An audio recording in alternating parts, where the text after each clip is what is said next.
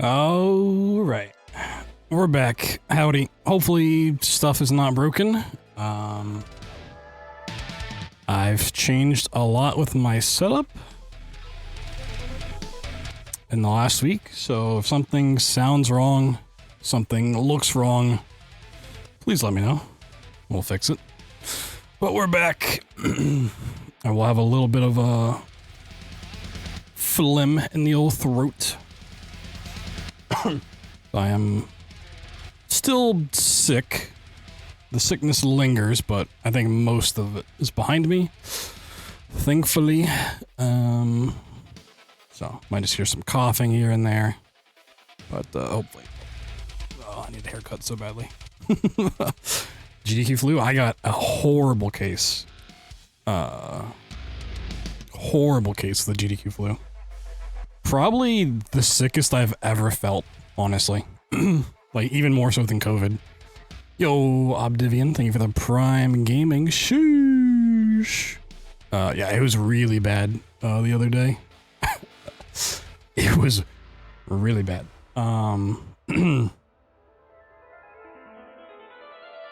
Not to get into it because it's kind of disgusting and gross. But like the worst part is it just like completely chapped my entire nose on the inside, and so I was like also dealing with massive nosebleeds during it. So I just have all of this snot and all of this blood in my nose constantly, like drying up, and yeah.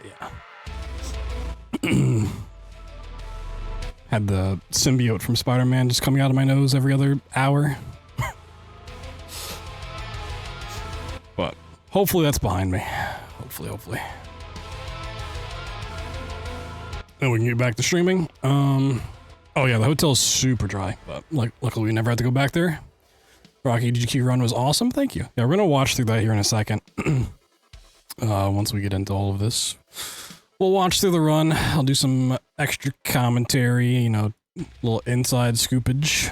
Yo, Gold, thank you for the 33 months, appreciate you.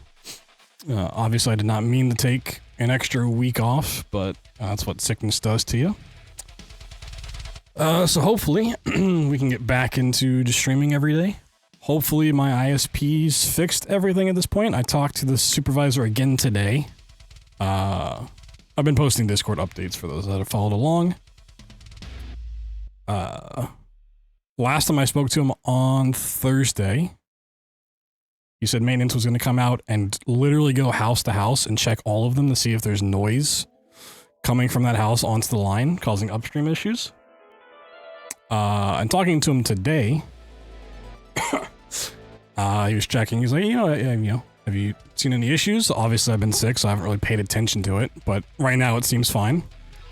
He said maintenance went to at least a dozen houses, or they fixed noise on at least a dozen houses over the weekend. So hopefully we're good. I have another call with him on Thursday if things go down, but yeah, well, we'll see. Lifelike, thank you for the tier 3, 114 months. God damn, thank you. They fixed, yeah. I mean, it's at this point, they're basically replacing everything from my house to the plant. I really wish there was another option. So I said this before. It'd just be the funniest thing in the world if I make them go through all of this trouble, spend all of this money, resource hours, and then like right when it gets fixed, just swap off to someone else. Just be like, yep, thanks for fixing it. I'm going to someone else. But sadly, I can't do that. So hopefully it's fine. Hopefully we're good. Because if I don't have Spectrum, I have to go like T-Mobile 5G or like Starlink or something, which is that's not a road I want to ever go down. So yeah, we'll see. Yo, Tim, thank you for the 57-month resub. Oh my god, all the alerts. Yeah, when I don't stream for like 3 weeks, we lost a lot of subs. I expect a lot of resubs tonight. Double up the audio. Proto with the tier 2, 79 months. Sheesh. Pretending to do work? No, they've actually had to do it because technically my FCC complaint's still in effect because they haven't fixed the issue. It's like every day that goes by is actually a problem for them because it's now been like over a month. That's why the supervisor's like insistent on calling and making sure if things are fine, and then I have to turn around and tell them it's not fine, and then they have maintenance out again the next day. But no, they're actually having to do stuff, luckily. Lesson for everybody: if you have internet issues, file an FCC complaint immediately. Holy shit, do they take that seriously? I mean, my problem's so severe that like it's taking a long time, but like, yeah, it's just FCC. Yeah, if it wasn't like if I was still having like massive issues when I got back from GDQ, I was gonna start filing with like the local utilities. Because then that like adds on to it even more, but I don't think I need to do that quite yet.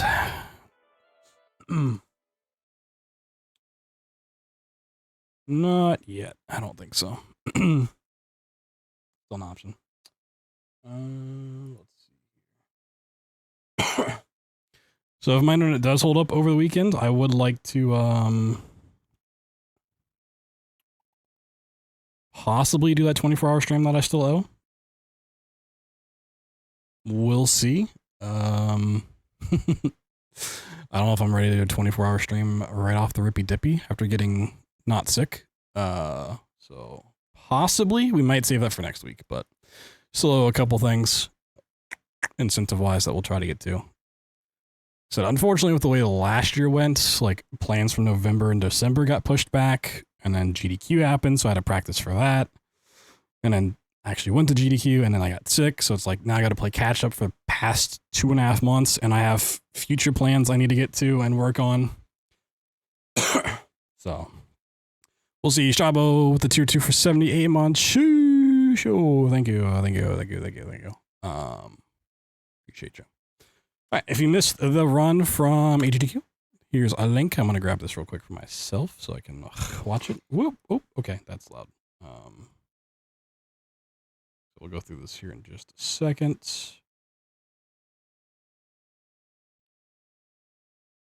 We're gonna watch. We are. I'll probably do some runs afterwards just to test out some stuff, but yeah, we'll watch the run. And also, it's been gone for a while, but I found a new host for our merch. So if you want a shirt like, you know, I should have done this on the bigger camera. You know, if you want one of these really cool BloodThunder logos, you can now go to Fourth Wall and get it. Some of the other designs from previous merch stores are back. Some of them are not back because I just, you know, I wasn't quite happy with them. And hoodies are not quite up because I want to mess with them a little bit more. Get them looking right, but yeah. Try to keep the shirts as cheap as possible while still having a good quality, and I think this does a pretty good job of it. It's not the softest shirt in the world, but it is pretty comfy. And I believe it should ship anywhere. I don't know. If there's weird shipping stuff, let me know. I'll look into it. But I think Fourth Wall will be a fine addition moving forward. We'd like to pick that up. Let me get this captured.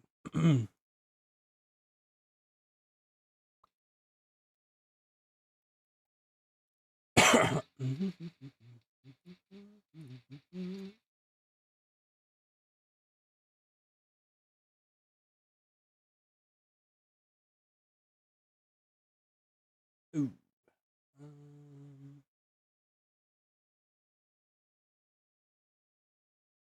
The layout looked okay. I don't want to put my camera over the gameplay. Yo, trusting for the 54 months. Appreciate you. Thanks, gamer. Thank you.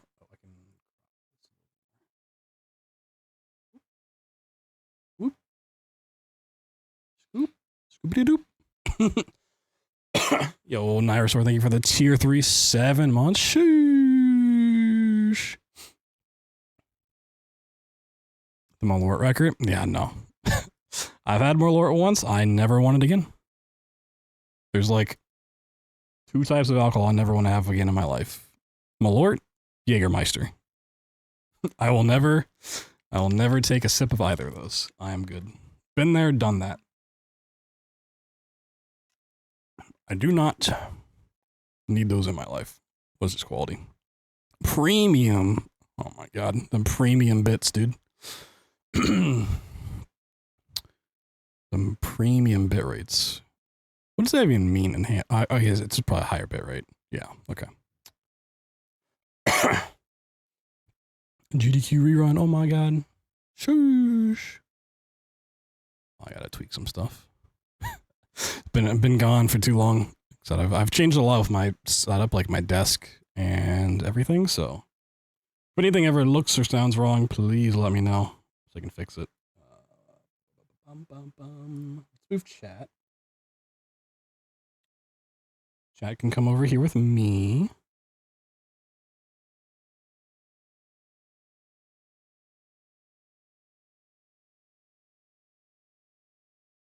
For the time being. Become known outside the Midwest in the last 10 years? Yeah, it's really expanded. Not for the best, for the worst.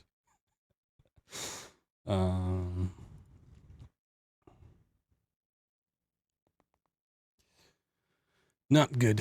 Okay. Definitely meme. Oh, yeah. Big meme energy. Can I go away?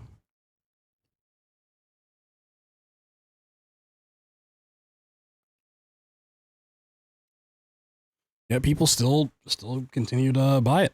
It's really sad. Yeah, Odador, thank you for the 115 months. Appreciate you. I don't need all this going off. Drop that. All right. So this is my run at GDQ. If you missed it, it was during the horror block. We did Amnesia the Bunker. Glitchless Shell Shock difficulty run. Prior to this, during practice, we had done about 200 practice seeds, 180 or so. Let me see. What are our official numbers? 172 completed practice seeds with an average time of 24:14. Fastest being a 15:03, which is the current record, which I need to upload a video of. So going into this, felt pretty good with an estimate of 30 minutes. But it's a run where literally anything can happen. So you can get a 15-minute jet seed, meaning you just have like perfect luck and you're good to go, or it can literally just not give you a fuse. And then you're running around in the dark for 40 minutes. And things go terribly, terribly wrong. So just doing solo commentary there. It was actually funny. A lot of people, if you do a GDQ run, they come up before like, are you ready for your run? Are you anxious? Are you nervous? How are you feeling about your run? Blah, blah, blah. I kept telling people like, I'm not worried about the run. I'm worried about the commentary because there's a lot to commentate in this run, is all I have to point out. Like, oh, who do you have for your couch? I'm like, I'm doing solo commentary. They're like, oh, you should have told me. I would have like helped you out. It's like, no. This is solo commentary by design. Because once we get into this, like, there's not really a moment where I like stop talking besides one, which the host read donations actually worked out. This was not the kindest seed to me, but I think that's actually for the best.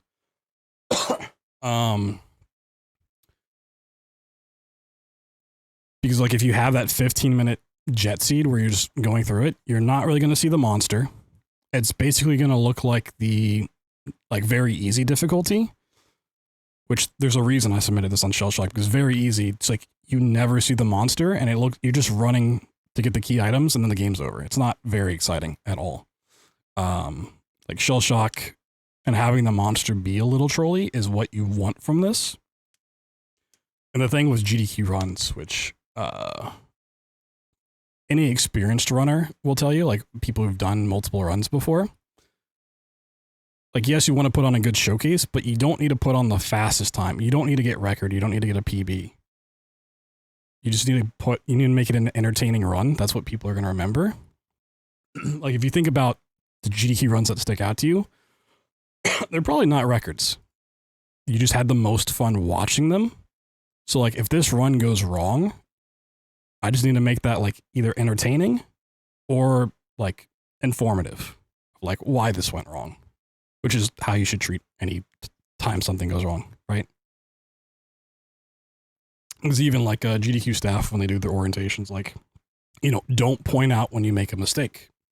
Obviously, sometimes, you know, if you die or something, yeah, it's very obvious you make a mistake. But if you do something small goes wrong, people watching don't know that. Either they don't run the game, because how many people actually run the game? Very, very few. And, you know, there's 50,000 people watching. Most people watching haven't even seen the game before. So, like, they really don't know. So, like, if something goes wrong, either you just don't talk about it, or if it's, like, obvious enough where it's a death, we'll kind of seen this run, you have to explain, like, why that went wrong, or, like, make it a fun experience. And just recover from that way. Because it was the same during Indiana Jones' last event. Where, like, I went underwater, I couldn't see anything because the monitor was super fucking dark. And like fucked up an easy trick that cost me like 3 minutes of time. Like, yeah, it's very easy to be like upset and angry that went wrong. Like, this is fucking stupid. Like,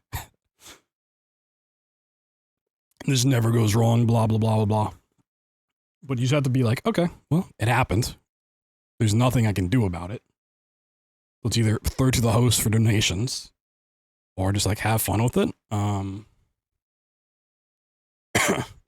Judging you at all times, true. Now, I will say, other runners will judge you. Other runners will sit there and hate watch you. That will happen.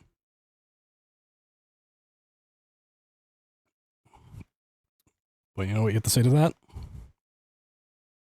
You're the one doing the run and they're the ones watching, right? That's what you gotta remember. Okay. I'm not gonna go through the intro because I don't want to hear my own intro. I've not watched this back since, so there's some stuff I'm forgetting. One thing I kind of saw just glancing through the comments is there's some like mic noise issues, which I'm sure I'm going to hear. And truth be told, I think that's just because my mouth is really fucking dry. Because this hoodie, this Soma hoodie I'm wearing, is so fucking thick. Usually the like on stage is really cold, and it was a little bit cold. But it wasn't like nearly as cold as I needed to be to wear that. So I was like overheating. I was also like hopped up on caffeine, just sweating. Before the run, I like went through my entire water bottle, like this amount of water. So I think my mouth is just like really dry, but yeah, we'll listen. It's also one of those things like if the audio tech had heard me before the thing, because they balance all the audio, they could have told me to move the mic, like just move it up, move it to the side, whatever. There's like, oh, you know, they do the audio checks and they're like, you know, is this the volume you're gonna be talking about, or you can get louder? So I'm pretty soft spoken. I don't really tend to yell unless something goes wrong. Like, nope, this is the volume. They're like, okay, that's good to know. And then that was it. They weren't like, oh, can you move the mic? Can you do this, do that? Nope.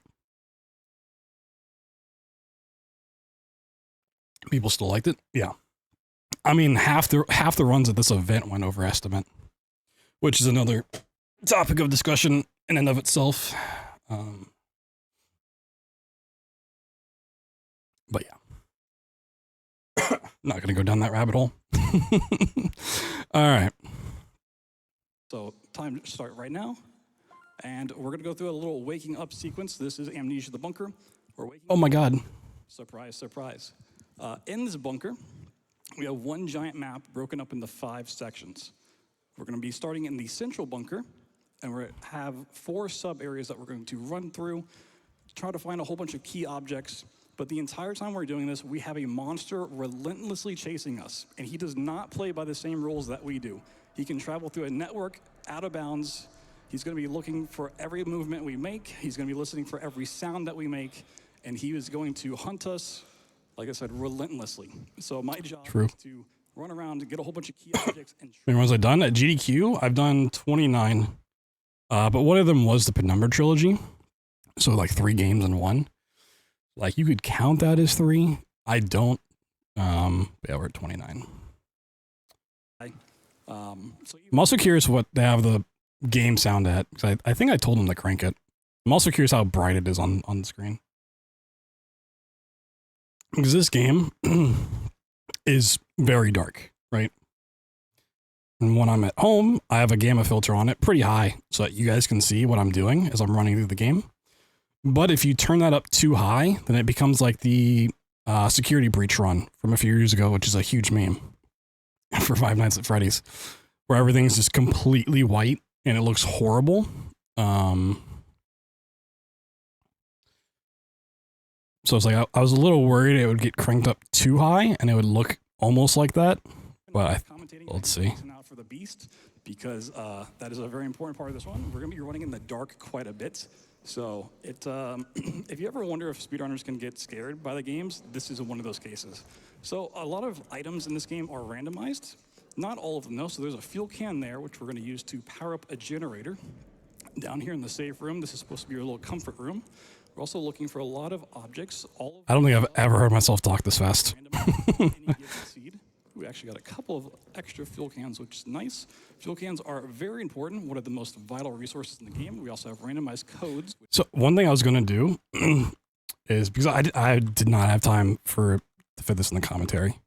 I was going to say, like, for a donation incentive, not incentive, but a like donation train, whatever this code is, make that the train. So it'd be like $56.64, whatever this was.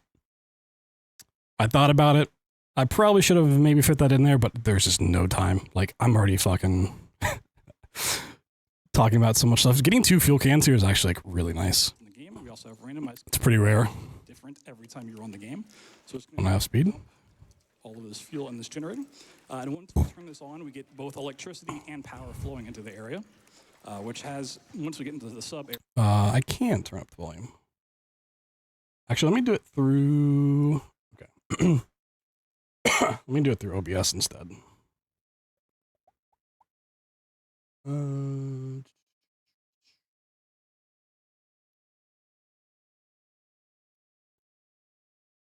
Areas, a little bit of a different mechanic, but this is required for certain parts of the game. For the most part, we don't want to have it on if we're not required to have it. Okay, let me know how that is. It burns down really fast on this difficulty. So that first code's going to get us out of the safe room. And once we do this, the beast is going to spawn in. We're going to hear him start crawling through the ceiling. And we actually want him to spawn in. Over here, we're going to get a second code for a locker. Because we're on our first quest to open up the sub area. So we're going to make a lot of noise, break some planks, toss some stuff around. So he is really trying to figure out where we are.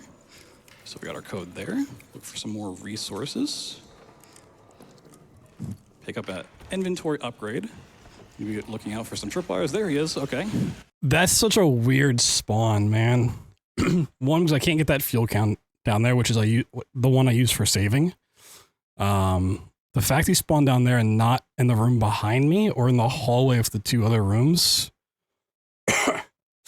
like, it's nice to see him. It makes it spooky. That does make the run more entertaining, but that actually like made me nervous.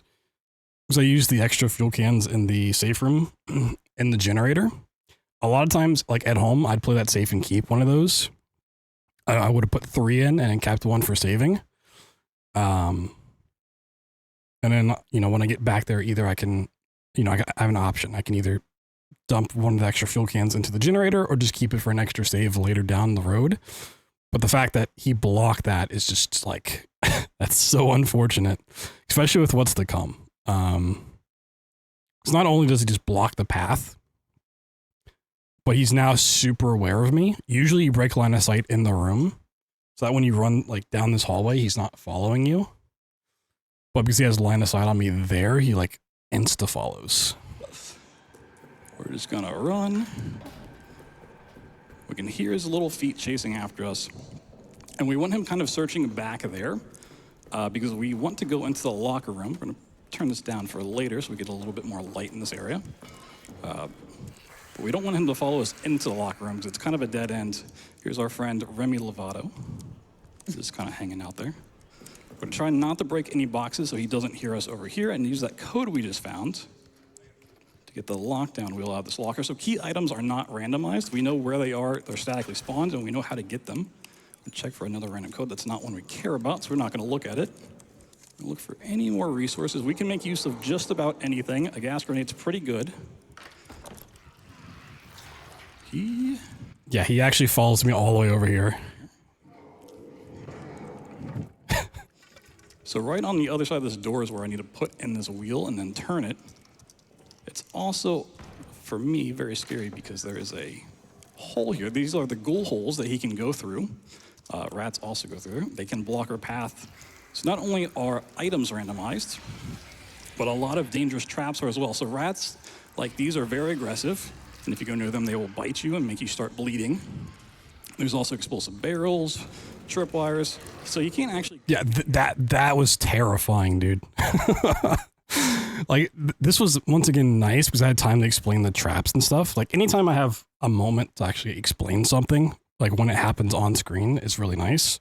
So you usually don't get that in this run. Like, you're just running past stuff and you're explaining stuff that, you know, you've already seen or it's coming up, and that's never great for a viewer experience. You always want to, like, be explaining something as the viewer can see it.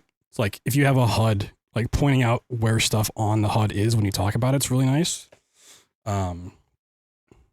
Like, if you have a stamina bar, you're like, oh, on the bottom left, you can see that bar going down. That's our stamina. Or, you know, something like that. Swiping through the wall was crazy. Because he does have a really long reach. So I didn't even think he could, like, swipe at you. I think he was swiping at the box down here. And not me. It just happened to reach that far. Very close, very scary. Barrels, tripwires. So you can't actually get me here. Very close. Yeah, I think he's breaking that box. He has a very long range on this difficulty. And typically if the monster realizes he can't get you, he's going to try to pass to you by going through a different ghoul hole that we saw. So you can actually hear him kind of despawning. There are ways to make him retreat temporarily. We cannot kill him. And he comes back instantly. Okay, he just spawned once again. He's being very aggressive. He's gonna walk away. So we need to turn this. So this is one of the 4 areas. There's another one right there in the darkness, and then 2 on the other side of the map. Yeah, there's a few areas that doesn't make sense in terms of like where he can crawl, because he can't crawl through that little air duct. He can't go through the small hole in the rat tunnel through maintenance, and he can't go into the tunnel section, which all 3 of those have holes are bigger than the ghoul holes, but he just can't path there. It's nice that he can't do that, but yeah, it doesn't make sense lore-wise at all.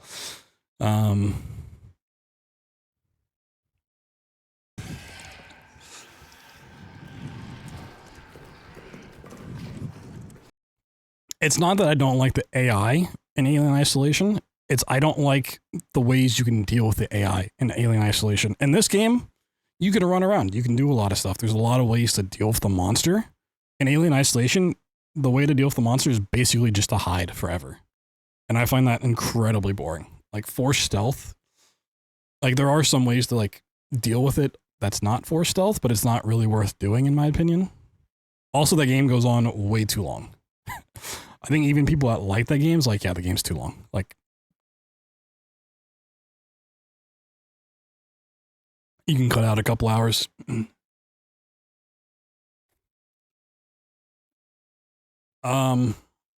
So there's a lot of ways that the monster works. Because the game is... Do I still have this? Okay. I actually did think about like printing out this map and like having like a whiteboard behind me, like just someone explain, like holding it and like pointing out where I am. So the blue and green areas, the central map, that's one together. And then the other areas are the sub areas. Anytime you go into a sub area or back to the central bunker, you have a load screen, like a very, very small load screen because they are considered different maps. It's a little smaller. Right. So because they can't transfer the monster being loaded in one area to the next, it would cause a lot of problems. The way they do it is every area, every map has a monster, like an individual monster.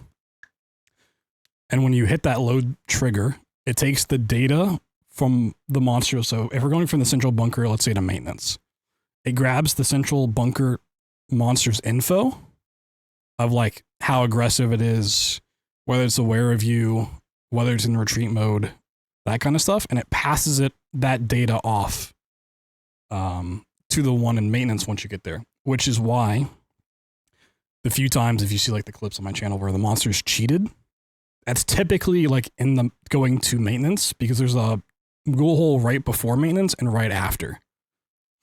So like, because you hit that trigger really quickly, it can cause the monster, like it takes a while for that, like the process. So you can like literally cheat because you're passing that data over. And if you do stuff while it's being passed over, it like gets, the game gets confused, essentially. So like, you can't ever really be that far away from the monster because these areas aren't that big. In fact, like when the monster gets damaged and goes into retreat mode, it actively searches for the furthest ghoul hole from the player and will go and sit in that ghoul hole and just not be aggressive. Which is also, like, I could go on a 20-hour dissertation on all of this stuff. It's the problem with explaining this in a 25-minute run. Prison, right? This is why prison is always like so deadly, and why we see the monster a lot in the prison is it's super, super small. There's only like 4 ghoul holes in the entire prison, right? I can't really put my cursor over it. But like when he's in retreat mode, he can't go that far. If he's going to the farthest ghoul hole from the player, it's like, you know, as close as any of the others, which is also why he can like come back out really quickly when you open up the cell for the prisoner or make any sort of noise. It's like, even though you make him retreat and go away, he comes back incredibly fast in prison. But it's also why it's like different from an area like maintenance, right? If we're over in the chapel section on the far right-hand side, right? And he takes damage, he's going to go all the way back to the left-hand side by like the clerk's office. And he's going to be over there instead.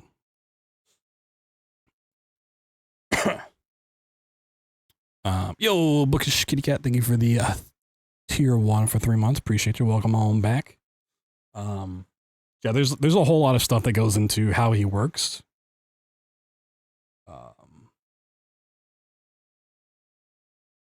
Which is like really cool, but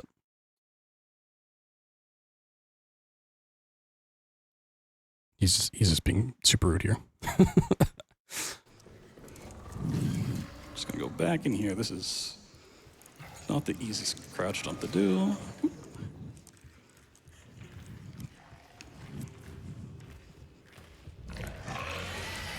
So if he's just looking around an area like he thinks you're there, he'll search for a pretty lengthy amount of time before he decides to give up.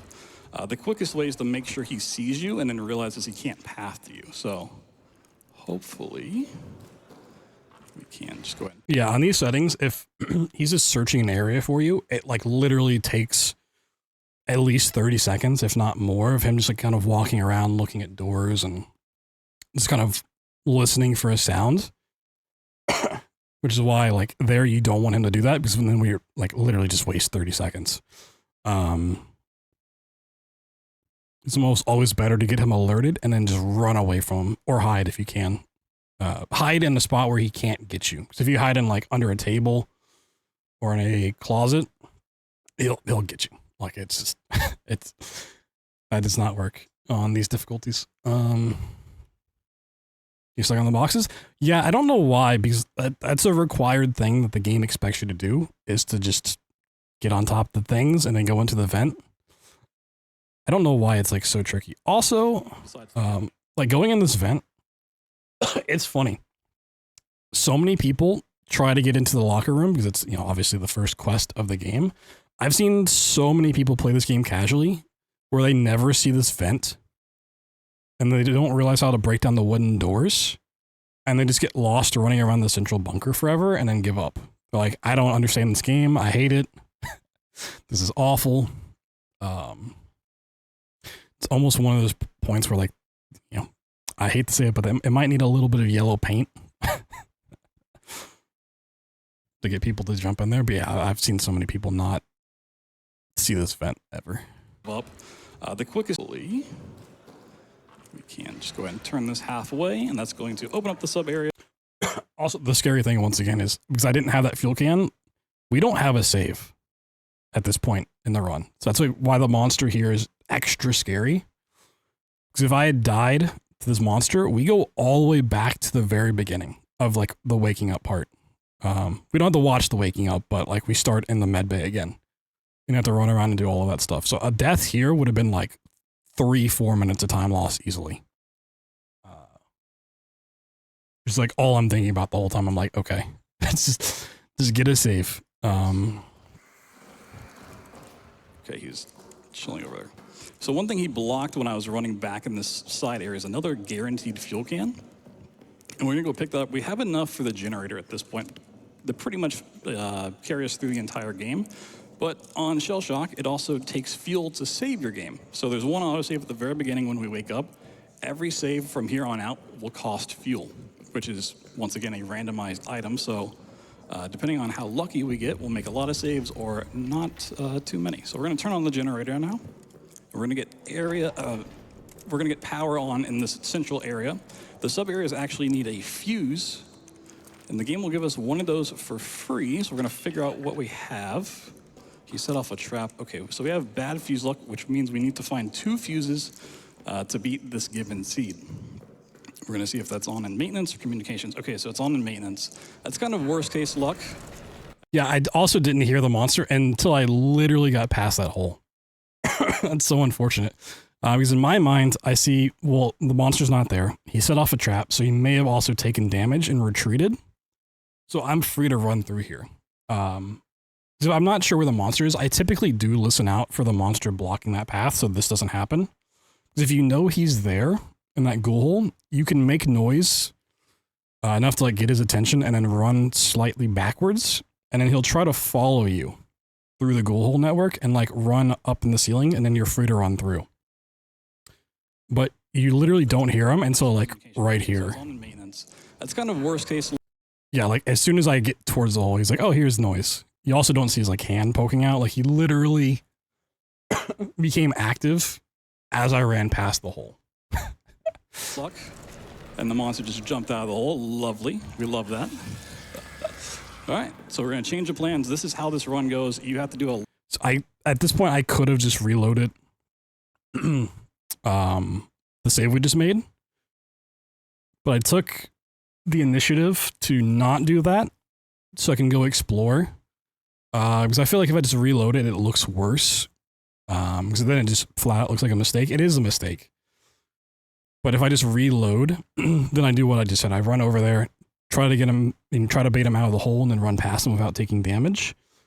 But because I also know I need fuses, I can just go and check maintenance, or not maintenance, communications early, and just look for some more stuff. Because once you know you have bad fuse luck, you also probably have to deal with rats to some degree. And a really good place to get stuff to deal with rats is down in communications. A lot of on-the-fly thinking, because the beast, he will just change his mind. And so the biggest problem right now is the fact that when you take damage on this difficulty, you're gonna start bleeding. So you see this giant red glow around the edges of the screen. If we check my fingers here, this is our health system. We're gonna continue to take more damage, and the lower health we are, the lower our movement speed is, which means he has a better chance of attacking us. He's gonna catch up to us really quick, so we're down in communications. Kind of doing a quest I want to do later on, but we're gonna look for a lot of resources and a key. There's a little meat that can be helpful for rats. Okay. So that key has one of 18 spawn locations. We got kind of lucky on finding it there. We're also kind of hoping to find a bandage or a med kit. So we need to find 2 fuses as well. Jump over a tripwire there.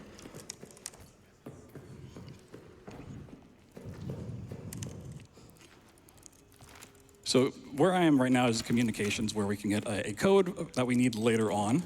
But it's also just a really dense area to find items. There's a lot of spawns here. We're just trying to find as much as we can.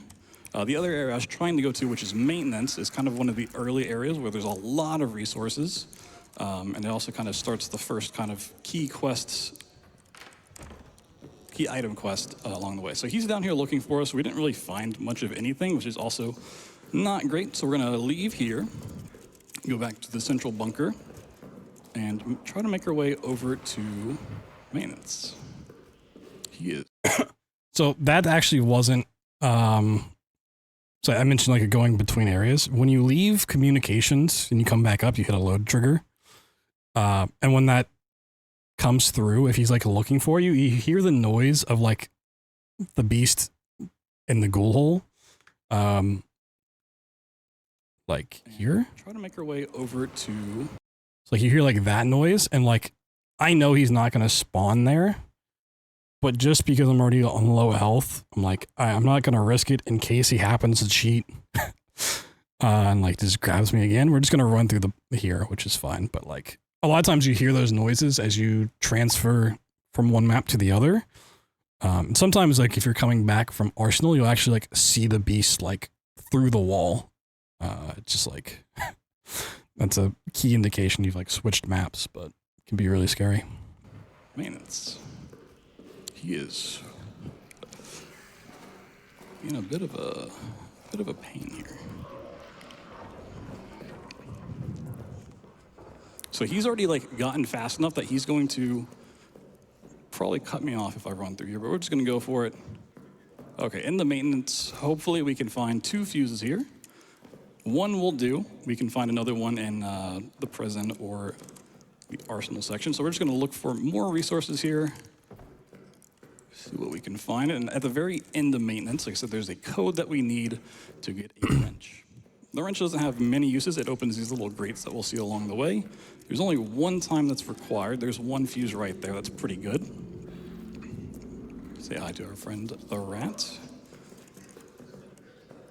The biggest obstacle for us in this section is not actually the beast. It is the rat. So we're going to maybe take care of the beast for just a second here. Okay. So if you do any sort of damage to the beast, he will retreat for a certain amount of time. That is also semi-randomized, especially in this difficulty, he has a tendency to just to run back out. So semi-randomized, especially in this difficulty, has. Look at my health. Yeah, especially when you see all the rats lined up to that, you're basically at 1 health, which is scary. I think my thought process at this point, because I didn't reload after communications,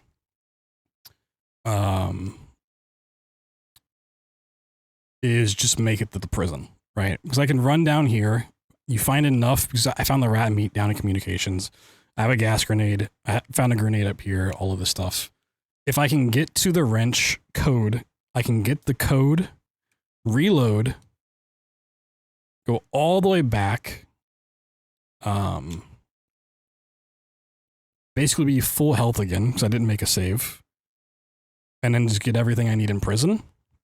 Because as I found in practice, even on a 2 fuse seed, if you don't find 2 fuses in maintenance, which is like the ideal situation, you just get 2 fuses in maintenance and then probably run your way out, or if they're both early on, you can reload, run over and grab them and go out that way. Is if you at least find 1, you're pretty much, I think it is 100% guaranteed. I don't know if it's truly 100%, but I'm 99.99% sure you're guaranteed a fuse in prison. I think every area guarantees at least 1. It just depends on where it is, but because prison is so small and so easy to loot, it's like the quickest. If you just need specifically 1 fuse, it's really easy just to pick that up in prison. There's also the guaranteed med kit. So like no matter how bad the run starts, if you can get to the prison segment, you can probably find 1 of the fuses you need and you get the med kit, which typically sets you up for the rest of the run. If you have extremely bad luck with rats, that could be a problem. Obviously, generator fuel is another thing to consider, but because we had 4 fuel cans early on, that's not really something I'm worried about at this point in terms of finding. having fuel to save is not the worst outcome, but finding fuel, at least one can for a save, is pretty easy as well between, you know, all the stuff you're on past. And there's 2 guaranteed fuel cans in maintenance if need be. I think that was kind of my thought process of just suffer through this, find my 1 fuse, which we did. Get the code, and then just get to prison as fast as possible. Has a tendency to just to run back out. So he'll go in the hole for X amount of time, and then he can just basically respawn instantly if he wants, but we're gonna hope that keeps him at bay. So the good news is, because we made a save at least once, if we get this wrench code, we can actually reload that save and keep the wrench code knowledge, because that won't change once we know what it is. And we can actually get rid of all of his damage, but the scariest part of maintenance is this tunnel here, known as the rat tunnel. It has 3 potential spawns for rats to be in, which they are not. It's actually clear, which is really lucky. And even though the monster can fit through these tiny holes, he can't actually fit under this beam, so it's a little bit of a safety measure. So we're gonna check if we have a frag grenade. We don't. Okay, we have to go find a key. So we're still on the lookout for really any resources we can find. 1 more fuse would be great. A med kit would be really, really nice. Okay, chapel is where things always get annoying. There actually is like a script event in the game files that when you enter the chapel, the monster like is guaranteed to spawn. It doesn't matter if he's aware of where you are. It doesn't matter if he's active. The game like forces him to spawn in because the chapel's like a very unique area. For a lot of like lore implications as well. If you pick up the toy in tunnels and you like throw it on the floor prior to the very end of the game and it distracts the monster, he'll pick that up and he'll actually bring it to the chapel.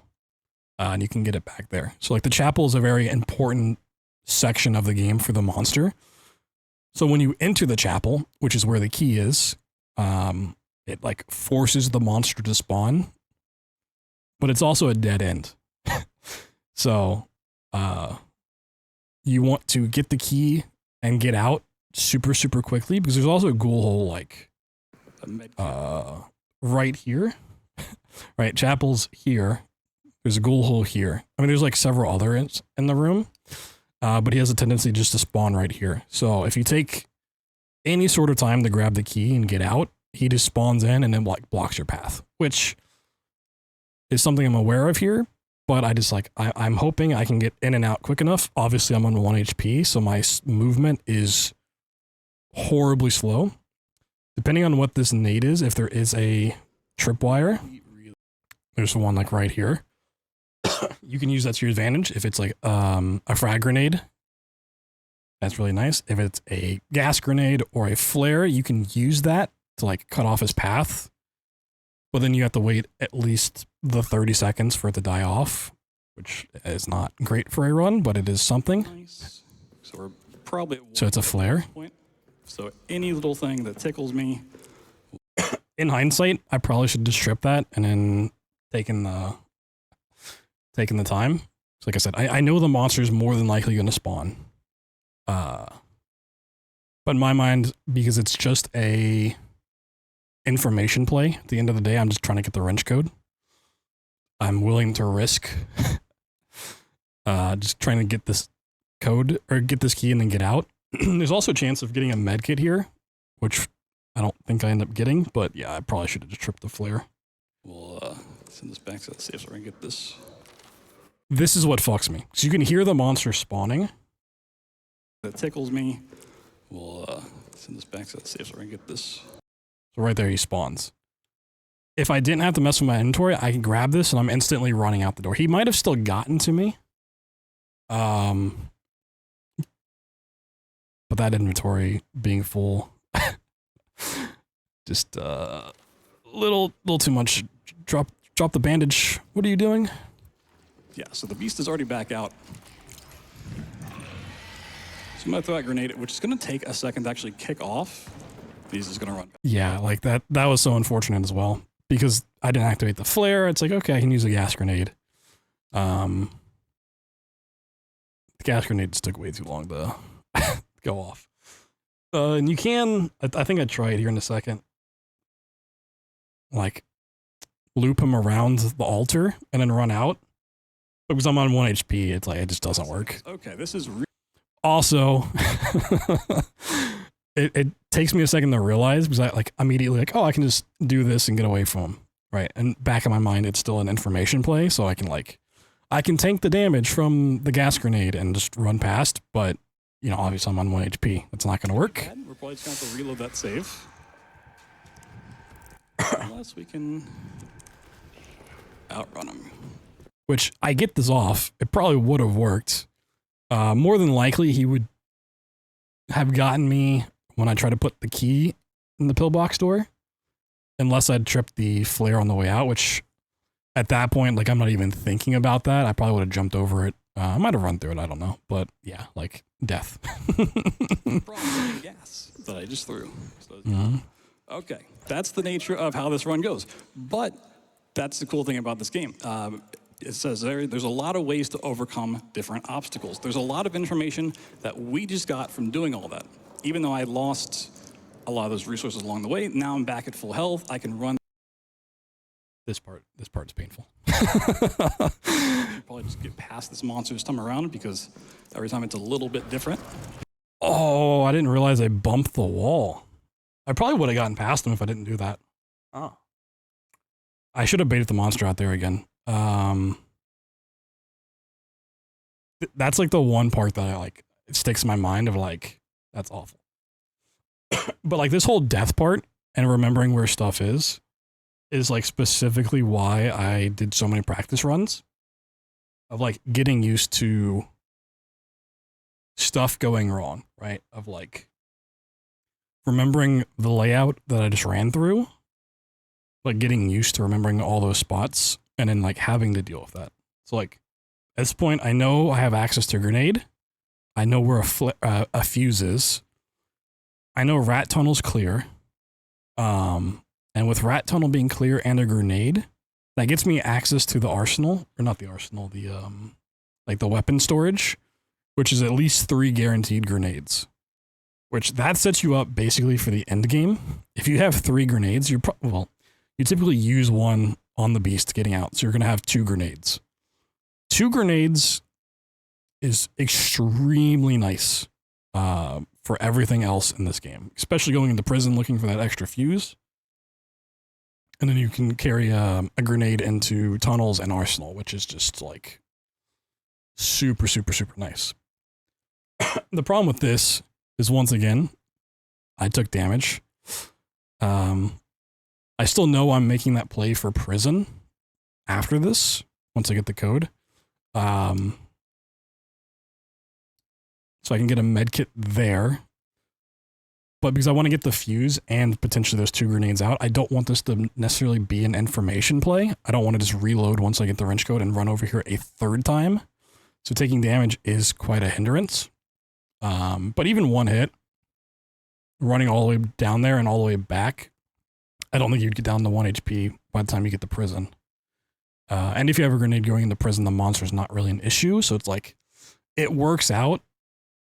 I should have avoided this damage though. Either I should have not bumped that wall, or I should have just lured him away from the hole. But yeah, he was just super aggressive. Knocked me into it this time. Okay. So there's a map change right here, which when you change maps, even if it's one big one, things get a little bit weird. So we're gonna hopefully make him forget about us, because now I know the rat tunnel is clear. And he's gonna kind of leave me alone enough to run past all this. I can grab that frag grenade, and instead of having to go and get the fuse from the chapel, we can actually— Oh, I said fuse. I meant key. I meant the key. Oh, soiled it. He's stupid streamer. Oh, he doesn't know the game.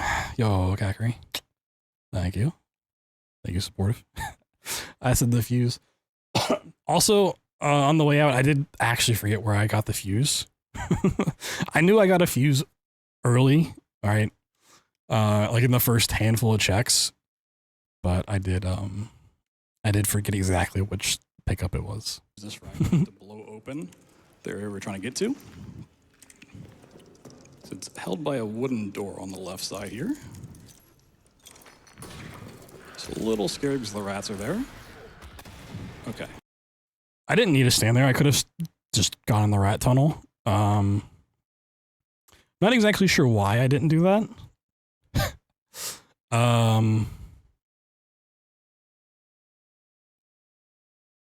Because the monster wouldn't have like gotten to that ghoul hole fast enough to block me, and the grenade deals with the rats. Wait. Oh, it's because there's a tripwire there. Okay. That's why. Yeah, there's a tripwire you can't see here, which you hear go off, which potentially blocks the path. So yeah. A little scared because the rats are there. That's why I did. Okay. Okay. So we're also going to check for some stuff in here. A med kit is great. The med kit, honestly, fucking so nice to find. Except the plan is to go to the prison after this anyways and get a guaranteed med kit, but finding one there, which is not guaranteed, just really turned things around. Sauna temps. We ended up like turning off the like thermostat overall, so it just like wasn't blowing out air anymore, and that did cool it down, but it wasn't ever like pleasant. But yeah, it was kind of gross. We just thought about it like too late into the week to really deal with it. I'll look for one more fuse. So there's actually 3 guaranteed frag grenades in here, which is really nice. It's big. And a med kit's not only going to stop our bleeding, but heal us all the way back up. As we're healing up, can I share some love coming in for you? Go for it. Wonderful. Good luck on the run, BT. Says Terminator, who donated $5. He says, if the run goes under estimate, I'll donate another. Hotel in Atlanta? No. Goes over. They don't tend to give out the details for the hotel until it's like a couple months out from the event. So like AGDQ, we can pretty much guarantees in the same hotel it's been in, unless stuff happens because of the world we live in where they want to move it away from there. But for like AGDQ, we won't know until like September. I'll accept punishment in your community for messing up setup. 07. Okay, so this is a really important code. I'm actually going to write it down just in case we happen to die again. This is not going to go into our journal. So I have a lovely notepad with me. We get to maintain all of this knowledge. So the beast has actually tracked us down. Well, we had that gas grenade go off over here, which should be dissipating any second. I'm just going to look for a couple more resources while this goes. So we know where one fuse is. It's on the way out. I'm going to take the time to look once again in this area for our second fuse, because once we have that, we're kind of set to go with these frag grenades. There's a rat pile there. That's no good. We don't want to get anywhere near those. They will just... I don't remember doing this, actually. Check here. Another frag grenade. Okay. So fuel is also really important because now we can make a save with all of the stuff that we found.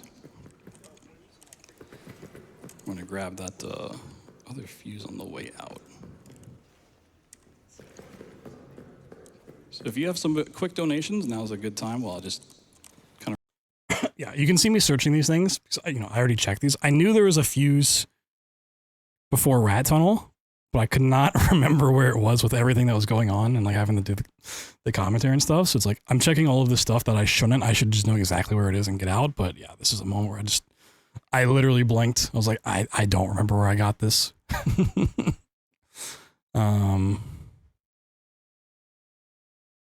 Yeah, there's, if we go up here. Fantastic. Reich donates $100 to the Prevent Cancer Foundation. I think there's one guaranteed there. I don't know if that's guaranteed though. Verdant Hope donates $250 and says, been watching you work and grind this. Yeah, so this table has a guaranteed cloth here because this is what teaches you about fuel bottles and making Molotovs, which is why this bottle over here is special. This is the only bottle in the game that is an actual fuel bottle, like consistently spawned. Everything else is either going to be an empty bottle or like a bottle with a rag in it. But this acts as like a fuel can, essentially. Yo, short stack, thank you for the 62-month resub. Appreciate you. Happy Halloween. Sheesh. But yeah, you're guaranteed a bandage here. This for a long time now, and happy to see you get it up here on the main stage, BT. May prison be merciful. We will see. Okay. I'm actually going to drop one of these frag grenades. Even though those are one of the most useful resources in the game, we've actually burnt a lot of fuel time, and there's guaranteed 2 fuel cans in here, which we might come back for later, but this X designates that there's a trap on that door, so we're just going to pop that and run away, because that will burn for another 30 seconds or so. And the monster, at some point, took some damage to the gas, so he's retreated. We'll see when he comes back. It, once again, could be at any point, but we're going to make some progress along the way. So we're gonna come back to the safe room, put another fuel can in the generators. Like, we still have plenty of time. Each fuel can on this difficulty is about 2 minutes and 45 seconds worth of the generator being on. We're also going to take time to save yet again. So we got that one code. Realistically, I should use both of those for saves, because I have 1 fuse. Well, even if you have 2 fuses, the way this plays out, because communications you can save scum the fuse, you always want to make a save before that. Obviously, I want to make a save here because I don't want to redo all of maintenance. But it'd be nice to not have to rely on finding a fuel can. I mentioned it before. It's pretty easy to find a fuel can, and if I really need it, I can go over to maintenance to grab one of the 2. But because the generator fuel time at that point, like, that would have covered the entirety of the run. I didn't need to put that in there. That was just kind of a safety measure. If I was doing this at home and not on the big stage, we would have just made 1 save and kept the other fuel can for saving after prison. Yo, Slayer with the 84 months. Appreciate you. But at this point, I'm relying on, I'm going to go to prison. I'm going to get the wrench, go to prison, get another fuse there. If I find a fuel can, cool, we can use that for saving. If I don't find a fuel can, I'll go back over to maintenance, grab a fuel can there, and then use that for saving, because it's, it's a clear path. There's no rats. Typically, if there are rats, that's why it's like a big deal of not using that extra fuel can for fuel and using it for saving, because you don't want to have to go past rats twice or finding a way to get past rats twice. So we can come. But it's also at this point, having already found 1 fuse, having 3 frag grenades, like, this is pretty much, and the monsters retreated, set up to where I am fully comfortable, where I'm not worried about the rest of this run, right? We just made a save. I have 1 of the 2 fuses I need. I'm probably guaranteed to get 1 in prison. We already know where the key is for communications. I have the grenades to deal with the monster. We can deal with the shotgunner very, very easily. There's not much left from here to the end game, even though it's pretty far away, that can, like, stop this or have anything go wrong. We could have, like, a really terrible shotgunner spawn, and then the brick not be in the right spot, which is like a 1 in 18, and then not have a save before that, or a save after, and then Arsenal trolls me somehow. But once again, I have grenades. Grenades bails you out of pretty much any bad situation, which is why they're so impactful. Come back to the locker room. This is not ever randomized, but it will allow us to get this wrench. So at this point, I'm feeling really good about the rest of this run. One of our other big key items. The thing with key items as well, like the wrench, okay, this is just, or the bolt cutters or any of the other stuff we find, actually increases the It was such a weird moment. level. So he gets more deadly as the run goes on, which is also pretty scary. But because we have frag grenades and a fuse, we should be just fine. And once we get through prison, if everything goes well, we'll be kind of set for the rest of the run. Whoa, like what I just said. Especially this difficulty is just kind of figuring out what you've rolled in terms of randomness, what traps you have, your fuse luck, stuff like that.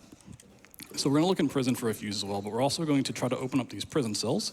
We can use concrete blocks that spawn in the areas to break down wooden doors like this. It also usually attracts the beast, so I'm going to look out for him as we go. Love to spawn here. So just looking for a fuse. I actually need the wrenches to open up this grate in prison. into the warden's office here. So yeah, we can hear the beast. So I'm gonna take a second. Try to get him to spawn here real quick, make enough noise. So ideally I want him to spawn, and we're gonna hit him with this frag grenade, which is going to cause him to retreat back into the hole. Actually use that block for something else here in a second. Oh, there we go. Have fun with that, buddy. All right, so we're just gonna continue to open this up. So like I could have also thrown a gas grenade, but because we need to check these doors for This area. check there for the fuse. Like we just want to use like actual frag grenades that blows open all the doors and sets off the traps. Yeah. Really has a fun time with, because it's a really small area. So with how this is all programmed, he has a tendency to come back out of the holes faster in prison than anywhere else. So we're gonna run up here, grab the bolt cutters from the cell with the prisoner in it. We're gonna leave him alone as kind of bait. We're gonna look for some more resources while it's going on. So we need to find one more fuse. Just gonna ignore that scene. There's our other fuse. Okay, so gonna try to damage the beast one more time. We'll see where he runs to. Okay. Whenever he takes damage, he just kind of like picks a hole that he wants to on the map, and he'll run towards it, and sometimes that's right where you're standing. So now that we have the bolt cutters, one of the most useful key items in the game, it can actually let you disarm traps and just take whatever the trap is. So if it's a frag grenade, a flare, or a gas grenade, you just get that resource. So it's really, really handy. It also lets us cut bolts open, like chains and stuff like that, padlocks, and gets us access to more areas. So we're gonna drop the fuse off because our inventory is very limited. We're going to make another. I'm dropping a fuse. Oh, I mentioned the fuse like 5 times. I called a Kia fuse. I called the wrench a fuse. Just fucking fuse on the brain, man. Like, what's this guy doing? Doesn't even know the game he's running. But yeah, I also found 2 fuel cans. And I know in the back of my mind, if I go back to the prison, there's still a guaranteed med kit. There's a guaranteed med kit in the med bay as well. And there's also a high chance of finding a grenade by that guaranteed med kit in the prison. And then, super worst case scenario, we also know there's 2 fuel cans and an extra grenade that I dropped early over in maintenance if need be. So it's like, I not only have all the supplies I need, but if something really goes wrong, there's plenty of supplies that like I can easily grab. So we're like super chilling. I just need to learn how to commentate the game. Jesus. Bind this way. Now we're gonna do a little bit of a cheeky strat, kind of like we did with the wrench code in maintenance. So we're gonna run down to communications where we already kind of know where that key is that we need. We need to put the key in the door, and we need to pull a switch in the very back of the area so that we can get the code for Arsenal. Once we know what that code is, we can reload the save we just made, get all of the generator fuel time that we just spent back, all of these resources, including this fuse. When you put it in the box, you can't get it back out. It's gone forever. So we're just gonna turn on some lights, hopefully keep the monster at bay. This doesn't really help out that much on shell shock difficulty, but it can be a little bit useful, and it makes for a better viewing experience, so. All right. I remember the key being early. Once again, I could not remember. There it is. So it doesn't really matter about any other resources, because once we reload the save here in a second, anything we pick up, anything we do just goes away. We're only interested in the code at the very end. So you go back here.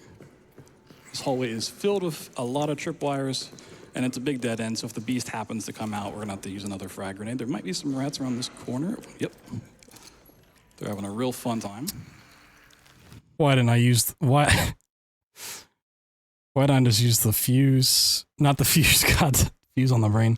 I should have used the flare there. I don't know why I threw the grenade. Because now if the monster spawns, it's a problem, right? If he spawns in from hearing this grenade, either in the room, or in this hallway, I'm blocked. Plenty of grenades. At this point, I only have 1. So I dropped 1 in maintenance, so I had room to pick up the fuse and fuel cans. And then I used 2 in prison. I used one the first time he spawned to get him to retreat, and then I used the second one, one because I needed inventory space, and two, I also just wanted him to retreat again after the prisoner. So of the 3 that I had, I used 2 of them, and we're just down to 1, right? The whole plan is to reload, so I get that back. It's not horrible that I used it. There's just no reason to use it on the rats. I should have just used a flare here. I'm not sure why I did that. I'm gonna be honest. There's multiple ways of dealing with that. You can use a thing of meat, a flare, any sort of damage. The beast will actually scare them off if he gets close enough. It's the great thing about this game is there's a lot of ways to do so many different objectives in this. But I think I was just banking on the fact that I just made him retreat in prison, so it's very unlikely that he's going to spawn, even if I make noise. Or if he does, so I have the bolt cutters and I don't have to use the brick to break the padlock there, that I can get in and out fast enough. But yeah, if he spawned in this tunnel from that, it would have been just reload. I mean, not the biggest time loss in the world, but it would have looked pretty silly. And then I would have just done the exact same thing and probably have thrown the flare that time instead. But so that was a little bit of a misplay.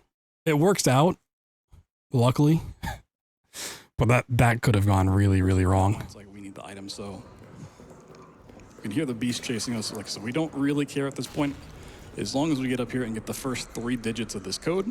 All codes in this game are 4 digits, but we can just spin the last one, kind of brute force it. So we're gonna find out what this is. Okay, 6. Okay, so we're gonna reload, so we undo all of that. I'm so glad that wasn't a 7. Get that code. So now we go into the arsenal section of the game, which is kind of 2 parts, arsenal proper, and also the tunnel segment, which is a really interesting one. We also got that fuse back. And the last time we need fuel on or power on, electricity on in this game is actually in the tunnel section. We need to lower some water using a water pump. Once that's done, we don't care about the generator anymore. If it runs, it lets us see a little bit more, but if it runs out, we'll just use all of our remaining fuel for saving. There's only 2 spots in this game where you can save on this difficulty. Lower difficulties have more save potential, but the safe room and a spot here in tunnels. Just look for some more resources real quick. Ooh, what is that? Another frag grenade. What a random find. Are the only spots here where you can save it. Cost fuel no matter what, but the required use of the bolt cutters is for this chain right here. So what we're gonna find in the tunnel segment after we do some hopefully cool jumps to avoid walking in the water. Let's try that one more time. Oop, second try. 2 key items that we need to escape the bunker. We're gonna find the detonator handle here, and then arsenal, once we come back, is where we're gonna find the dynamite bundle. So this is going to allow us to just blow open, Sheesh. get into the final chase sequence. So we've lowered the water.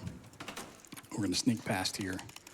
And we're entering the home of the blind. Damn, you can hear my mouse clicks. A game that does not feature the beast. There's no ghoul holes for him to traverse to make his way over here. Instead, we get the blind shot cutter, who is even more. Yeah, they must have like actually have the gain on the mic just cranked. If you can hear my mouse clicks during that part, that's like you have to have that thing cranked. Like my mouse is not the loudest mouse in the world, but like if I do it like now, you're not really hearing it, but yeah, like that's whew. More lethal on this difficulty. If he hits you at all, I mean, I have like a mechanical keyboard, so it's not like crazy that you can hear the keyboard taps. The fact that you can hear my mouse clicks there is crazy, though. you're dead. There's no surviving it. And kind of like the beast, he's just listening for us. In fact, the first line he says once he knows you're in the area is, "I hear you." He's going to start just firing. Luckily, there's a really cool way to kind of avoid him knowing that we're in the area by playing the floor as lava. It's something I discovered when I spent. I mean, even if the gain wasn't cranked on the mic, you probably still would have heard like the lip sound. So I explained earlier, like I was like overheating in that jacket. I wanted to wear it because it's the Soma hoodie, and it's cool to have that. But that thing is incredibly thick. It is so fucking warm, and the room was not cold enough. And I was also like highly caffeinated. Like I was dehydrated, just drinking a lot of water beforehand. But I can't really drink water while I'm going through this because I need to explain stuff for the entirety of the run. So like, even if I'm hydrated at the beginning of the run, like my mouth is going to be super dry by like 5 minutes in. So it's like, even if it's not cranked up to where you can hear everything, like that probably still would have happened regardless. Just because my mouth is going to be as if I had just done the cinnamon challenge or something. Clicks per second must be crazy. I mean, when I'm pushing blocks, I'm like left, right, left, right. Quick test for this before you go live. I mean, they do like check audio levels and stuff, but I don't know. I don't know the behind the scenes on the audio stuff, to be honest, but like, you know, they do go through and like balance all the audio and ask you if like the levels are okay and stuff. As far as like that and like keyboard sounds, I don't know.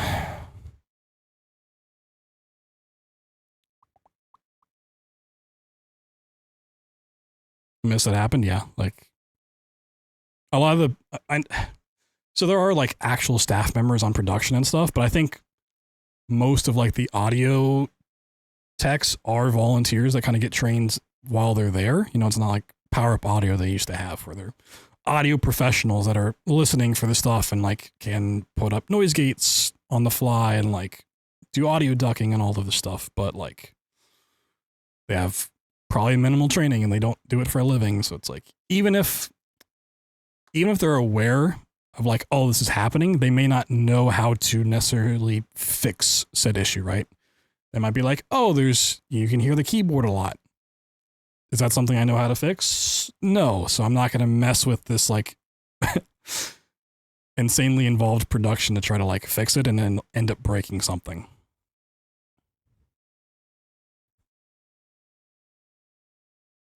Right.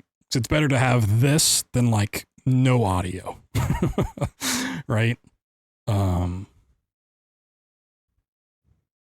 It sucks, but it's not as bad as I was expecting from like some of the comments I saw. It's not great, but yeah.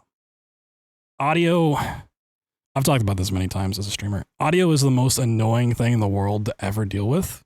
That's why I like refuse to replace my audio mixer, even though it fucking sucks.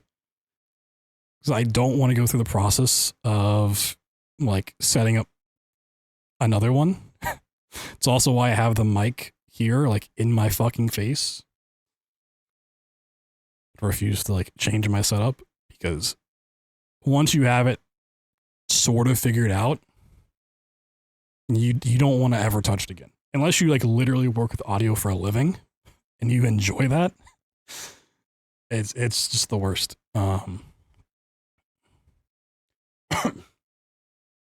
Yeah, exactly. It's like I've talked to some other streamers, especially ones that are like more involved with like the tech side of stuff, of like, oh, you know, what can I replace my shitty Blind 6 pod farm with? They're like, you know, well, you can get a Go XLR. This was like months ago. You know, like it's community stuff, like it could work. I was like, okay, maybe I'll keep an eye on it. And then like, I don't know, a couple months ago, they're like, yeah, oh, we're not doing any updates ever again. It's like, all right, sweet. That's not an option. But yeah, it's just fucking audio sucks. Dozens of hours reading through script files and looking at the map and the different level editors. So we're gonna jump up on this barricade, and there's a trigger once you jump over this and land on the floor that says you've jumped over this. He should start chasing you. But like I said, if we play the floor's law and get over here, he's just gonna kind of sing to himself for a little bit. We're gonna look for a brick. We didn't get one. It's in a different spot. So we can just blow this door open real quick. Don't worry, he's not gonna hear this. So in this room is our detonator handle and an inventory upgrade. We're gonna grab that. So it's like, it's kind of nice he spawned where he did, but also not. Like for the run, it doesn't matter where he spawns, as long as he's not at this door. If he spawns at this door and you don't get a brick, which say 1 in 18 chance, because he has 6 spawn points, the brick has 3. You can't blow that open with a grenade, because then that will trigger him and he'll one-shot you. So as long as that doesn't happen, it doesn't really matter where he is. Had he been like in the room on the other side, I was going to like run up to him because it's like pretty funny to see him just stand there and not pay attention to you. But he spawned in like the one spot where you can't do that, which is right outside the room, which is also a very scary spawn. It's the one spawn he has where he can potentially shoot you on the way out. He will hear us on the way out because we're not going to take the time to play the floor is lava again. We're just going to jump out of here. I didn't even look for a nade there. Which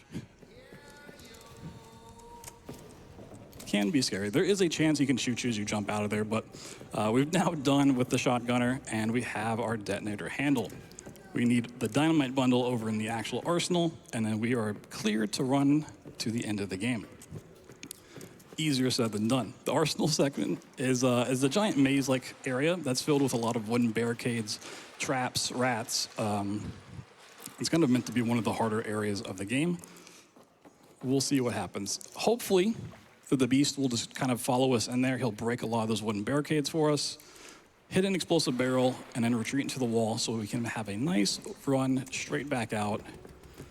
Do some more cheeky jumps to just get around having to kind of push some items. Did I have rats here? My rat luck on this run was amazing. Like, there's the one pack of rats in communications, which I should have used the flare for.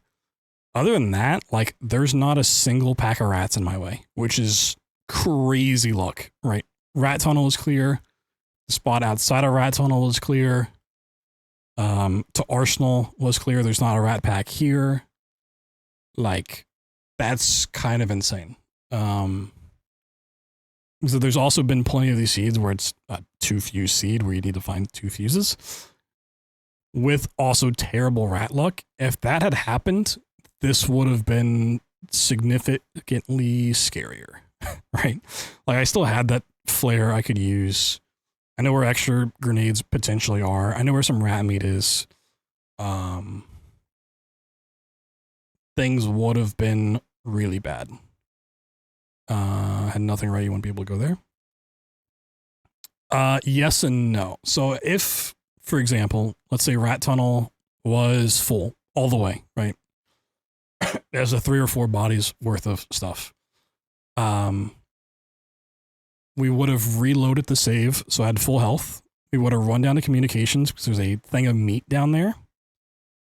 And I would have also drawn the monster's aggression away from the tunnel. Then I could have run over to maintenance with that rat meat, pick up the grenade on full health, thrown the rat meat down the tunnel, distract enough of them so I can get by. I'm going to take damage, and then use the grenade to blow my way into the pillbox. Is essentially how that would have worked out. Obviously, I wouldn't have known that the med kit's there, but I could have gotten those grenades. And then if I needed to, I could use those grenades to kill the rats in the tunnel on the way out. We would have had to use all of them for that to really be the case. But yeah, there's always ways around it. It just would have taken more time and been more annoying, essentially. Flare there, it's kind of nice. Flares are a great way to get rid of rats quickly. So I'm just going to bind a couple things before we head in here. So once we go in here, we just want to kind of run as much as we possibly can. Well, like, besides the couple of things that I fucked up personally on, just in terms of like not using the flare and communications, or like the gas grenade mishap in chapel, the seed actually, in terms of like random items, was really generous, right? We got a lot of fuel early on. We found quick fuses. We found, I got the grenades, plenty of fuel cans. There's flare traps all over the place, which is a great way to deal with rats. Not that we had to, but if those became a problem, we have plenty of flares. Rats weren't really an issue at all. Like, the only thing that sucked was just how aggressive the beast was early. But I think that worked out for the best, because it showed how dangerous and scary this is, which is kind of what you need, right? It's, once again, if you get a jet seed where you're doing this in 15 minutes, it doesn't look that scary. It doesn't look that hard. It looks like the very easy run, which is honestly kind of boring. It's cool how it's routed, but once you do enough very easy runs, you do like 5, you're like, oh wow, this is actually like, there's not much to this, right? So having the monster be just that extra little bit aggressive at the start, which is super scary because you don't have a save at that point, just worked out for the best. And if I remember right from here, like Arsenal just goes like so well. Just gonna cut this. We don't need that flare, but okay, it's in here. A good way to tell that the monster is near is looking out for the blinking lights. I think we're clear to go. So we're just gonna put in our code, spin that last one, and hope it clicks through. So yeah, the beast is not in here. Yeah, we don't even have rats here. Like, that's crazy. He was actually trying to make enough noise that he comes looking for us. We can actually push this. This barrel is really cool. It's known as the rat crusher. Because if there's rats there, they get crushed. And no rats there either. Like, I legitimately rolled like the best case rat luck possible. Besides the one in communications, which even that, like, without a flare, without a grenade, I could have just run past. Right? We were full health. We're going to reload anyways. It didn't really matter. I don't know what the odds of that actually happening are, but that's like astronomically low. That's just something actually in the script files. It's a dev name. So here comes the beast. We're gonna let him continue to come after us. And if we listen really carefully, here in a second, he'll break a barricade that has an explosive barrel tied to it. And he'll just take the damage. As we grab the dynamite bundle. Oh, he's really far back there. Okay. We might. I was trying to see, like, because you hear him break stuff. Like, he can break some boxes. Dynamite bundle. Okay, so you broke these boxes. Okay. Because typically when you hear the monster spawn in behind you and break stuff, he's breaking the barricades right at the beginning, which is what I assumed he was doing. So I assumed he was, like, pretty far into Arsenal, which is typically what happens. I didn't realize he was breaking those. Interesting. What a guy. Back there, okay. We might just try to hit him with the frag grenade then. Maybe we can even watch it happen. Oh, here we go. Listen for it. There's explosive barrel. Okay. He's going to try to find a hole. Whoop. There he goes. All right, and then we can just run right past him. He might have broken these and then, like, walked back for some reason, because he goes through these like really quickly once I start running out, which seems like he'd broken some already, which I don't know. I wish I had like a spectator cam to go back and see what exactly he did. These wooden shelves that we, had to dance around and push things out of the way. And we can head back to where the safe room is, because that's where the exit is. We'll do one more inventory bind, so we can just do some hotkeys real quick. Make sure I didn't forget anything. Oop. Be a little bit safe too. You know it is a marathon, so we don't want to get too risky with it. And there's our exit way over there. We're gonna make a pit stop just to save. He can sneak up behind you here because he just retreated into the wall. It's very unlikely. I've only ever had it happen twice and like over 200 seeds of playing this, but yeah, we're just gonna plug these things in. Don't tell anybody that's a lie. Is not the end of the run. We're not quite done. This just gets us into the final sequence of the game, which there's a lot of really cool ways, once again, of dealing with it. You can, for example, find a toy back in the tunnel segment with the shotgunner that will distract the beasts for lore reasons that, once again, we don't have time to get into. Just play the game. It's really cool. One of the best modern horror games. Can't speak highly of it enough, but we're going to drop into the final map here. And we're going to grab a box, because we're not going to distract them with the toy. We're not going to drop them into the void, anything like that. The quickest and easiest way to deal with this final encounter is to simply stack some boxes. So we're going to try to get a cool little boost off this slope. And we're going to see the monster spawn up on the left. Pretty bad boost, but, you know. Aggressive. And we're going to hope we can just get right by him, push these blocks, and then jump over this wall. Before he gets over here, a little scary. Ooh. And we are just about done. We just need to push these rocks up here fall out of the bunker, and we have survived. So it's not just a speed run. This is a full challenge, and I'm so happy we actually made it through. Woo! Whoa! Did they have 80% on this one too? Okay, they do. Sweet. Routine. Cool idea. Wasn't a fan of the execution. The VOD is up on the playthrough channel if you want to watch it, but routine does just force stealth, which is just not really my fan of, like my style of horror game. And like the few things it does that's interesting in terms of mechanics, it's like introduces a gimmick for a level, uses it, and then it moves on to another gimmick, which is a thing that a lot of games do, which is always not my favorite. It's more interesting when they introduce a mechanic, and then when they get to the next mechanic, they keep both of them and things evolve instead of just like, here's a mechanic. All right, we're done with that one. New mechanic. All right, you did that one, done with it, move on. It's really cool when it's like, by the end of the game, you have like 4 or 5 mechanics going on at the same time, which it doesn't really do. But even like games that people love, like some of the, you know, most beloved titles, like Titanfall 2. Titanfall 2 does that a lot, right?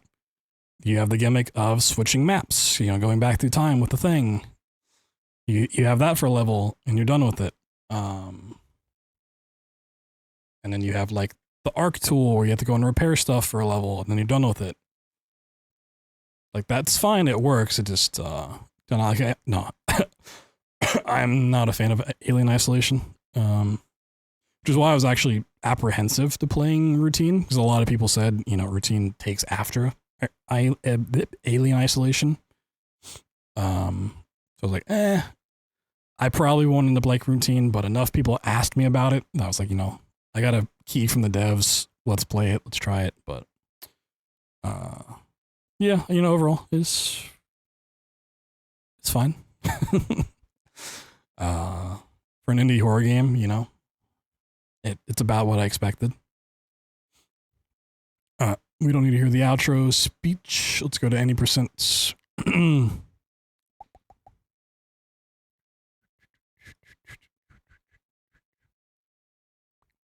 Yo, Rob with the Prime Gaming for 20 months. Appreciate you. Thanks, man. Yeah, overall, like I said, besides the couple of misplays that I did, which could have easily been avoided, and the fact that I called multiple things a fuse when I should have, you know, called it a key or the wrench or whatever. Overall, I'm really happy with that.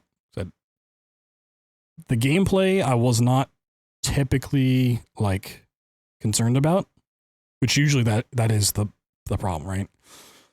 Right, if I'm doing Doom the Dark Ages, like I'm super worried about the mantle warps going well. If I'm doing Tomb Raider, I'm worried about the airwalks going well. Sprawl, I'm worried about just all of the tricks going well. Like the commentary is pretty easy to do on a more linear game.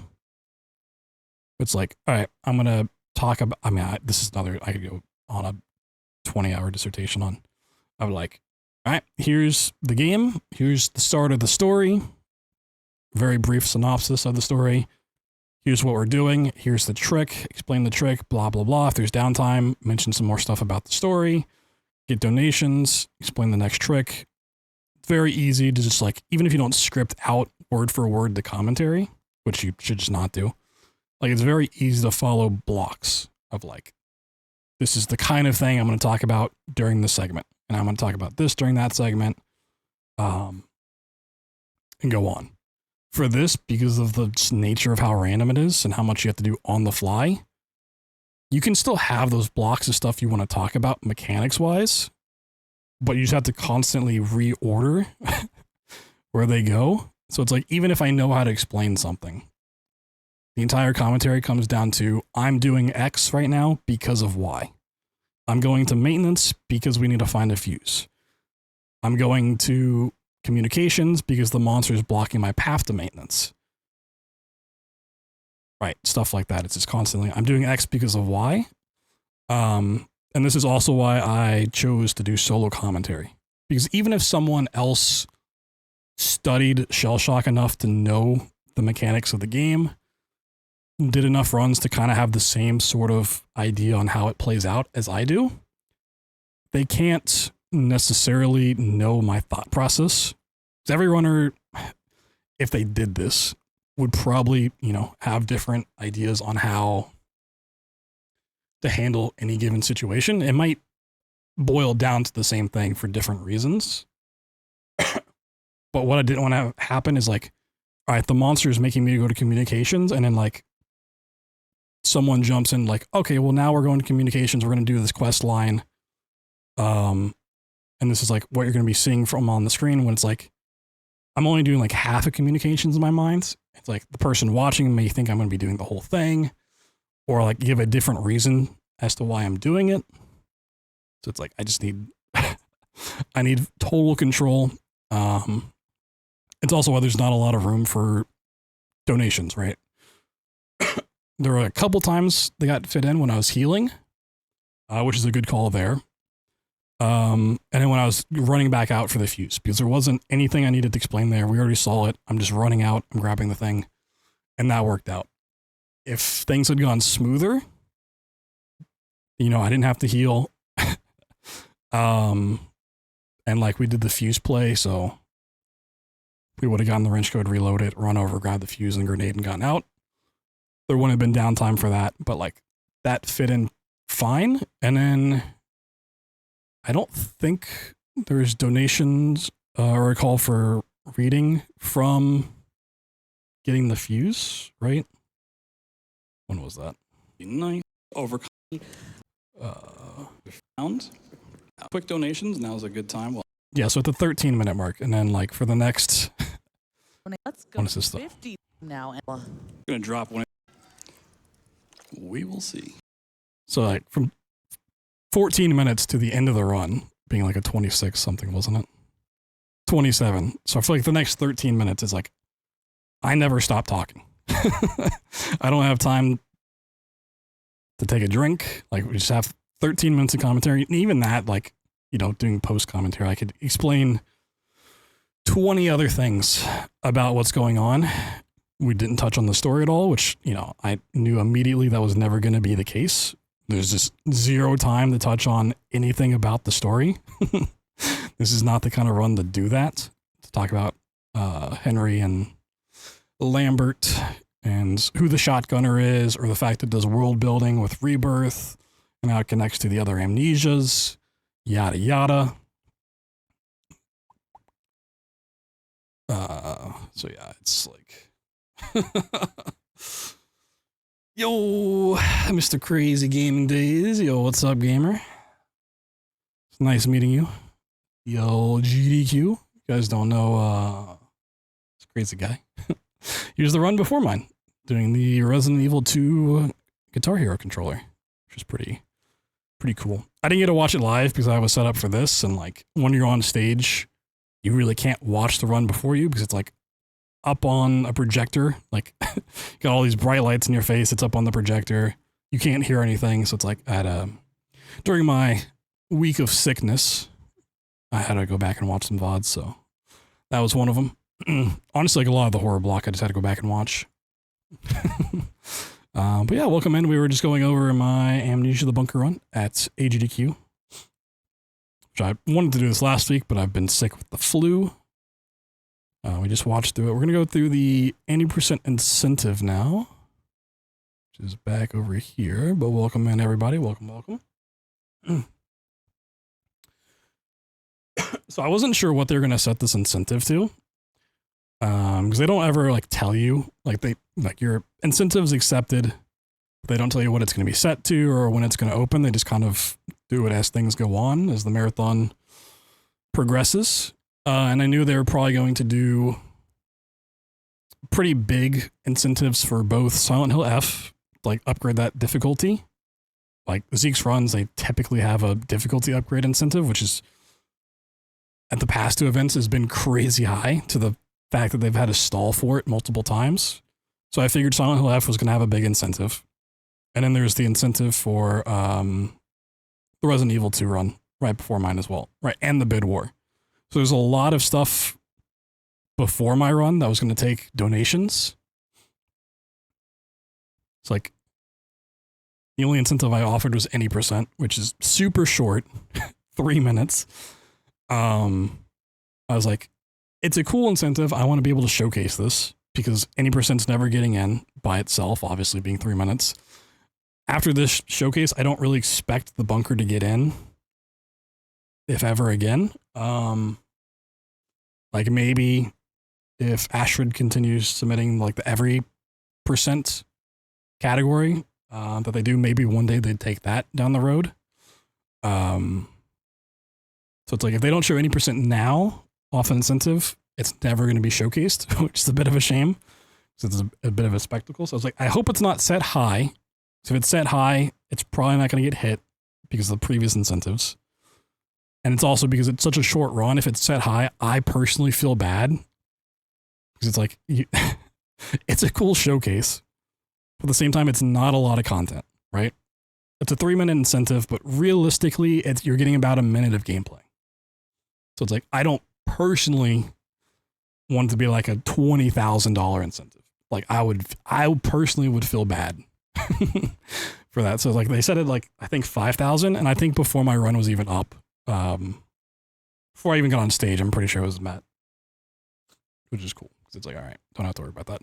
Also, fun fact, this was the first time I've had an incentive for one of my runs since,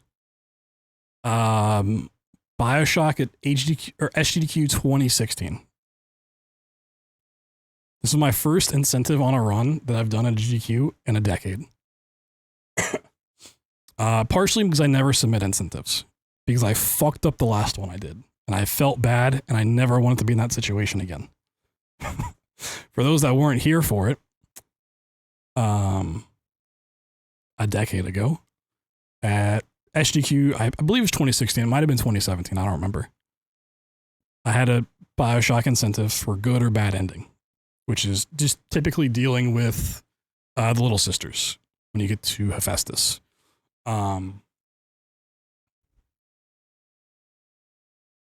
so it's like, okay, you know, it's if you need to get the bad ending or the good, like you naturally get the good ending. So that's just the default that you have. Right? That's just the 80% route. If the bad ending wins, then you have to go and deal with the little sisters, which doesn't take that much time. It's pretty easy.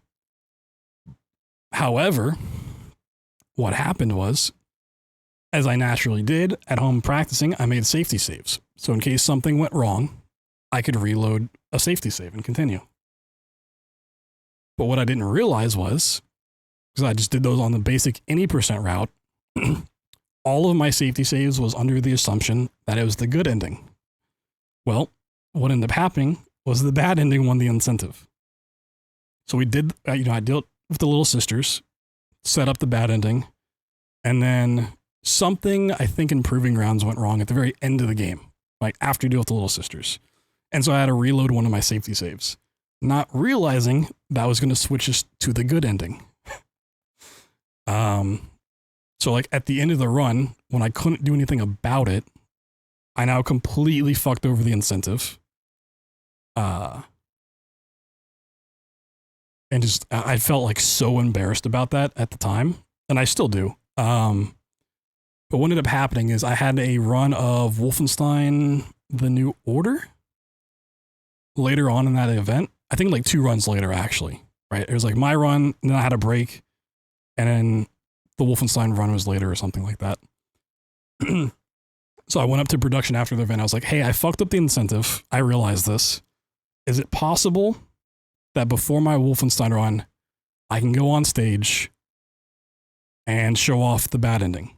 Because all you need to do really is swap the video files, right? Because you can just mess with the cutscenes in that game. You can just swap the names of the files. And then if you do the good ending, then it just shows the bad ending version. They're like, yeah, I'm sure, like whatever. They honestly didn't even care, but I just felt bad enough to do it. So I was like, before my Wolfenstein run, I was like, all right, let me show off the actual incentive that won. And then I did the Wolfenstein run. So it's like, ever since then, I never really wanted to do an incentive like that, just in case it happened again. I just felt so bad. But then this was like, oh, I have to offer an 80% incentive. I have to do it. So maybe in the future I'll do more incentives. I don't know. Do you ask how much you think the incentive could get? No. once you submit the incentive and they accept it, or the bid war, or whatever it is, everything then comes down to GDQ staff. They're the ones that determine when it goes live and the price point for it. And that's all based off of inner workings and data that, you know, we don't have access to, which is why they price things certain ways. So yeah, like the Zagreus fight for Hades 2. Hades 2 was one of the last runs of the event, and they know that that final day is where they make just 60% of the marathon total, right? So everything on the final day, or even leading into the final day, is just like just stupid amounts. Right? If you took Hades 2 and you put it on like Monday night, that same incentive, that's 120,000, might have just been 20,000, right? It's not so much even what the incentive is, it's how the event's going.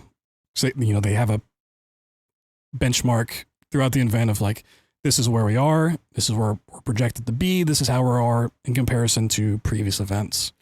So they can price point stuff as they go, like, all right, this is how much we're making at the moment, this is the projected amount for the next couple hours, and do stuff from there. It's also probably a lot of their scheduling stuff of they put certain runs in certain places. Like if you have a really good incentive, they might bump your run to something more prime time. So like Silent Hill F as an incentive for the hard difficulty. New run bumped up to a hard difficulty.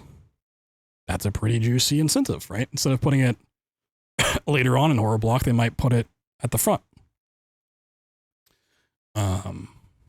Stuff like that. What's going on, Clay? Howdy. But anyways, For the any percent showcase, it is really short, you know, but I'm going to try to make your money go the extra mile if I can. Yeah, so going into this, because once again, I know this is a really short run, right? If I just did this as is, it's a minute and a half, right? It's 45 seconds of waking up, 45 seconds of gameplay, you're done. But because I knew I had 3 minutes to play with, which is a lot of extra room, and I also know how easy it is to explain how the run is, I was like, okay, I can basically make this more of a tutorial showcase for any percent instead of just showcasing the run as is. And you get a little bit more value out of it. A lot of people do look up my any percent tutorial for this game to get like achievements or just to do runs in general. There's a lot of people getting in the speedruns. Go on speedrun.com and look for very short runs. And just do that. So like Amnesia the Bunker, people do a lot of any percent runs. Outlast is another big one where people just pick up like that sub 10-minute run that's like pretty easy to learn. It has like 1 or 2 tricks and they just do a whole bunch of those. So it's like, I know people look up the tutorial for this all the time because it's one of my most viewed videos. Every time I go to check my most viewed videos, it gets comments all the time. So it's like, okay, people are looking for this. They want to know how it's done. It's pretty easy to explain. Instead of just doing the run, I mean, kind of teach you as you go. If I had gotten 5 minutes, I would have taken a little bit more time to explain the glitch, but once again, we have 45 seconds of waking up. I can kind of explain the regrab glitch quick enough to where it makes sense. We can do it just, you know, as we're waking up, and I can showcase it and be done and off the stage. So yeah. So Amnesia the Bunker runs on the HPL3 engine, which is the same engine that Frictional Games used for Soma. You know, I'm wearing my Soma hoodie for good luck here. It paid off. So it has a whole host of really cool tricks, which makes this incredibly short. So we're going to, we can also do this on Shell Shock. It doesn't matter. I think I was just caught up from like the adrenaline from the first one. I explained that poorly. Like I had a plan of why I brought up the HPL3 engine and why Soma. What I meant to say, where I was going with that point is it runs on the HPL3 engine, which is the same engine that they've been using for Soma and Amnesia Rebirth, which means we get to carry over the same tricks that we already knew about in order to break this. I was going to explain, you know, this got broken very, very quickly because we already knew what to look for going into it.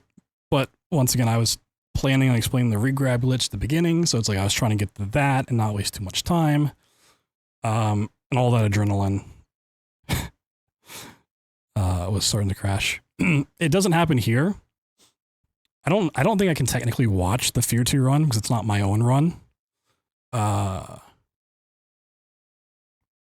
like, I don't know, 10 minutes, 15 minutes into the Fear 2 run, like all of that adrenaline from this run just like wore off, and I got so exhausted. It's like, you know, obviously I need to be able to help Max explain certain stuff in that run and keep up the commentary for there. I don't want to just like completely fall into the couch during the middle of that run, but like I need to go back and watch that and just see if I can like see when it fully wears off. The difficulty, it's going to be the same. So time's once again going to start after this load screen goes through. So we're going to look out for that bottom right-hand corner flicker of the lantern once it goes through. And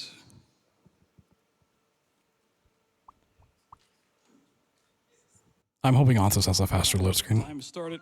The wide time starts here because we're actually loaded into the map. We're not going to do anything for any percent here, but you actually do have control of your character during this sequence, and a glitch known as dream walking or sleepwalking. And it's really cool, but it's not useful here. What is useful is what's known as the regrab glitch. Reglab. Props. We're going to grab a Yo, crazy with the Prime Gaming for 6 months. Appreciate you, gamer. Whoa. The Wigwab. I got the Wigwag witch. safety save right here at the start. Half of this run, by the way, is this waking up sequence. I'm not kidding when I say, you know, if you blink, you might miss what's going on. To explain the regrab glitch really quickly, if you put an object inside of your player's collision, it also doesn't have collision, so you can just kind of, you know, throw it around. If you let go of it, it will regain it and try to solve that collision error by pushing you and the prop apart. If you happen to regrab this prop as that's happening, we're going to grab an autosave, it will simply let you have collision again.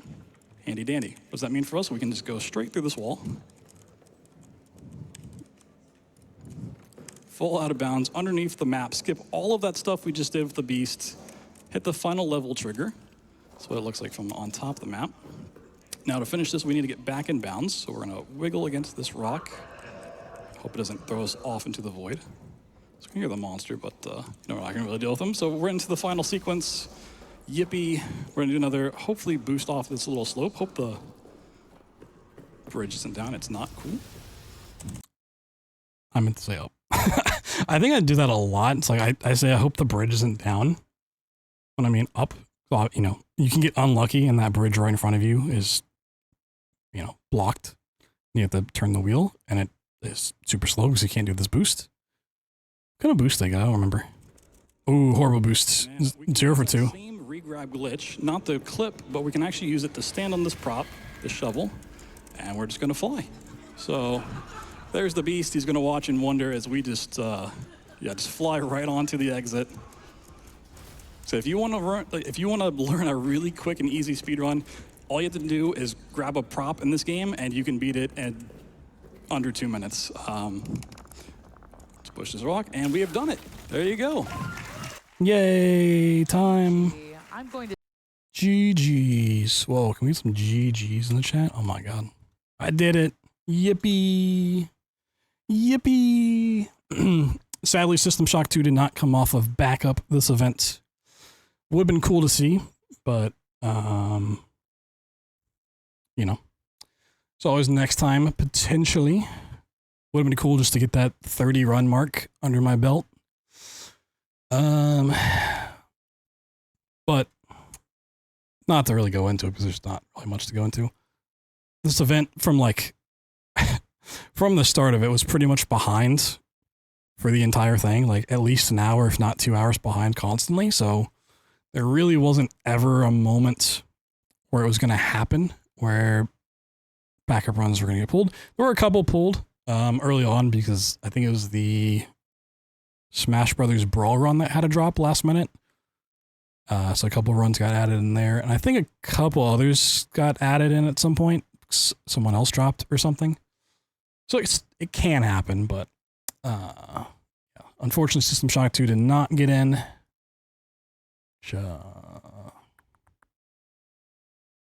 Maybe we'll have to prep that a little bit more because it is a really cool run. It would be cool to showcase one day, but I do have some other plans to get to.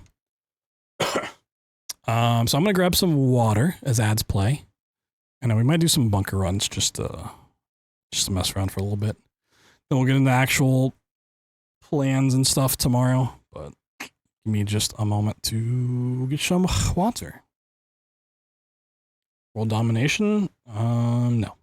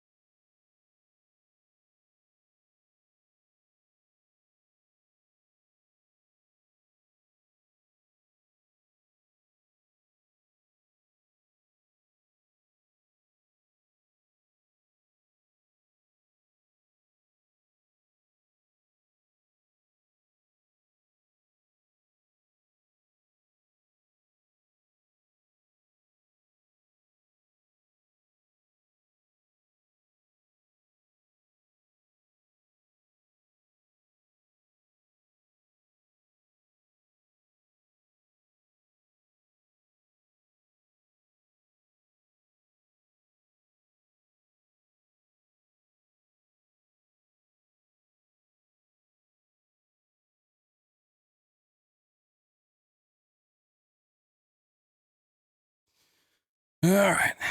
Let's actually play some games. Any gamers in the chat?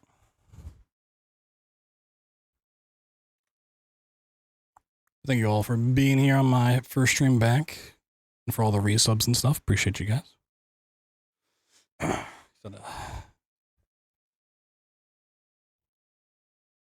Bit unfortunate that I got sick and had to take an extra week off, but you know, that's the way life be going. Oh, okay, yeah, I gotta change some stuff.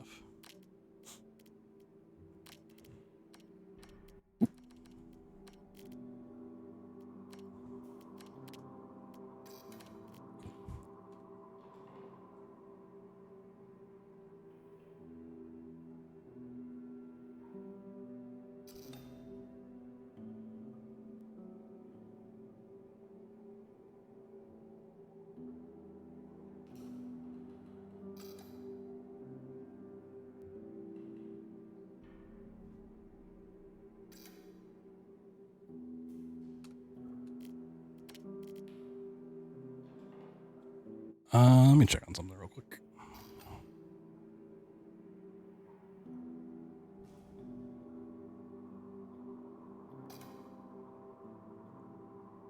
Let me do this.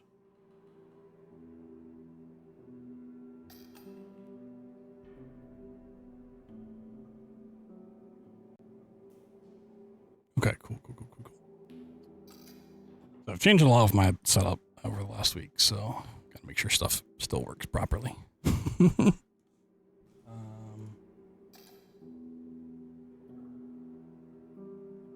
One of the things I did is I took a little bit of the extra money we had from the GDQ funds.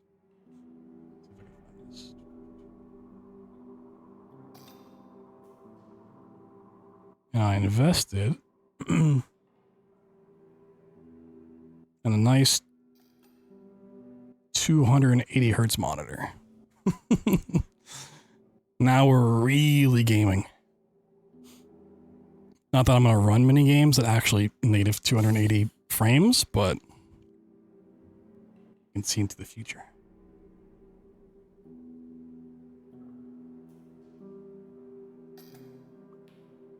New monitor, yep. So I'm going from, it's kind of like a side upgrade. Ultimately, it is just a straight upgrade. My old one was a 1440p 144 hertz monitor. This one goes back to 1080p, which I don't think is really that big of a downgrade, but then goes up to 280 hertz. So in terms of like speedrunning and stuff, it's a panel. I can link it in Discord later. I'd have to go and find it.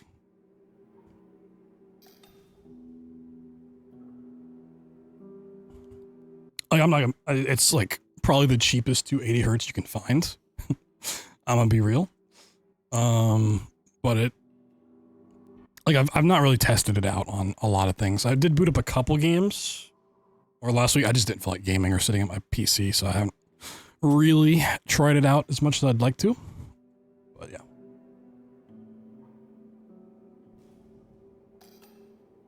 We'll see.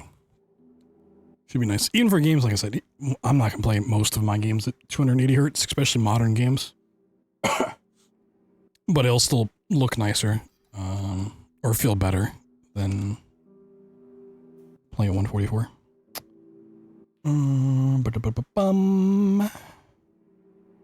Beep bop bop boop. I need notepad.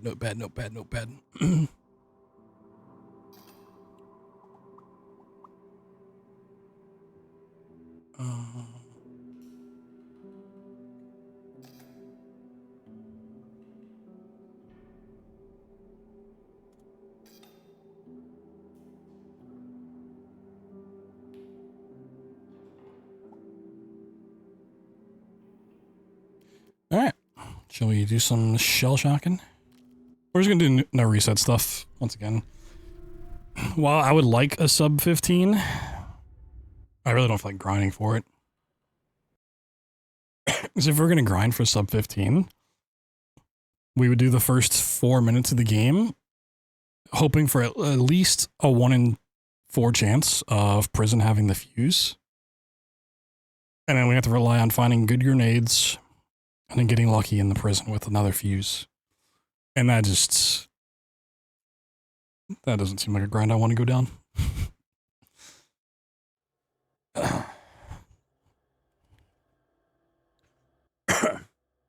So I'm pretty happy with the 1503. The only thing I'm not happy with is I didn't locally record it like I should have been.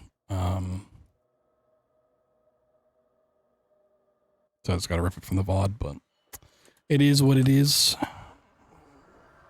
Deal with it. Got plenty of other games and projects to work on.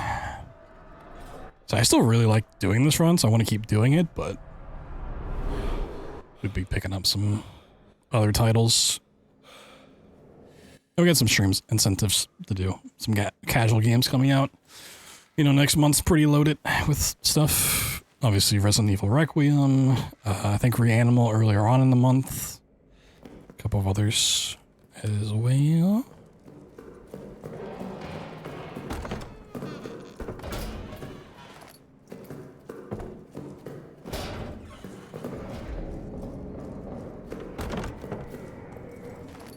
Got plenty of stuff on the backlog to get to.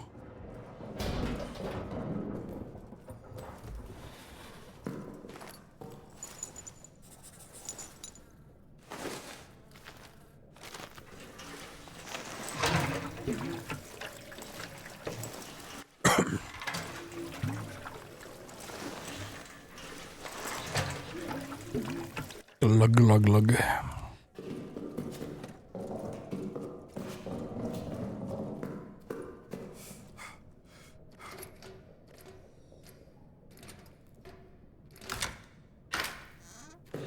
The backlog game? Oh, we've got plenty. We've got to finally get to the Elden Ring DLC. We got to do Silk Song. God, fucking... so many things. 79, 69, nice. Rats.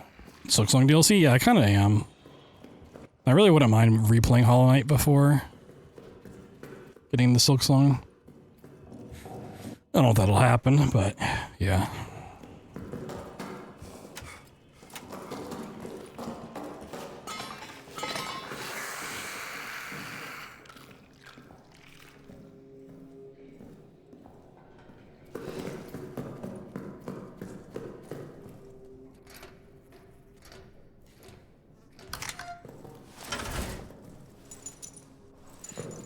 Fortin.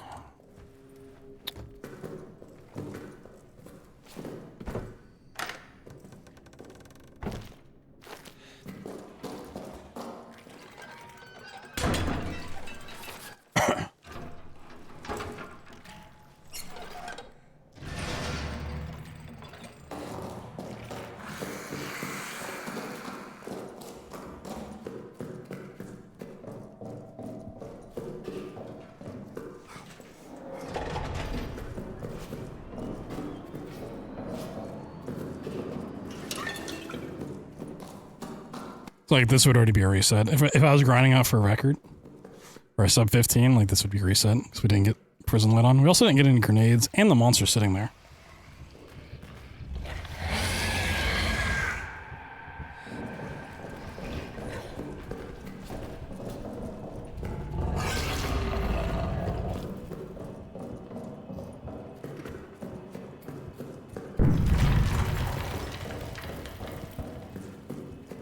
Please tell me you walked out of the hallway. Okay, sweet. Oh, we got rats. I should have went to communications. Yeah, there's a lot of speedruns I want to pick up and need to pick up, and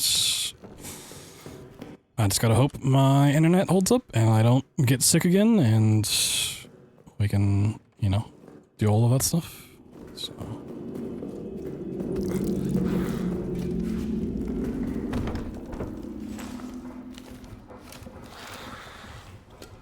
This probably isn't worth doing.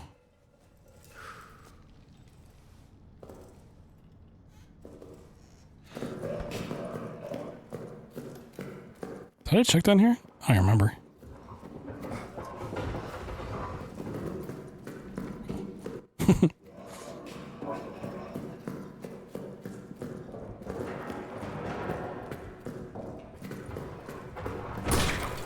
Oh shit, I'm dead.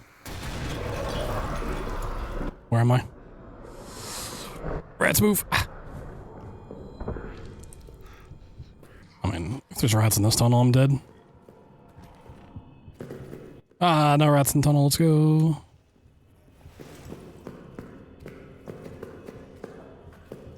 We need the key. We need the key. Damn, where are the fuses? What the heck?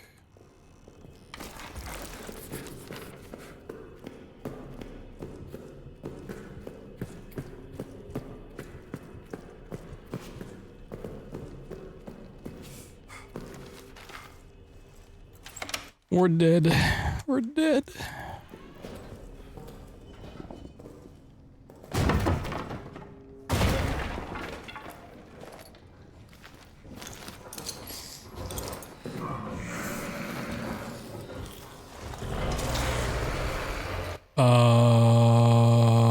That's gonna block his path, right? Okay. I was like, maybe I should have climbed up and healed at the top instead.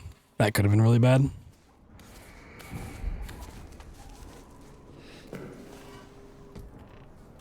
There's a fuse. Okay, cool. 631. Some cheese. Yeah, I can go for some cheese. And cheese we're talking about here.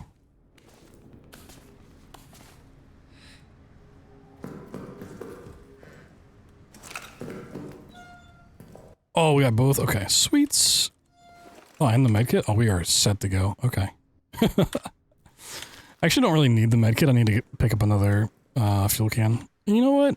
We can, yep, let's do this. Run through. I'm gonna heal right here.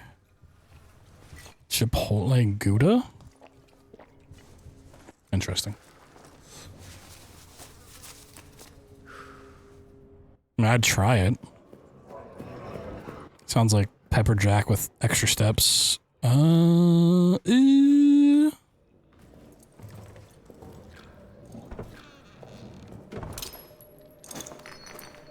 Should have run past these rats. I forgot they were here. Yeah, should have run past them, then healed. That's fine. Grab the bottle, grab the bottle, grab the bottle. Oh, we're gonna have rats on the other side, right? Oh.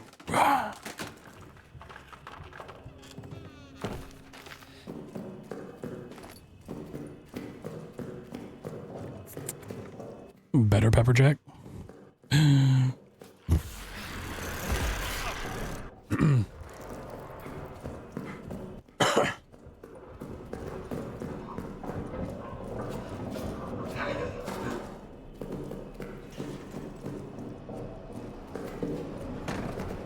I'm not even like the biggest fan of pepper jack cheese, but this always reminds me of It's Always Sunny in Philadelphia. So there's a character named Pepper Jack. I think that's his name, right?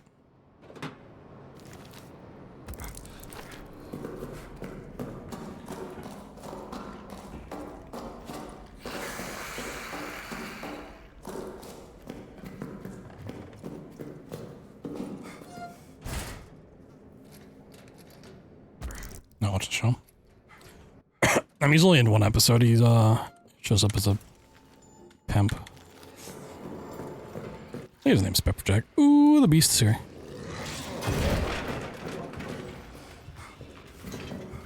He might ignore that gate.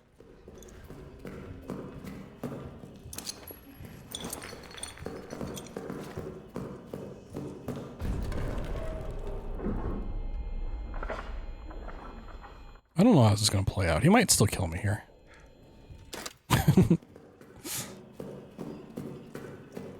The default for any sandwich? I don't think there is a default for sandwiches for me. There's too many different types of sandwiches that require different types of cheese.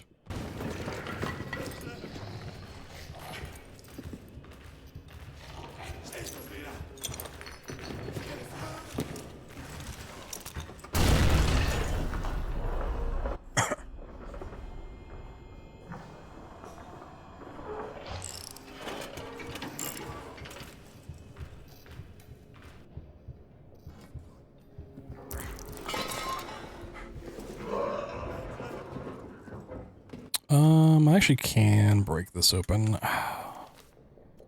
Yeah, just use that grenade though.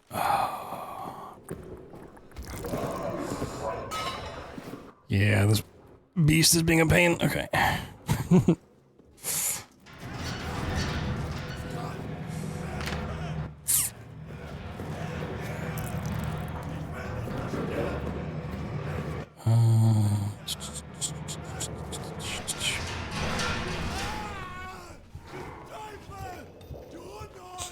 Yo, Lucy Chen. I am that guy. That guy is me.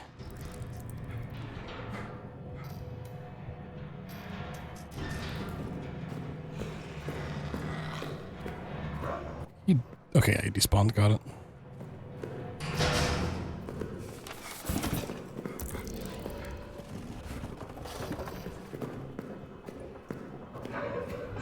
I really want this medkit. He's not gonna let me get it though, right?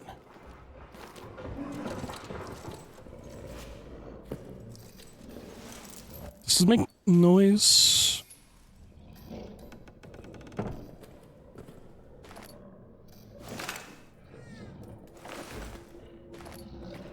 Cool.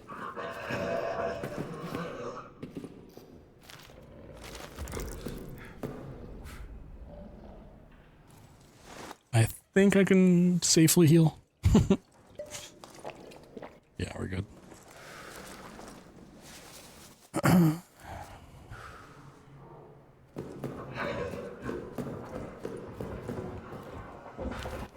I probably should have just ran it.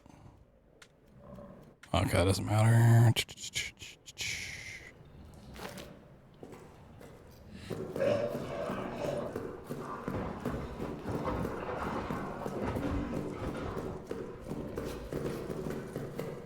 The healing juice. Yeah, just ginger ale.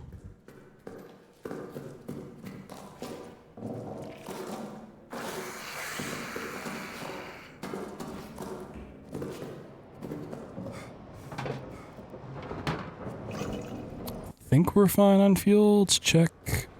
Yeah, we are, but whatever. Estus flask? What do you think is in an Estus flask? It's all just ginger ale.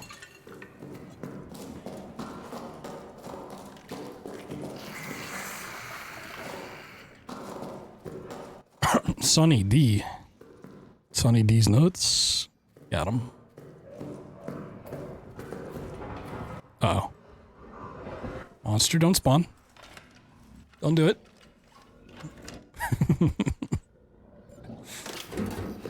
Oh, okay.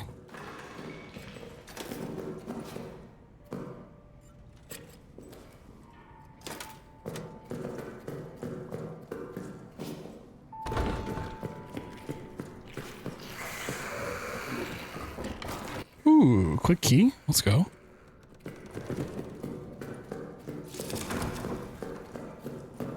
Rats. Sweet.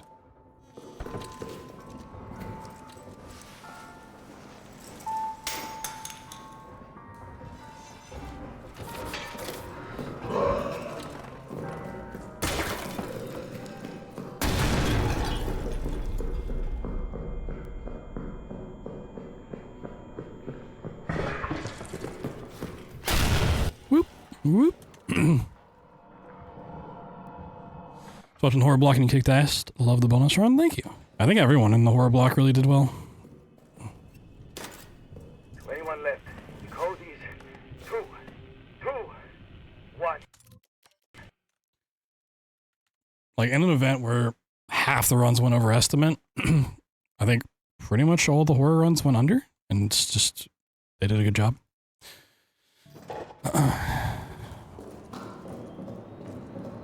So horror block's best block. And I should make it twice as long.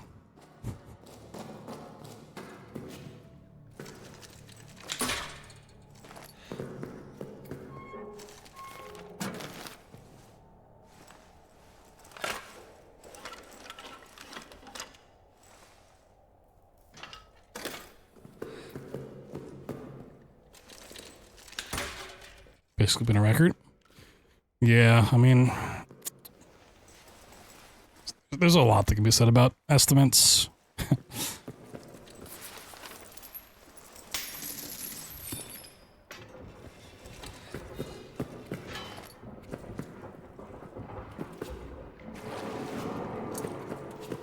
It's like, realistically, if you think about like what an estimate is, you should be pretty close to it, like under or over by like 3 minutes, right? It shouldn't matter. So yeah, it's your estimate. I suspect this run, I suspect this run's going to take me 30 minutes. I might be a couple minutes under, a couple minutes over, but it's about where I should be. However, with like a GDQ run and speedruns in general, if you go over estimate, everyone watching just assumes that's really bad, right? It looks really bad if you go over estimate. So you always want to set it high.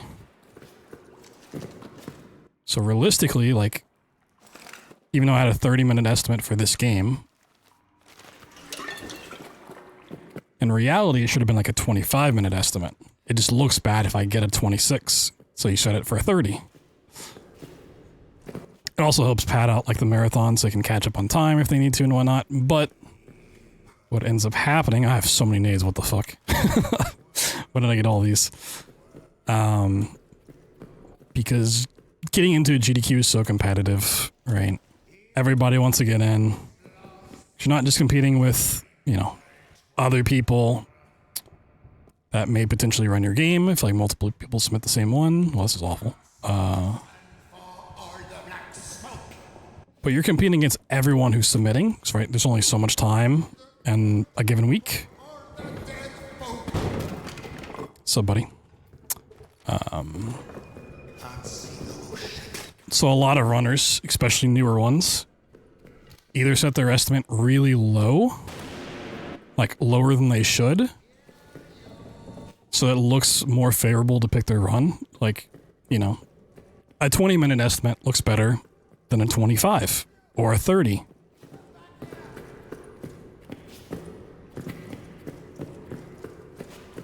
And, you know, they might be capable of doing a 20-minute run at home, or they're comfortable.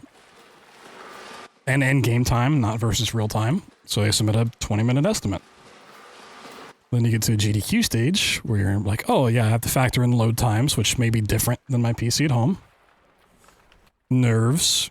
There may be some tech issue. You know, you're probably not going to play as well as you do at home, even if everything goes right. And you're just going to go over. And then that 20-minute estimate, which you could probably reasonably do at home, now just like, it looks really bad when you have a 25-minute run. Even though a 25 is not like that bad.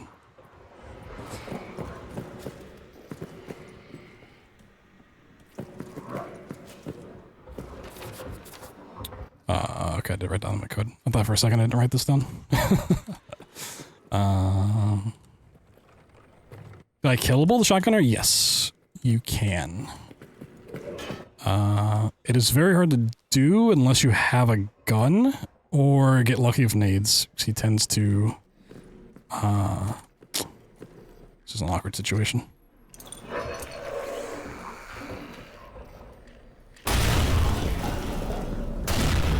Yeah, I should have waited. Okay. He has a really high tendency of just running away from grenades, so gotta be... Whoop. Oh, I am so hurt. Oh god. Oh lord.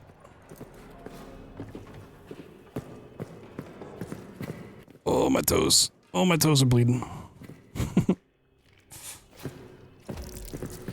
Whoop, whoop.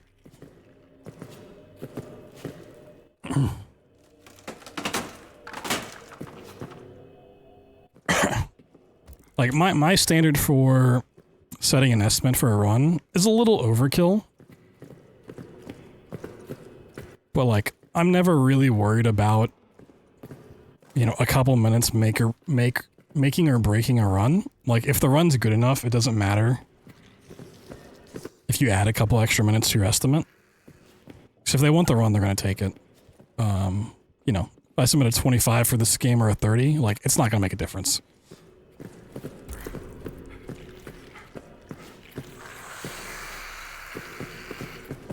So it's like always better to go a little bit higher. Where did he? Okay, he took gas damage and left. Okay.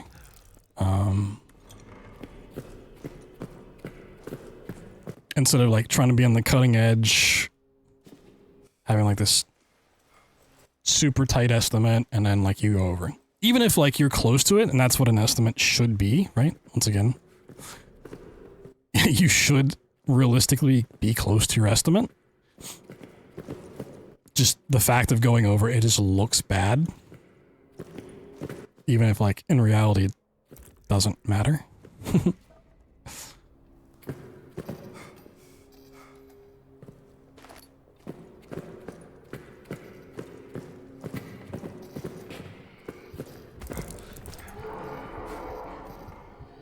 He actually spawns?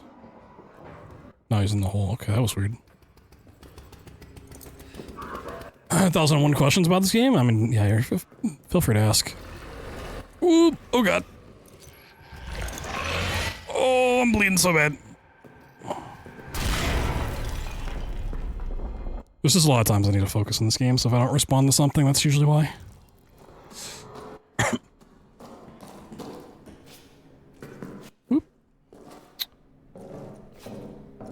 Yeah, bricks won't ever kill him, but actual damage sources, so grenades, pistol, shotgun kind of thing, can deal with them. Jumping, running objects cause noise? Yes. Just about everything you do in this game makes noise. And they make different levels of noise. So there's a lot on that front that like I could not find in the script files. It's actually one thing I like wanted to see if like different objects made different amounts of noise. But just from like a movement stance. Is he gonna spawn in here? This run doesn't really matter. If you're walking like this, it makes a unit of 2 noise, right? Like this is hard to show. So imagine like a grid-based system in this game, right? So like here's one spot, this is another spot, this is another, bam, like that, right? So the monster like hears this walking up to like 2 spaces away, obviously he's gonna see you. That's like your noise radius. Walking like this, I believe, is a radius of 4. Running is a radius of 8. And like landing from a jump is 16. You also move slower when you jump, so it's like you never want to jump if you can help it. I do it out of habit, but jumping is really bad in this game.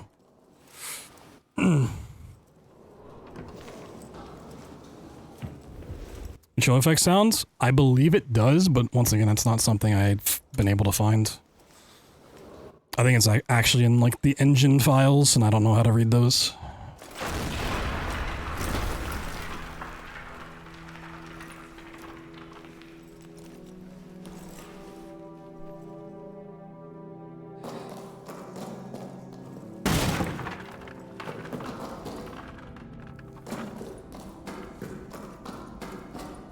Or are they Spanish?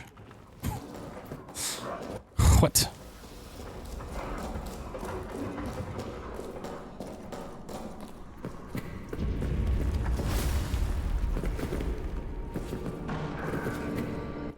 What?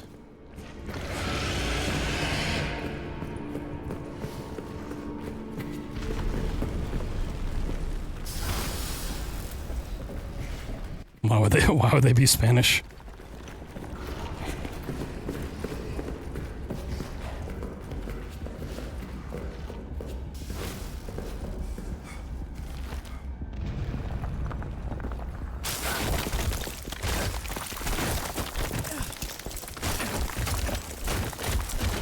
Yippee.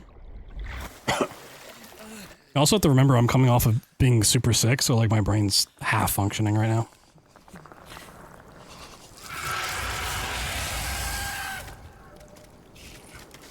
Not the floor boxes too. Yeah, it's just anything you do is gonna make noise.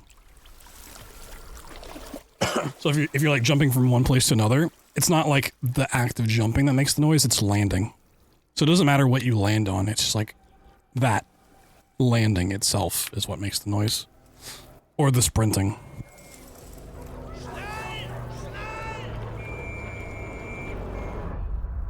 First 10 minutes, yeah, I mean, this game is very different from the other Amnesias.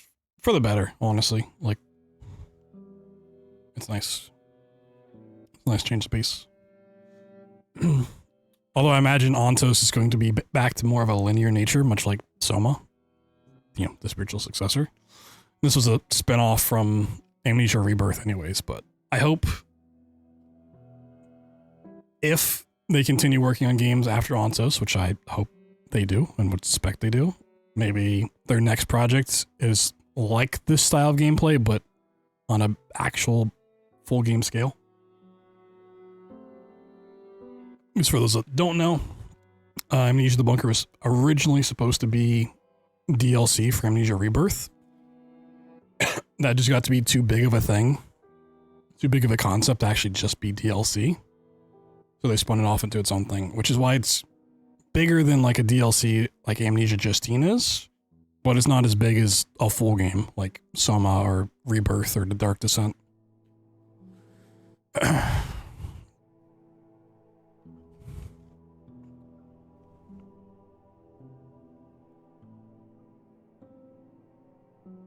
So it'd be really cool to see them actually do like a full game version of like this style of gameplay. That's like the big complaint, at least I have about this game, and I think many people have, is it's just too short, right? Like a first playthrough is probably going to take 5-6 hours. You know, if you play on a harder difficulty, take more time, get more scared, it's going to take longer, but you can rush through it pretty quickly. Just by the nature of the game, obviously. It's also why the run is incredibly short.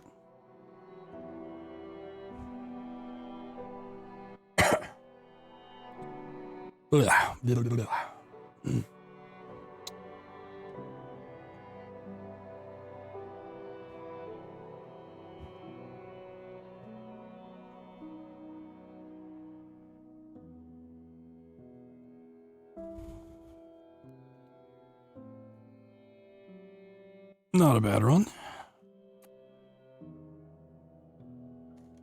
A little cough drop to soothe the throat.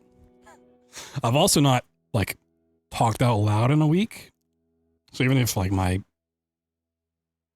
sinuses are fine and stuff, just actually having to talk for more than, like, an hour is going to strain it a bit. We'll be fine. Just got to get back into the swing of things, you know?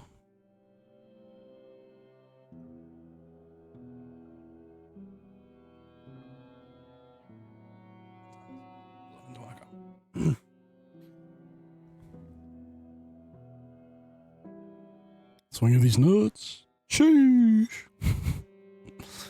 Take away the sanding mechanic. I mean,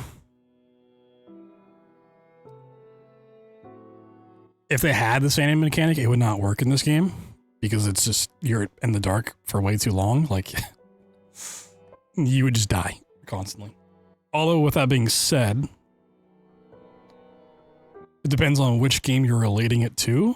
Because in the first two games, Dark Descent, technically Justine, and Machine for Pigs, sanity is just an aesthetic thing. It doesn't actually affect anything. Your player state doesn't change.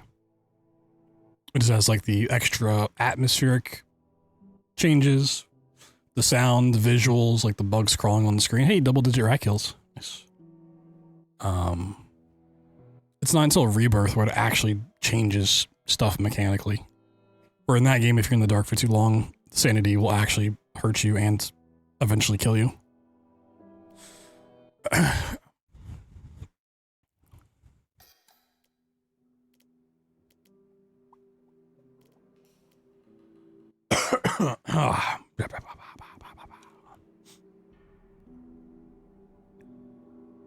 More aggressive? Nope.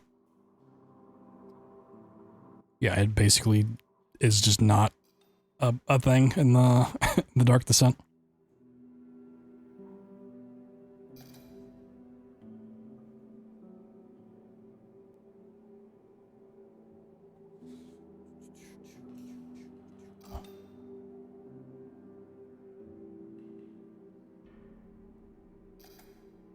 Well, it's not the insanity that kills you, it's the darkness that kills you. And if you've never died in Amnesia Rebirth, it is super annoying. Dying in that game is, it's so bad. It's like the worst death experience in a video game. It's legit 30 seconds of unskippable cutscenes before you can play again, and loud noises in your face. Like, it's just as obnoxious as it can possibly be.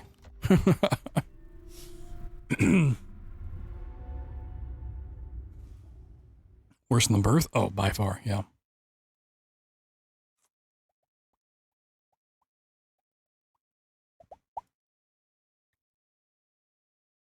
Ruh-roh.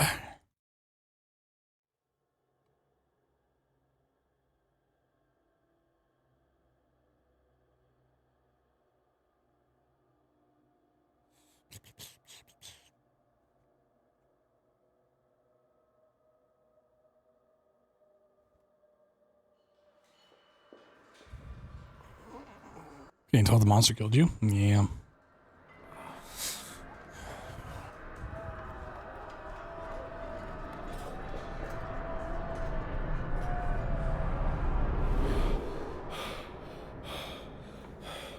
Like, the lore implications of dying in Rebirth are cool, but the actual mechanic of dying in that game is just so bad.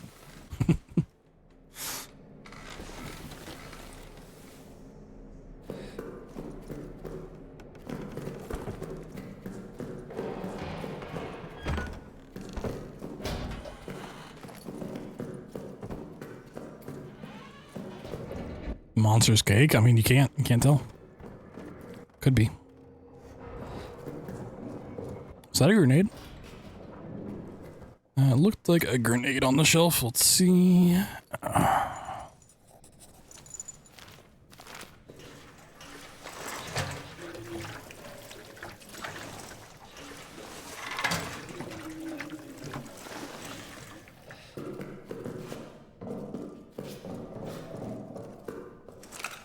Was a nade. Sweet. Quick code. Nice. No rats.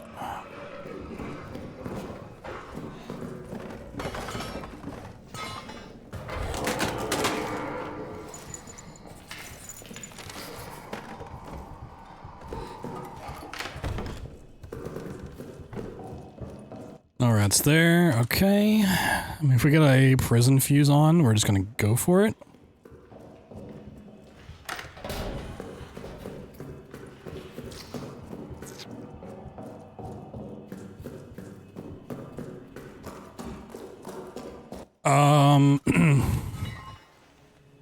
So the light doesn't help out with the rats at all. The rats don't care about the light being on.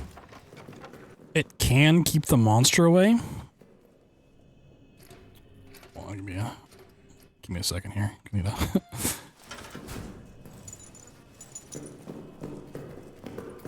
See how this is set up first.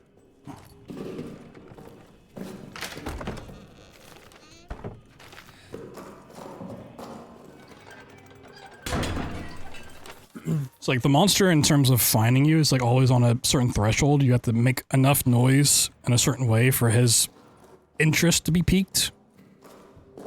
And the lights being on will make that, like, how do I explain this?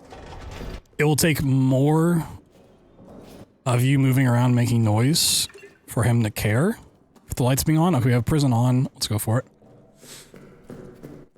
On this difficulty, it doesn't really make that big of a difference. Of course he's in the hole. That's annoying. It can help out a bit, but overall it's not going to make a huge difference.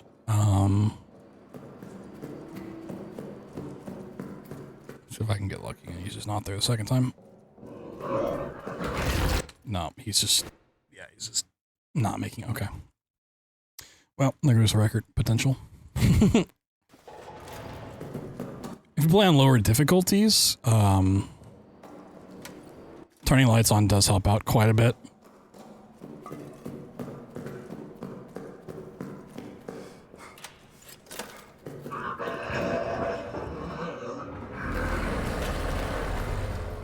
Wow, you spawned instantly. Buddy. Buddy. Hey, buddy. Go fuck yourself.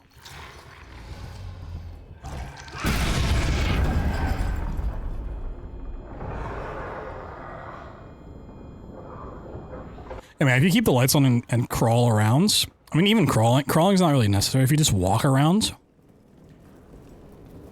he has a really hard time trying to find you. Unless you start, like, breaking down doors, or throwing objects around and stuff like that, setting off traps. There's certain key moments, like going into the chapel or something, or opening the prison cell in the prison, that he'll, like, respond to quickly. Like, the game just prompts him to do that. But, yeah, if you just walk around with the lights on and have enough fuel for that,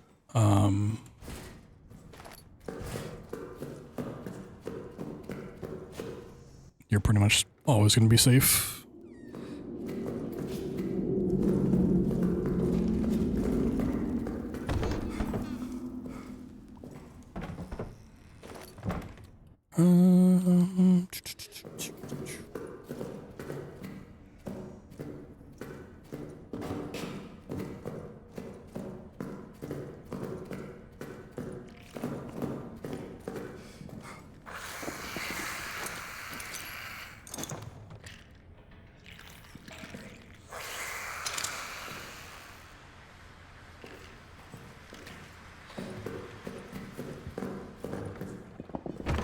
The bricks. So every area is guaranteed to give you 1 brick. It just has a lot of spawns. Like the prison only has 4 spawns because it's a really small area. Like communications has like 12 spawns or something like that. Same with maintenance, it has like a lot. So if you care to look at all the spots, you can always find one.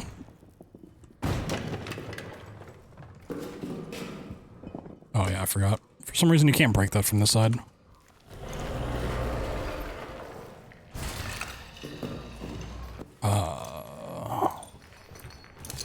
I'm reloading this anyways, it doesn't matter.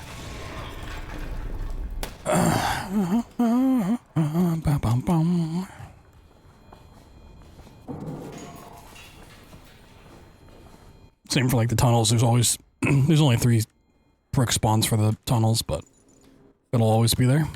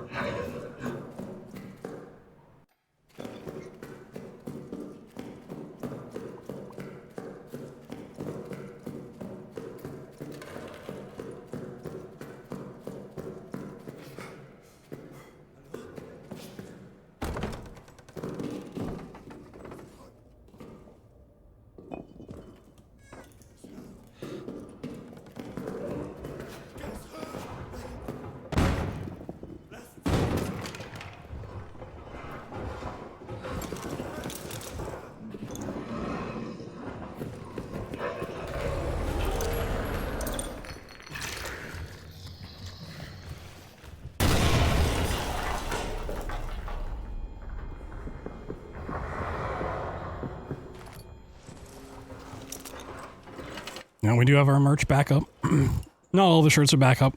Some are not gonna make their return, and hoodies are on their way. You know, if you want to pick up a shirt like the one I'm wearing, cannot do so. You're losing your TFT games. That's what you get for playing in TFT.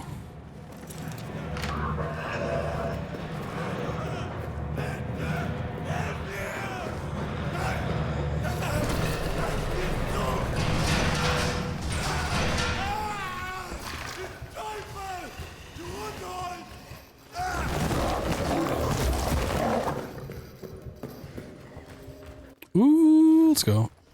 Wow. This would have been a jet seed. If we had gotten past the monster, this could have actually, like, been something. We only had the one grenade, but, like...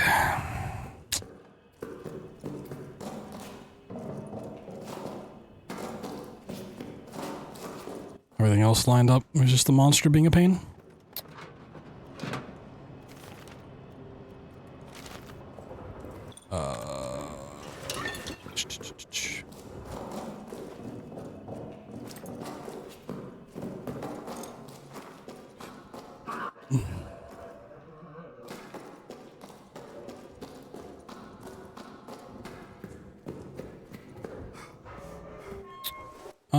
Rats are a little scary.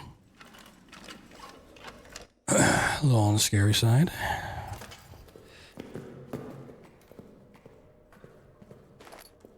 I have too many fuel cans.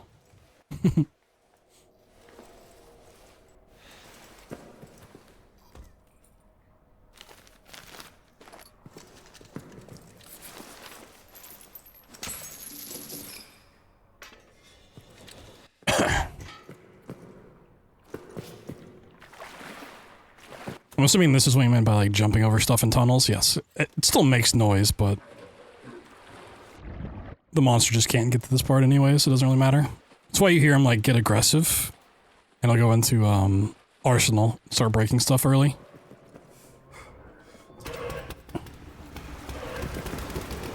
So he is still trying to pass here. He just doesn't know how.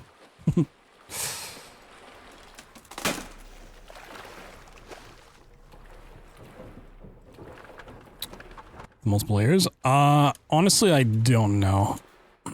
Alien Isolation, like, I've played the game, but I didn't like it enough to look into it all.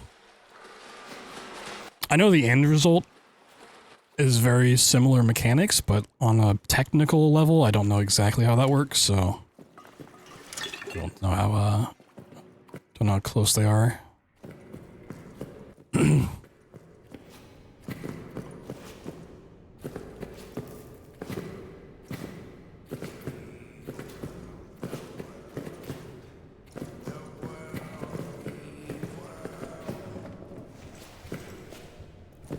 I know they're at least different on the level that's Alien Isolation. If you're dealing with a monster, it's just on a singular map. Because of the nature of having multiple maps here that you can go between, it does change up how the monster behaves quite a bit.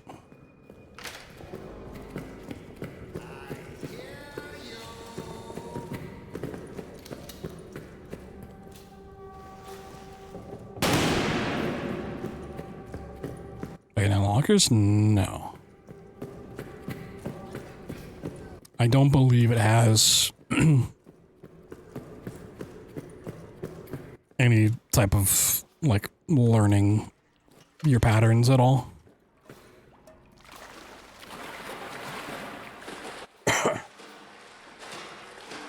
Not to my knowledge. Same thing last time? Yeah. The old shop just went down out of nowhere. Like, they didn't even email anybody or, like, say anything. There's like, yep, we're just shutting down. So I just find something now. And it's, Fourth Wall so far seems like a pretty solid option going forward.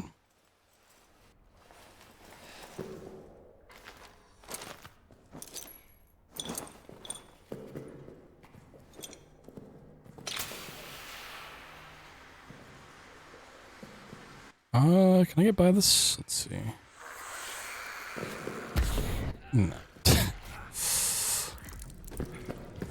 So silly. Probably should have ran back to get a med kit, but whatever. Hey, monster. So, buddy. I'm kind of sad this didn't happen at GDQ, like having the monster pop up at the store. Things worked out for the better, but like this is kind of a fun moment to showcase. Like, he can't actually get to me here.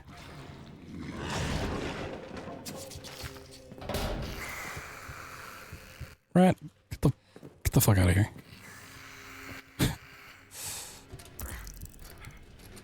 Wait. I didn't do... I didn't do communications, did I? Was I paying attention? Did I write down? It's just the old code. I didn't write. Wait a second.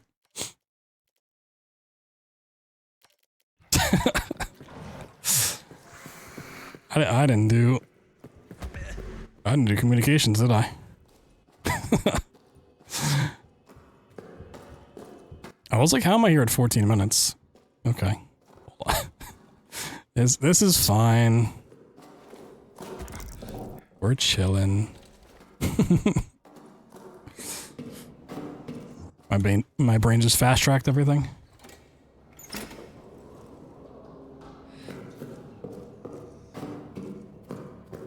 So I'm just gonna go get the med kit over here, and then I'm gonna go to maintenance to get the fuel cans, and then we're fine.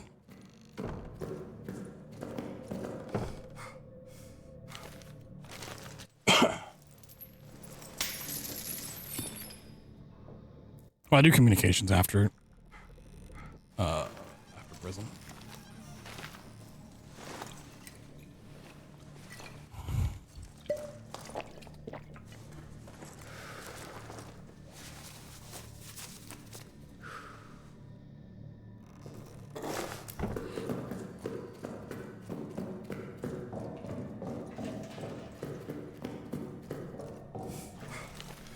Okay, yeah, I have both of these.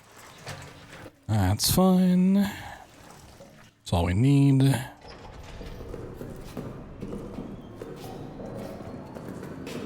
It's new strats? No, I'm just dumb. Oh, wait, I need the fuse. I need the fuse. Okay. Good? Oh, I just have one of these, okay. I should just ran for it. Don't grab me. Okay.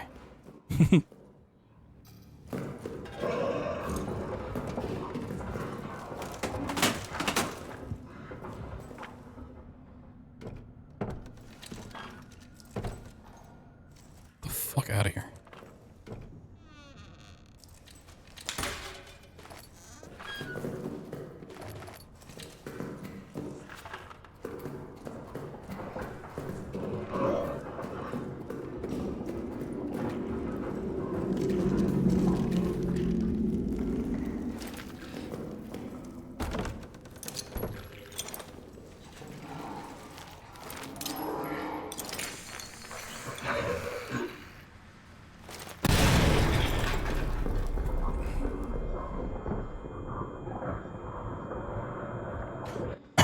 Oh yeah, in this game he'll grab you out of hiding spots. It can work on lower difficulties, but on Shell Shock you're like never safe in those. Like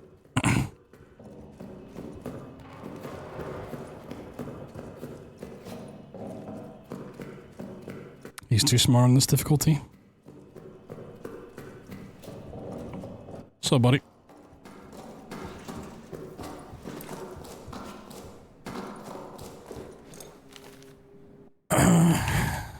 A lot more options to hide in alien isolation. I mean, that's because the game is built for you to hide. Like, fighting back's supposed to be like a last resort.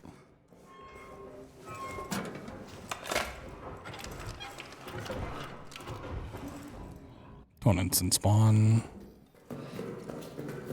Save in the safe room with the generator. On lower difficulties, yes. On this, no. There's actually a settings. Or a setting in the settings specifically for that.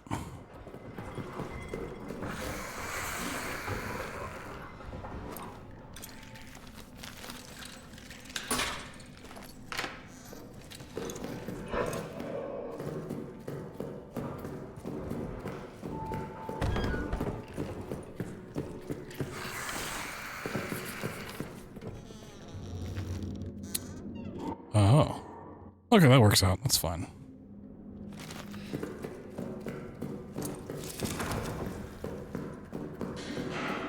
This means I gotta do a little bit more work, but it's whatever.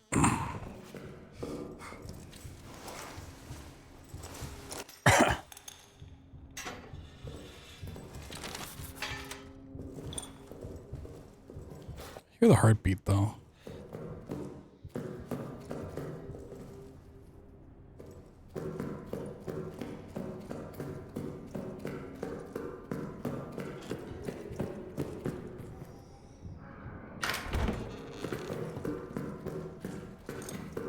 I don't know why I was hearing that.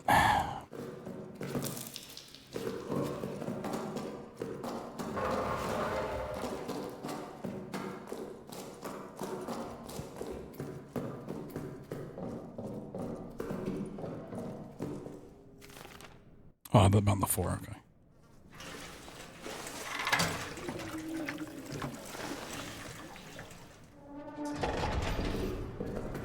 The Bammy. Not the Bammy.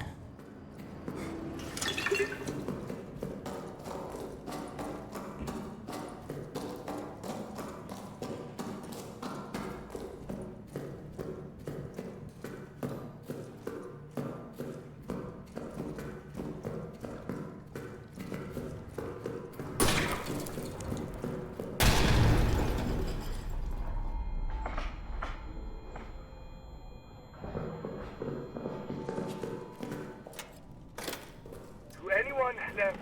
The code is 3, 2, 6, 7. No. Ban the game. I'm retiring.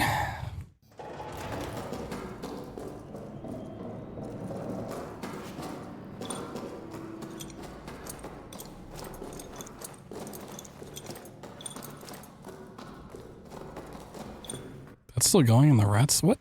Why is the rat still there? Really?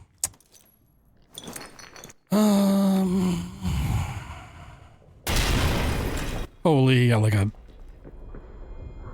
8-inch boost there.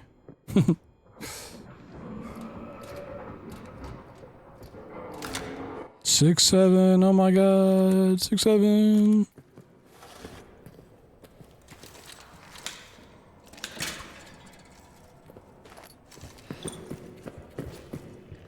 Rat Crusher? Oh my god, Rat Crusher! Got him!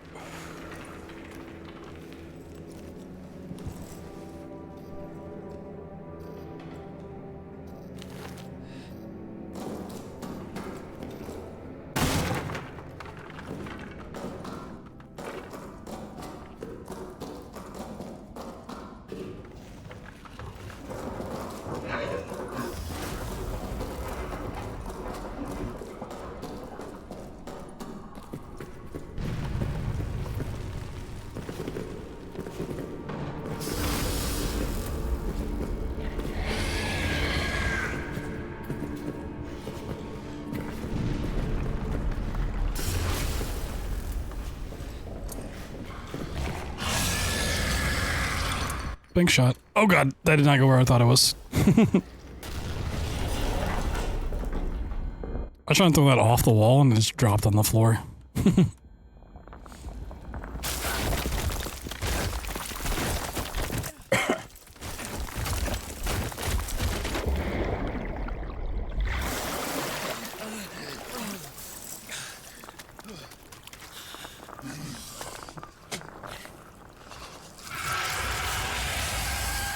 as much as it sucks for Henry, the main character, it does like make sense why they did what they did.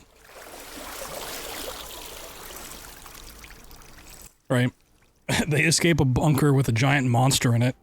Instead of just releasing that on the world, they just seal it off. Also, you know, he's like in a coma.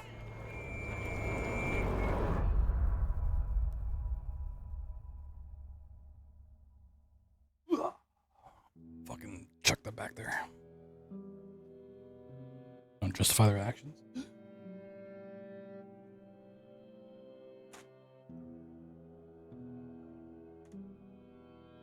I mean, really, you are the bad guy in this game, right?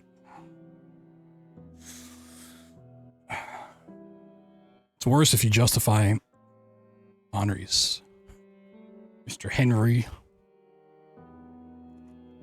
his actions.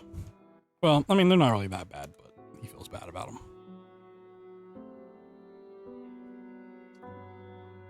We are not the bad guy. Okay. Said every bad guy in the history of history.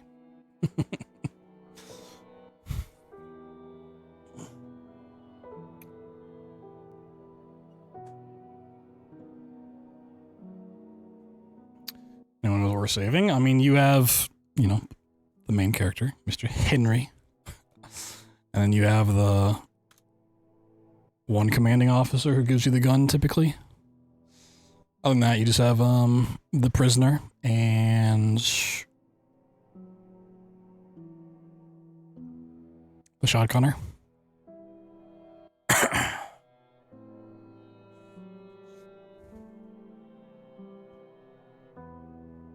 mean, there's the argument to be made that the ones that become like the rat corpses weren't dead initially, but then became dead. But you could also say that happened before they blew it up but escaped. Never leave a man behind. They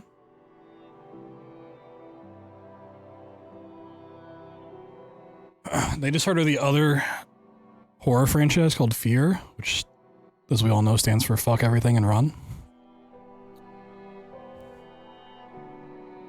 Which I was really tempted to say during the Fear run.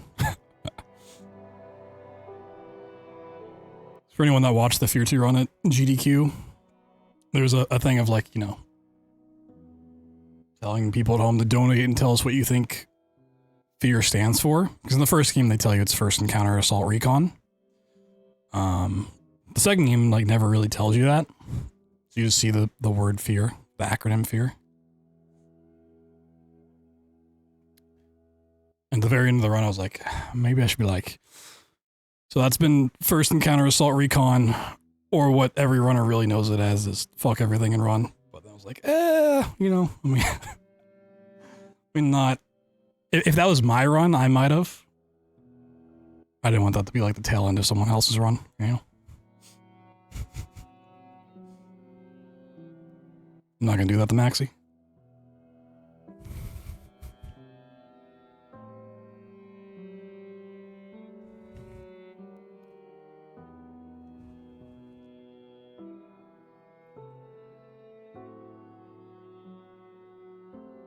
Run away.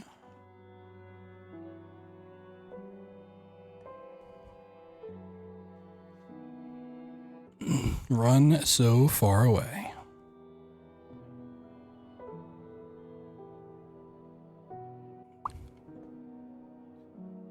Another? Yeah. We'll do some more. Got a little minute between runs, you know. It's quite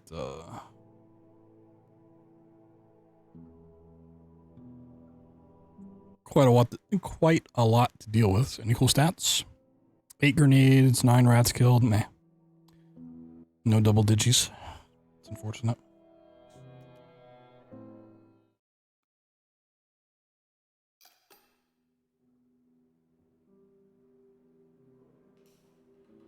F them rats. I need I mean, we're kind of past doing a lot of bunker runs, but I was still gonna try to make an emote. Let me put it down.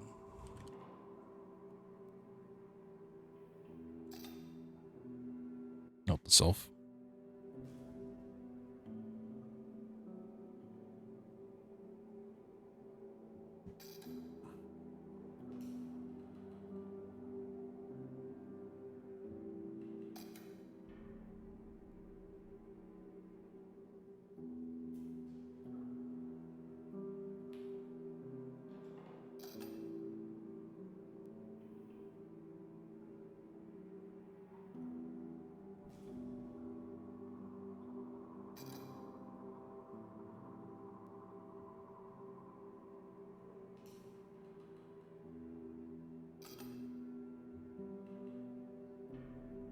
Hold on. Just need to check something. We'll hop back in. You don't mind rats? If they be pets? If you don't mind rats, you should go to the AGDQ hotel. There were a handful of them. Run around being little guys.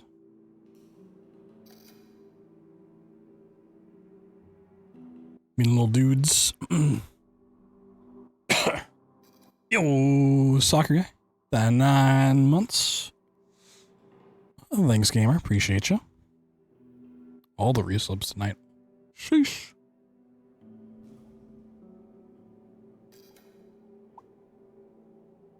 Moment. I'm just on the lookout for a quick email, and then we'll be good to go.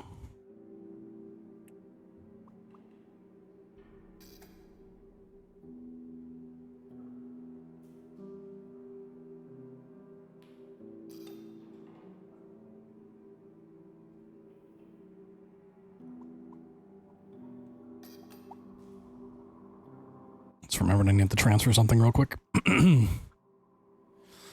Oh, boom, bing bong, bing bing, bing bong. Okay.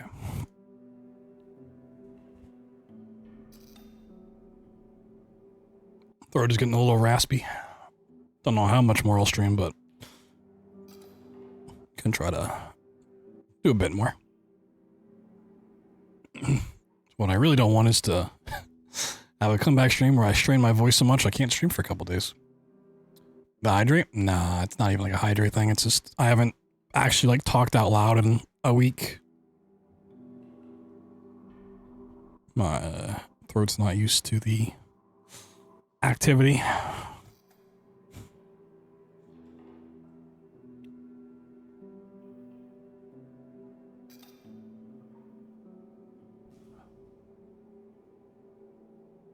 Need to have some honey or something.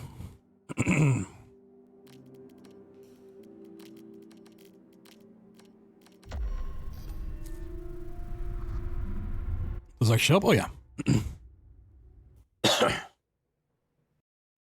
Like cough drops and stuff like help a little bit, but don't really heal. They just cover up the damage. Honey not only covers it up, but actually like does help heal it as well.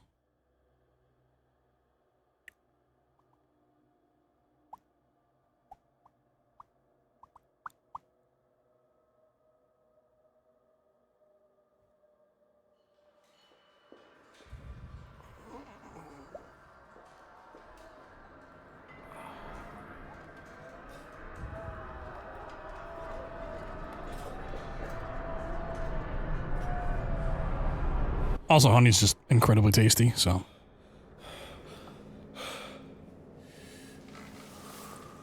Can't go wrong there.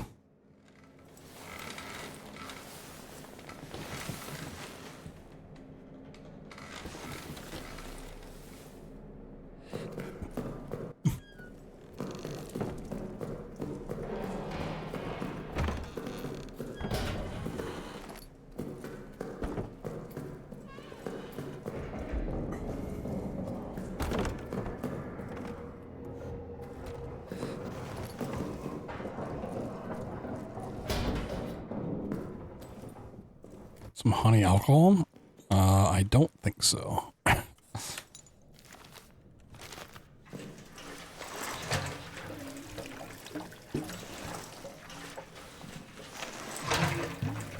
think whatever good the honey does, the alcohol will take away.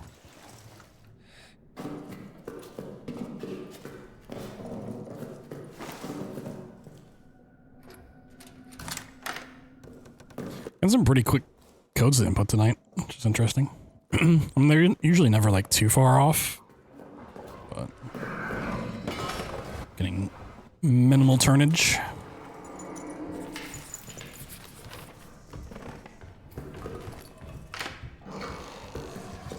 Whoop, tripwire. Whoop, tripwire. If I get lucky, he's gonna walk that way and hit that tripwire and blow himself up. I doubt it, but it might happen.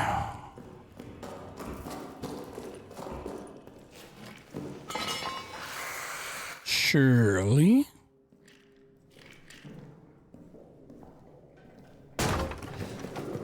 Nice.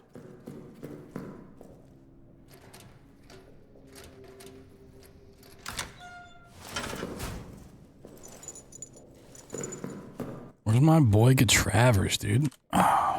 Where's Mr. Gatravers? Also, where are all the nades? What the heck?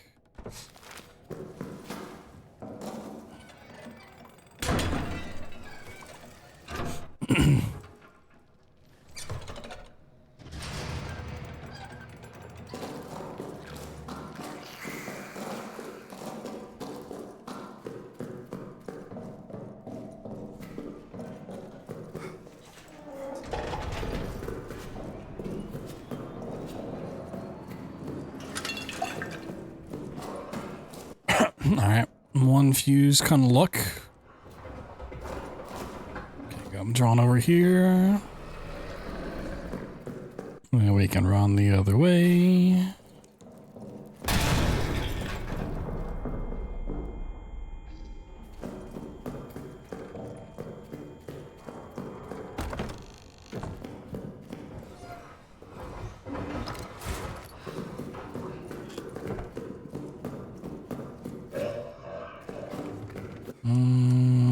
Should I be searching around this much? Like one more thing.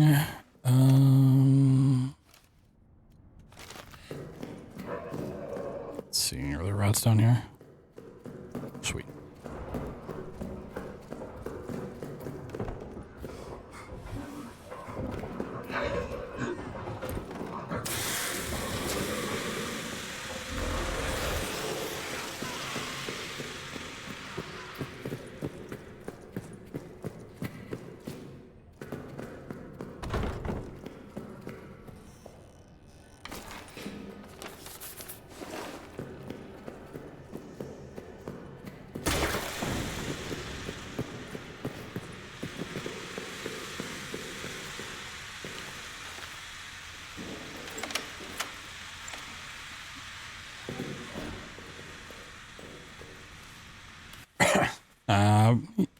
Yeah, reload run alright. Go.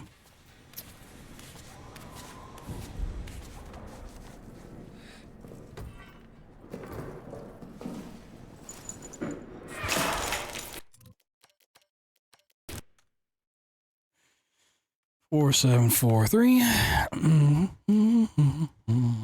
Things are bright. But it's scarier if I don't. And we're all here for a horror experience, right?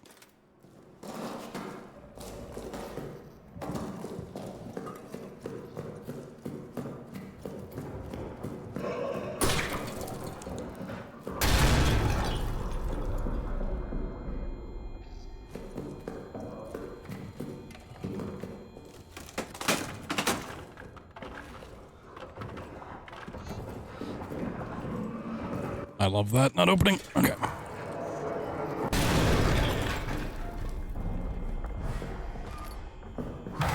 What? He got to me in time? Fuck off.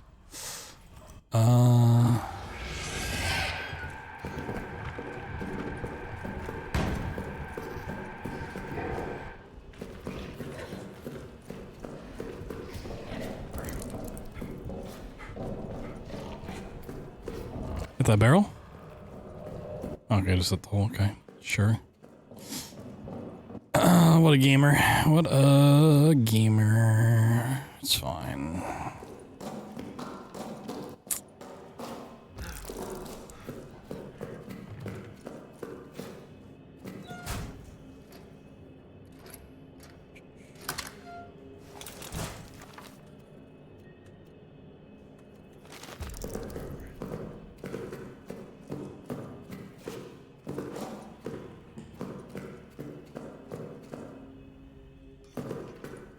Here for the records. Oh my god.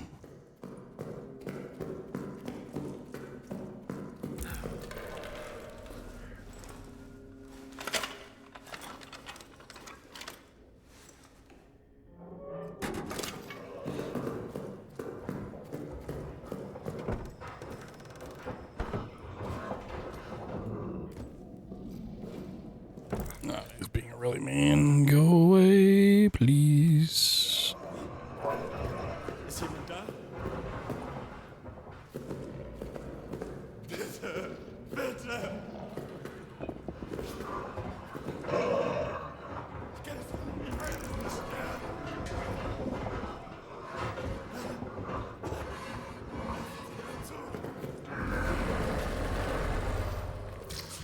Well, that's awful.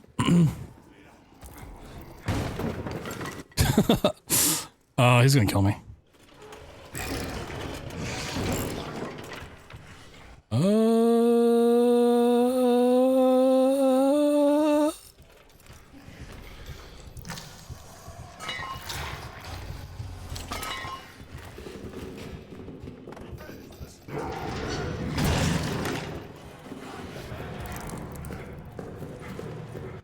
We're fine.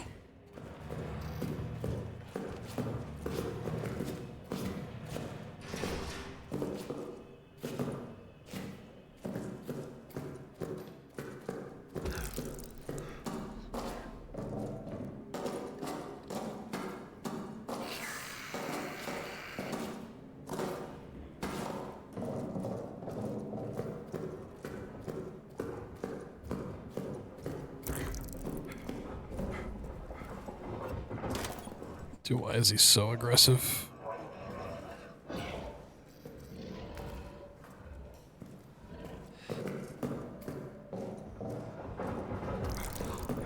Don't do it. Okay.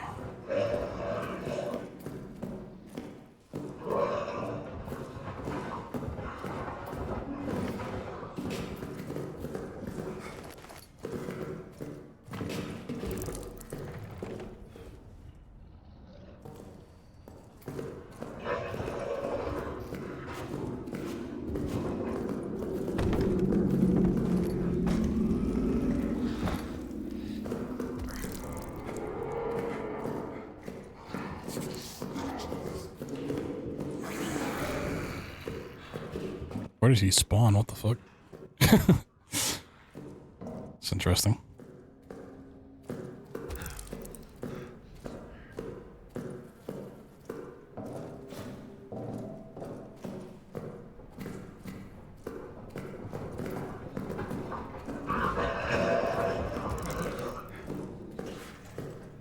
Spawn right behind you? No, he spawned like over on the backside of maintenance. He was breaking something along the way. Being a weird little guy.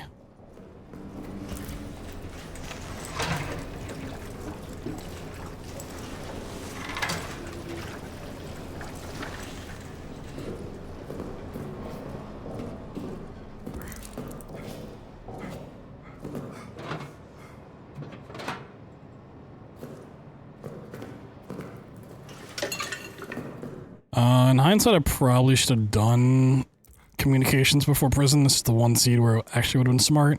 It's never the fun way to do the seed, but it would have made more sense. Rat spawns are random, yeah. Like, there's only certain spots where rats can be, but whether the rats are there or not is random, yeah.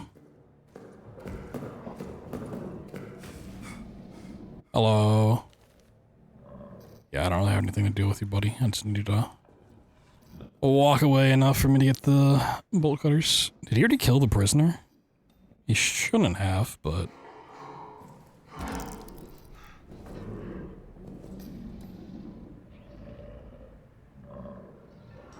This is one of the shittiest places from the B because I can't make enough noise to draw him somewhere else. I just need him to actually just leave out of interest. The fuck?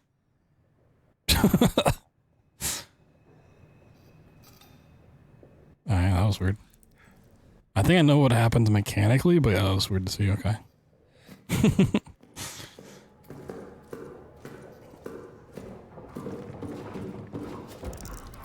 Guess he did kill the prisoner. It's not making noise.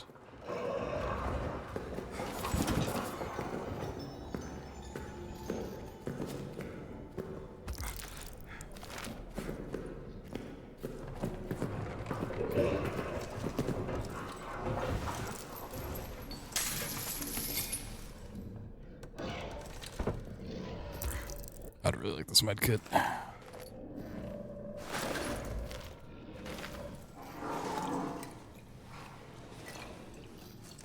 Should be fine after this. Alright,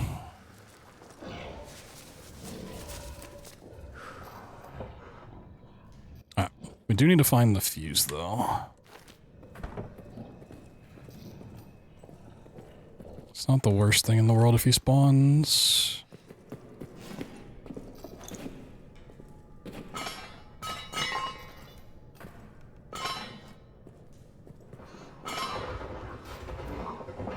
He didn't spawn off that? What are we doing here?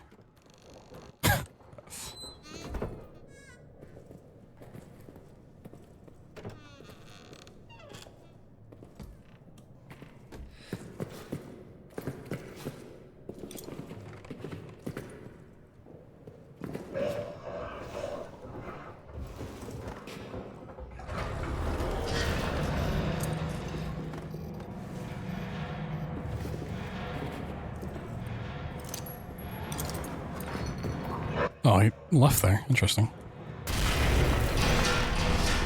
Oh, that was not a great spot. Okay.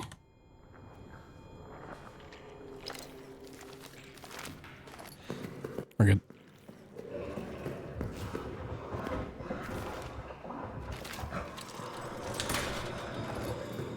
Whoop. Oh, right. I forgot that was going to happen. I forgot the gas tank was over there. We're fine, we're good. Back on track. Bum bum bum bum.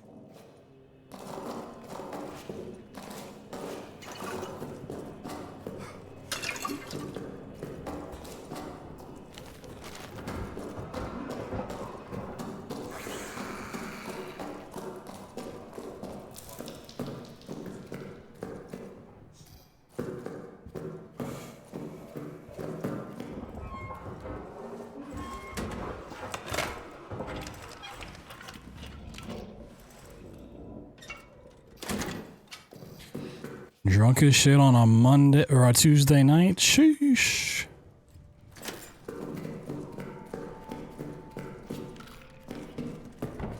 Key. Oop, hello.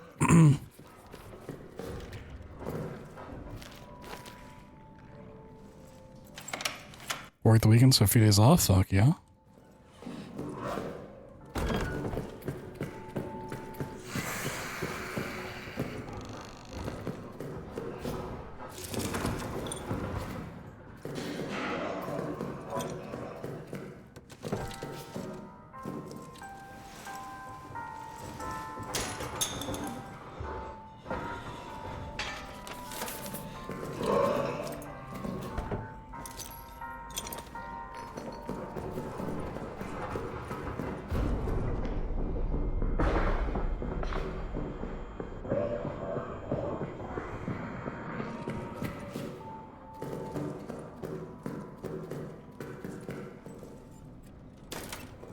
Anyone left? The code is 8011.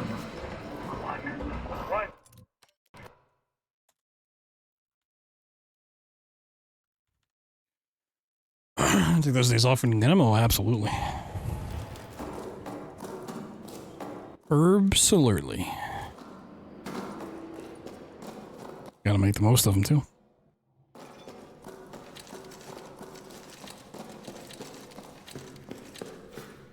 Oh, right, that's already got power. Yeah, I'm starting to reach that state of playing this game where seeds are blending together and I'm forgetting basic stuff.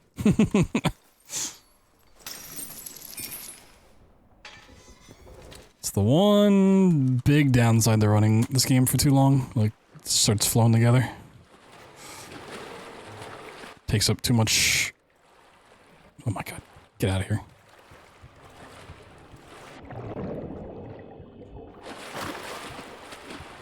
Too much brain space. On call but home tonight? Hopefully they don't call you. I only have one job that had me on call, and I fucking hated it. Even if they called, I did not answer. Needless to say, I did not stay at the job very long. Oh my god. The whiskers. Let's go on, Miss Cat the Whiskey. Playing some Cult of the Lamb. Ooh. I want to play that sometime this year. Cult of the Lamb's been on my list to play for quite a while. Well, welcome in, everybody. Howdy. Hello. We are speedrunning Amnesia the Bunker. Glitchless on the hardest difficulty at the moment. Just having some fun with it. It's my first stream in 2.5 weeks. Yeah, that game looks pretty cool. They had like a big update recently or coming out soon. I remember one game showcase where they had Cult of the Lamb. It was like, oh, a big update coming soon, right? New DLC soon? Okay. Maybe when that comes out, I'll play it. So it does look really fun. On Thursday? Oh. I don't know if I'll play it on Thursday. Maybe. I feel like I need something comfy, but I hope it was fun. It's pretty cool. Grenade. Yippee! Was that soon? Yeah, there's a lot of games coming out like the next couple months. It's actually kind of crazy. Whoop. Trying to speed through it, gotcha.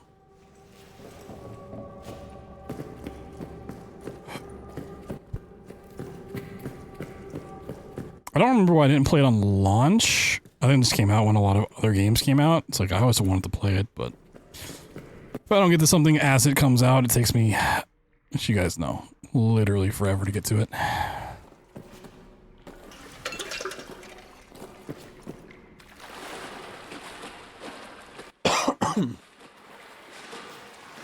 Chatters is cultist. Oh my god. That'd be so cute.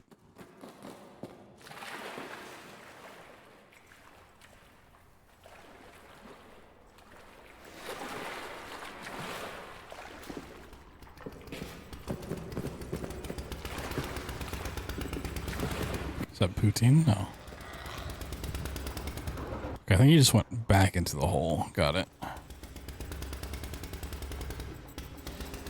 Yeah, I mean, if it comes out, we, you know, never play it. It goes by pretty quick. Ooh, frag grenade. Let's go. Let's go, let's go, let's go. Take those. Looked like he already broke some stuff in here. Oh, he did. Oh, he broke a thing. Got it. Slowly got. Ooh, right crusher. Yes. Yippee.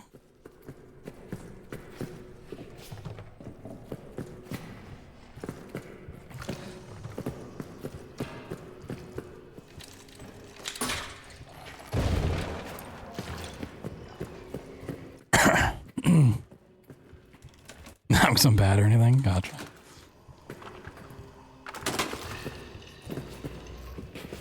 Yeah, it's tend to get through things faster than most. I still like to take my time and play it, but I tend to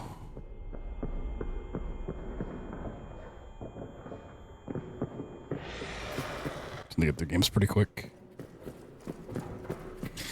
Mainly because I just have too many things I want to work on at any given time. As much as I want to take the time to like fully invest in something, it's hard to. Okay, I think we're fine. Yeah, okay. It's hard to know if he's chasing me there or if he's just trying to retreat to a very far hole. Whoop. RE9 on launch day? I plan on it.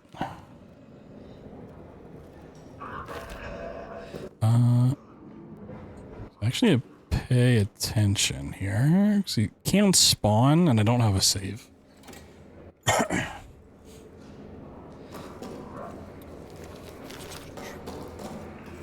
I don't know if I will be running RE9 though. It's like I wanted to get back into RE7 and 8 before 9 came out, but like I have so many other things I want to work on, and also running a big title like that on launch is such a just clusterfuck. So if I want to run RE9, it's probably better just to kind of wait and let everything settle. But I really like routing games and stuff, but the runs for Resident Evils tend to be more on the glitchless side of things for quite a while. And then everyone's choosing different difficulties, and boss fights are updating like every couple hours, and yeah, it's just like a whole mess of things, so. I might play through it, and then we'll continue working on other stuff, and then if it looks like RE9 ends up being kind of a cool run, we might go and learn it then. We'll see.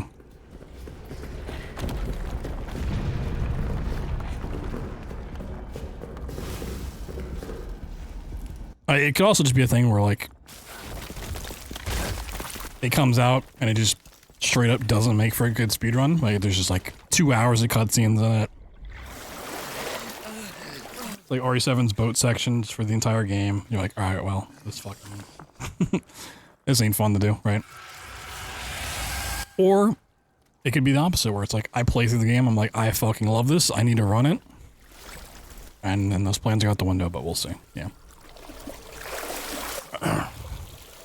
Starting a year ago? I mean, there's always, not always, but there was an out of bounds in RE7 for a very long time. It just kept getting, like, extended. Paying over and over? I mean, yeah. That's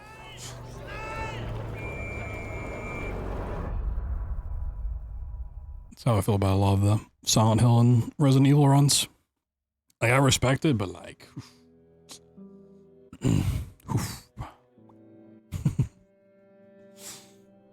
It's not my type of run.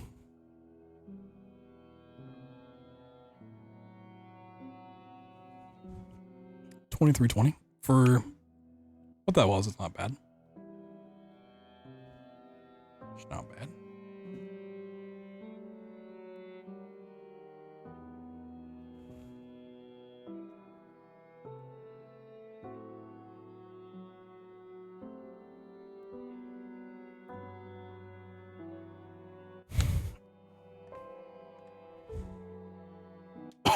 It's also just unfortunate, like the past 2 months of like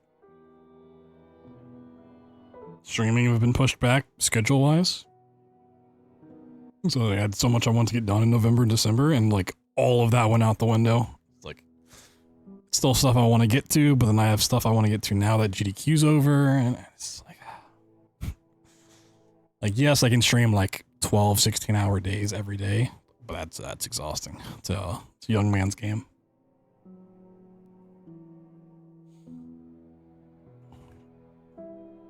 Why did you choose to get sick? I don't know.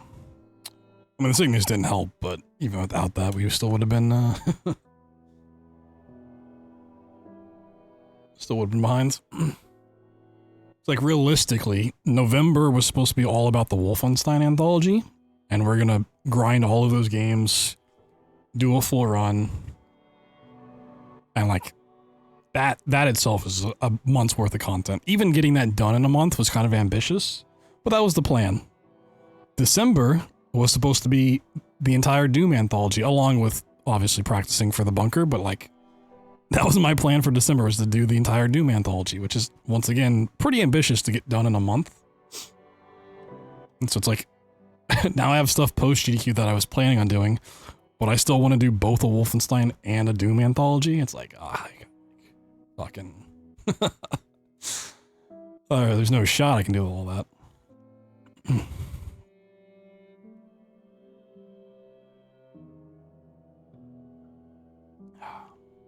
It's life for you. It's like half the time I don't plan shit out anymore. It's like stream what I want on a given day. The second I go to plan something, either I don't feel like doing that anymore or something comes up and it just doesn't ever work out. And then I get sad. And then...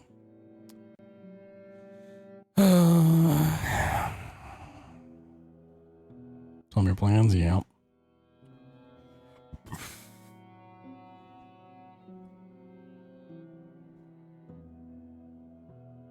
But you know, if I'm not sick anymore and my ISP does actually hold up and they've, fingers crossed, fixed everything now, which we'll see.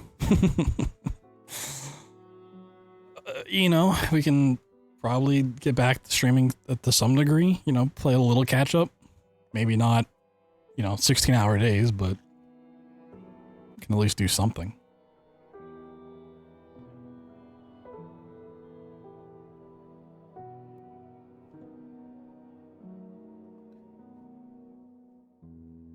Not falling behind. Cool stats. Maybe. Cool stats. Cool stats. Nope. Damn.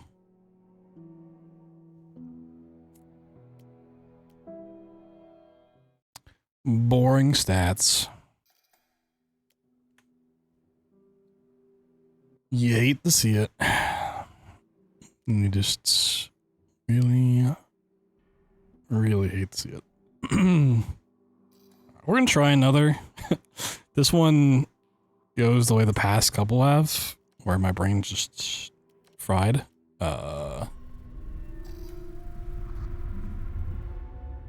We may switch to something else, or we may stream on the second channel, or I might just call it. I don't know. So I need to be a little cautious of my voice.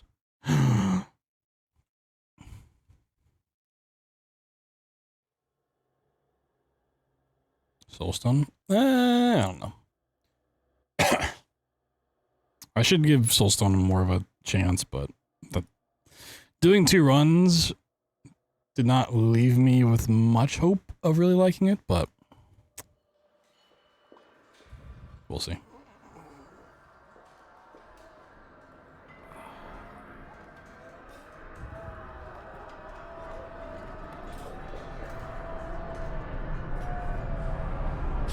The best ramen to shove in your face. Whoa. Wow. The aggressive ramen, huh?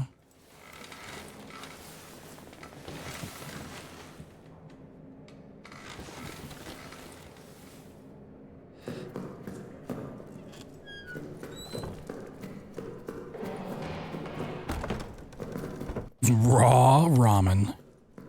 Putting the raw in ramen. Open.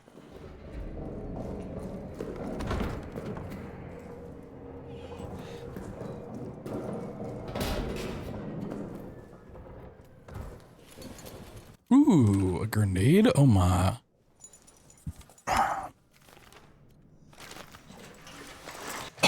Alright, if we get the prison light on, we're going for it. Well, yeah, we'll see. Could be like rats in the way or something.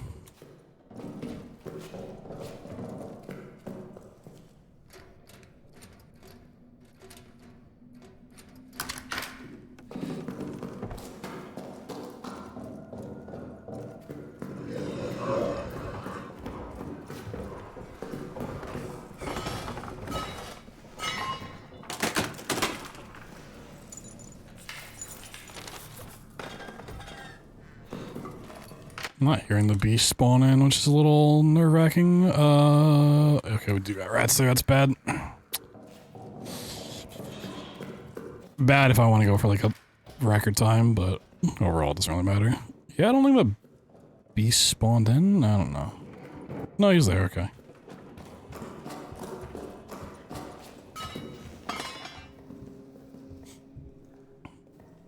Slapping someone in the face with a brick of raw noodles. Oh my god. What if it was a brick of cooked noodles?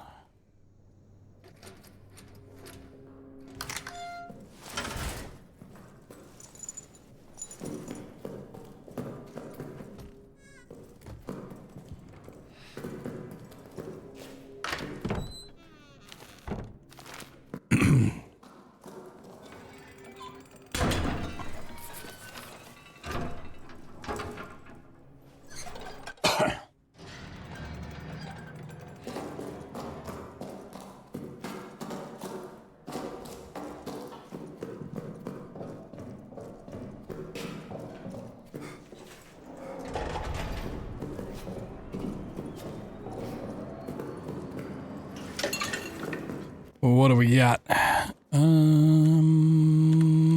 Let's do communications first. We've got rats. Yeah. Yep. Yep. Yep. Makes sense. Checks out.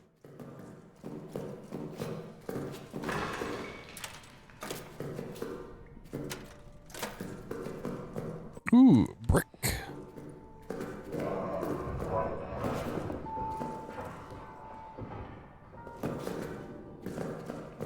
All bricked up on a Tuesday night.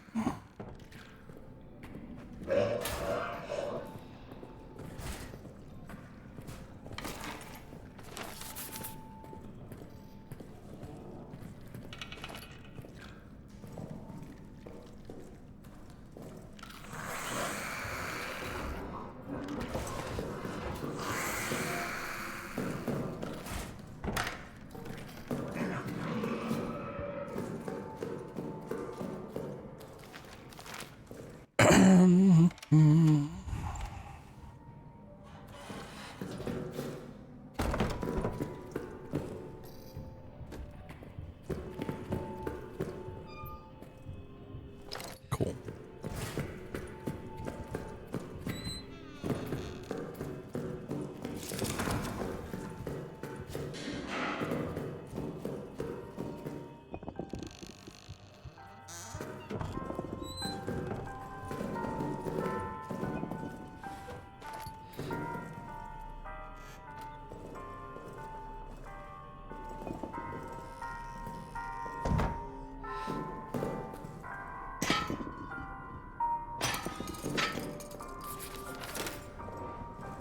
Oh, we got our second fuse. Nice.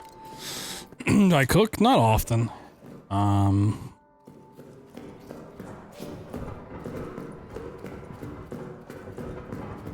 I tend to just throw, like, frozen chicken in the air fryer and then sauce it up for most meals, to be honest.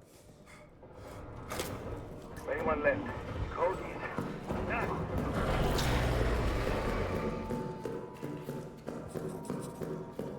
Yeah, I know how to cook some stuff, but I just tend to eat chicken.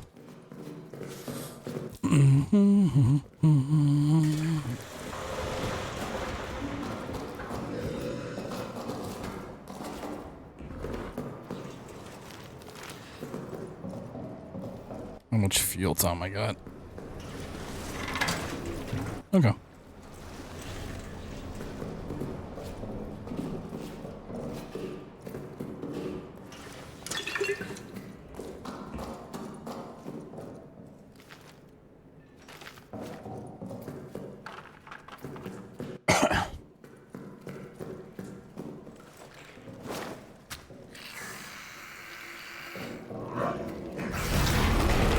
You fucking asshole. Ugh. He just does not like making noise when he's over there, huh?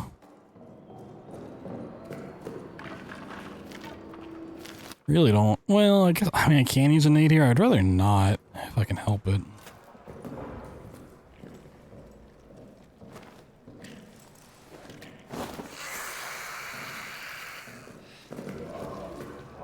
Okay, cool.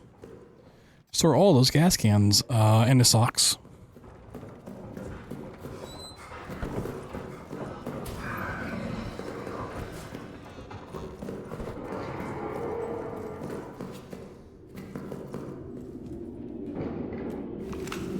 Two grenades should be fine. Run away.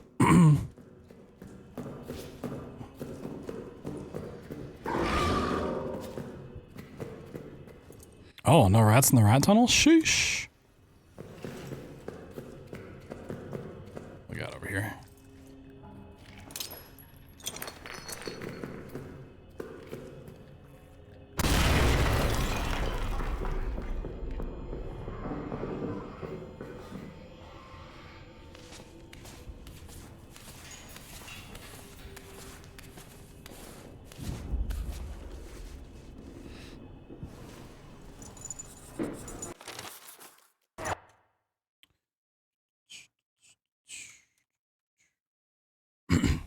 It's always weird when I have the arsenal code in like the notebook.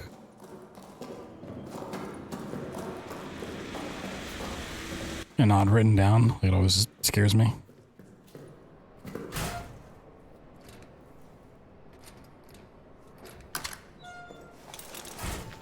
Fine, it works, but yeah, it's a little scary. Need a refill. Always fueling up.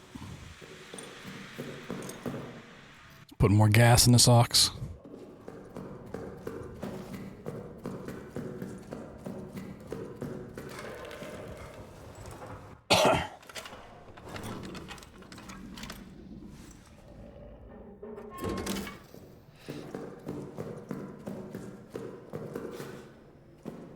Ist jemand da? Brick buddy. Ah, boo. Uh-oh.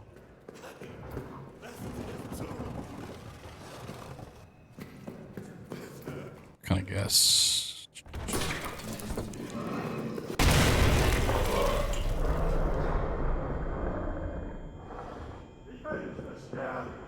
Okay. This is going to be a bit of a gamble. Ich kann es hören! Gott! Schließ das wieder! Ich kann es hören! Bitte! Bitte! Ich kann es hören! Ich will nicht versterben! Wait, where's he going? Hello? Schließ es wieder!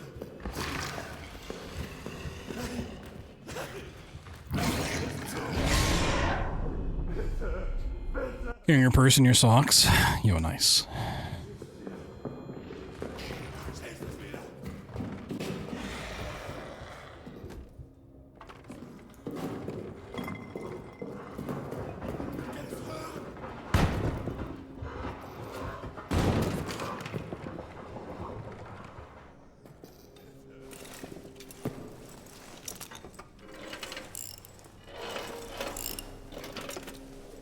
No one steals or messes with socks? Yeah, definitely not.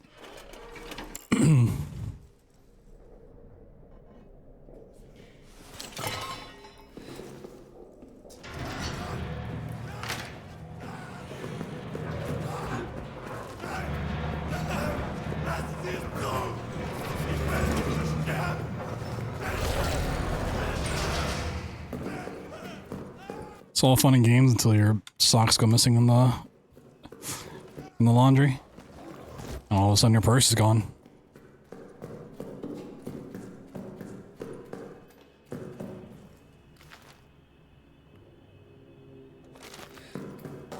Weird assortment. Okay. Keep that shit? I don't know. I've been on the internet long enough. That may not be the case. Depending on the situation. I'll be sleeping tonight.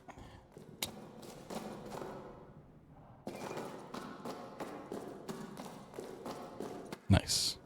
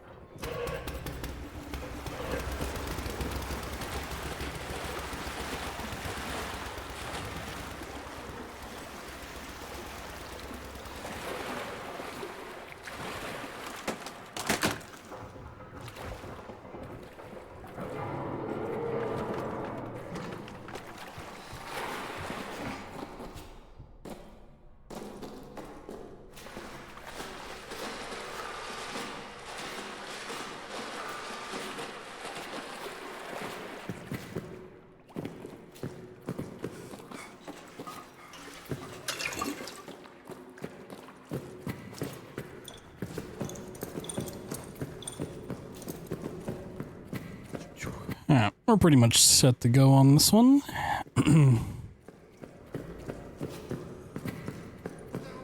Should we grab the bandage on the way out? It all gets lost in a terrible twirl. Terrible. Brick, brick, brick, brick, brick, brick. Nope.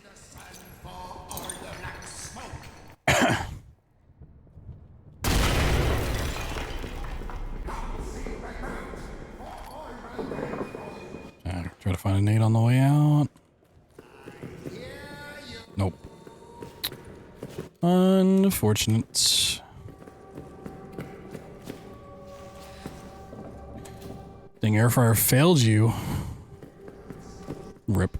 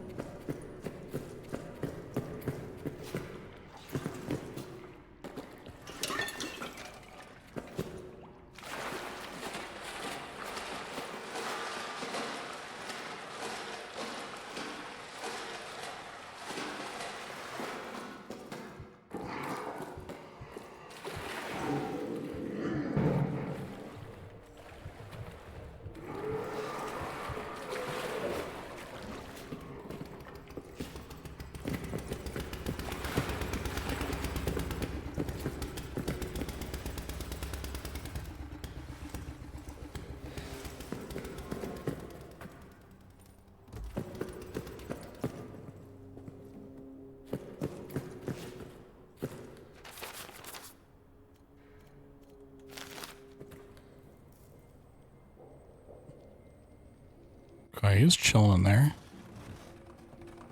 He is big chillin'. Think.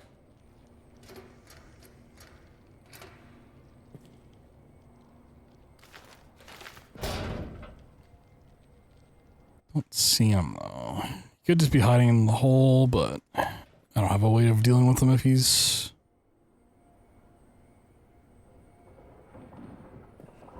Here he comes.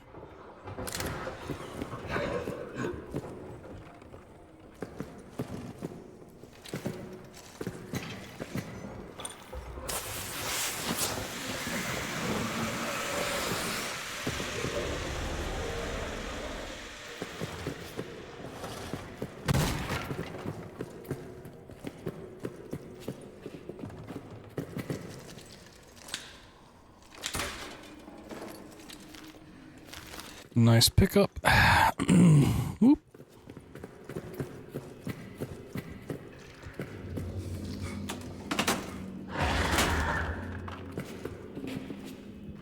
That was a shriek and a half. Well, what? Where's that red going? The fuck?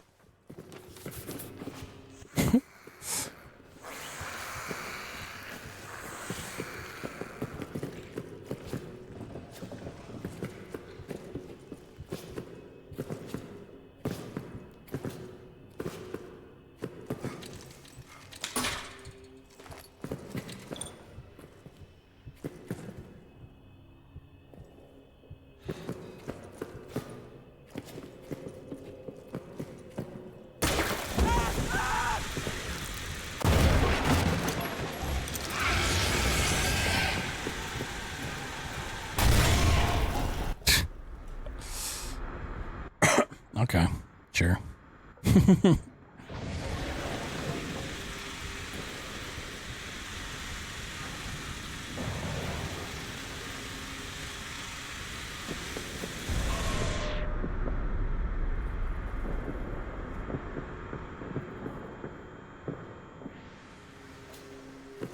Oh my god. Whoop, whoop, whoop.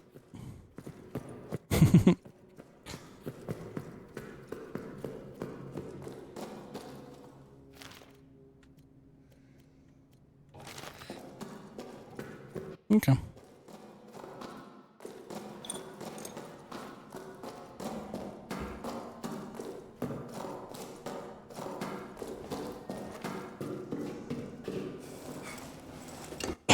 sides to be too small, need a bigger one. Oh, you gotta get like the Turbo Max side.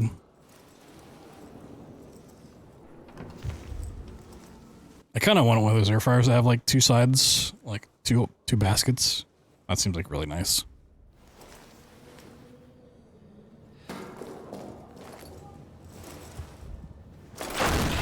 Don't know how well they work though.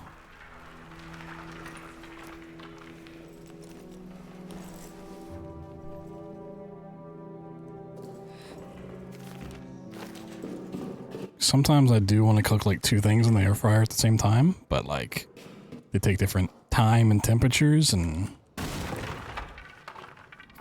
too lazy to do, you know, back-to-back things.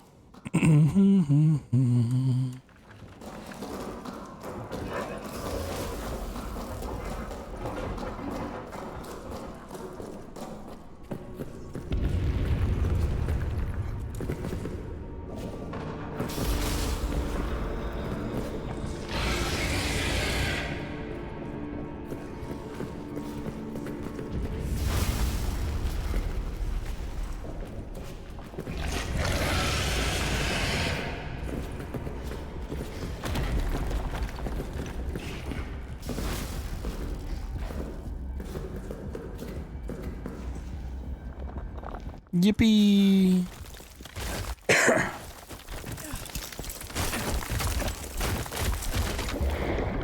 Yippee!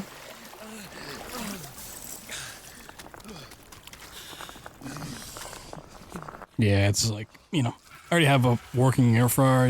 There's not really a reason to get a new one, but if it ever stops working, it's like, you know, a little double air fryer would be pretty nice.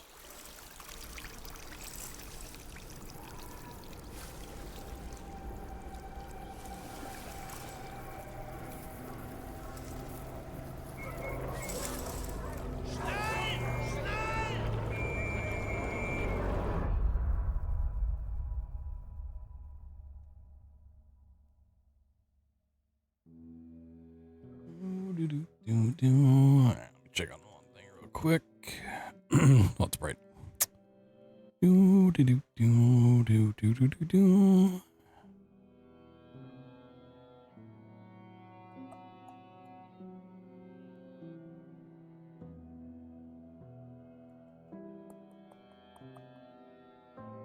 Yo, Tex. What's up, dude? Thank you for the raid. I appreciate you.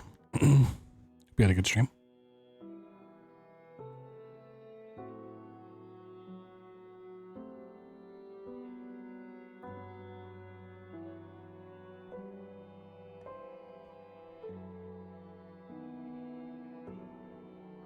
Raid alert, raid alert.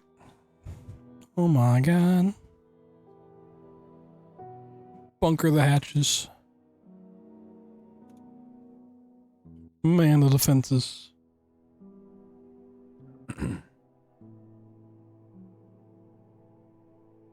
We're all gonna die. Any cool stats? I don't think we should see anything crazy here. It's pretty standard run, right? 1 rat's killed. Nice. Yeah. You get a quick run, you don't really get any stats. Fuck that one rat in particular. I don't know which rat it would be. It was probably one going into the pillbox by maintenance, I think.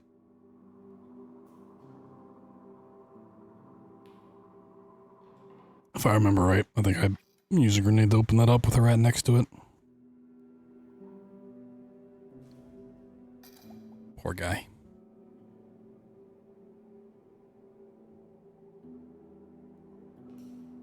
Poor little guy. Alright, quick little bathroom break, and then we'll do a little bit more.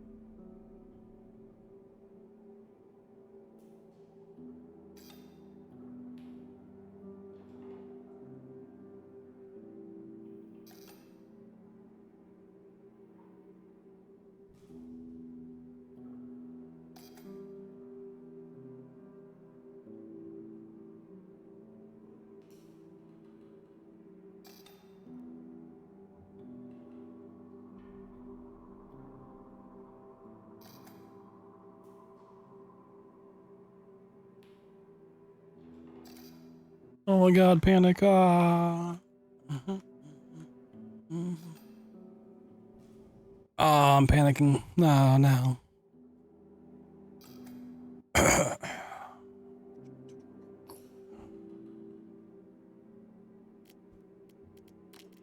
Shall we do another?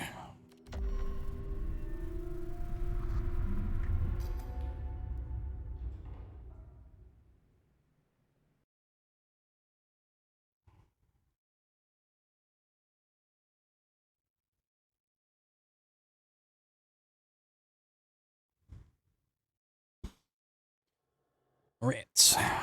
Goddamn rats.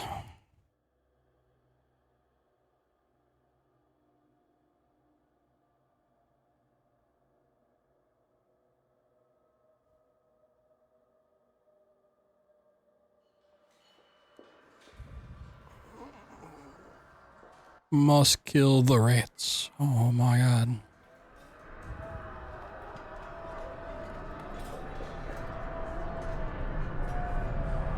Anybody watch that movie, like, Mouse Hunt? Mousetrap?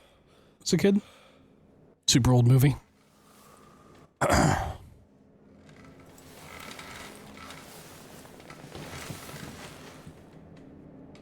Where, like, the little mouse had, like, a little cute bed and got all cozy, and then, like, they try to kill it. It was so sad. That's the only thing I remember about that movie.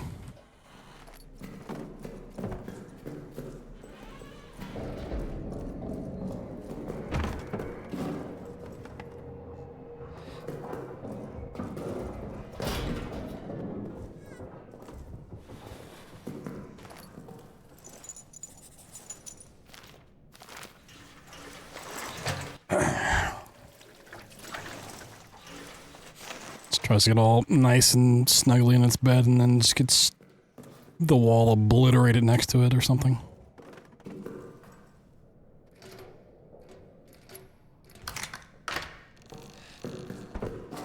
I think that's Christopher Walken in it, if I remember right. It's like the Exterminator or something. I've not thought about that movie in like 25 years. I can't get past this barrel. Ah! Push, push.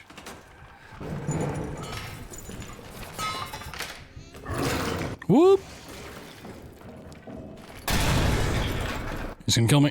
He's gonna grab me. Ah. It was for Christopher Walken.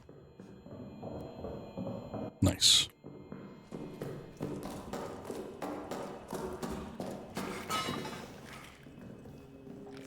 All I wanted was some cheese. Don't we all? We're all just chasing the ches.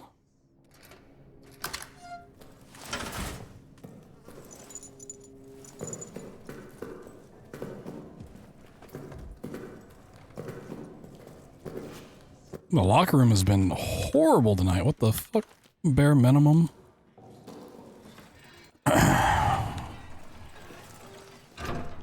No Travers code. No extra nades. God damn.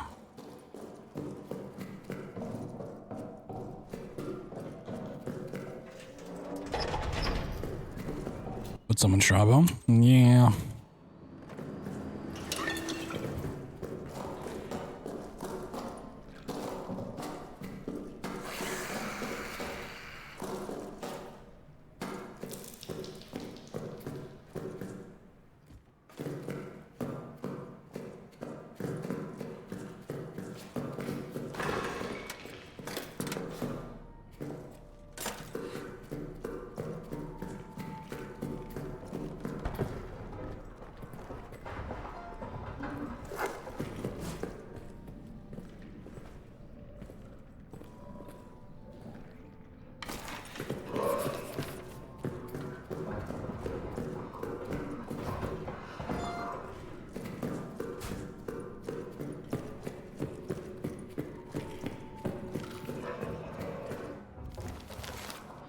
Can I find some supplies, please? Hello? do you live? It's kind of a crazy thing to type.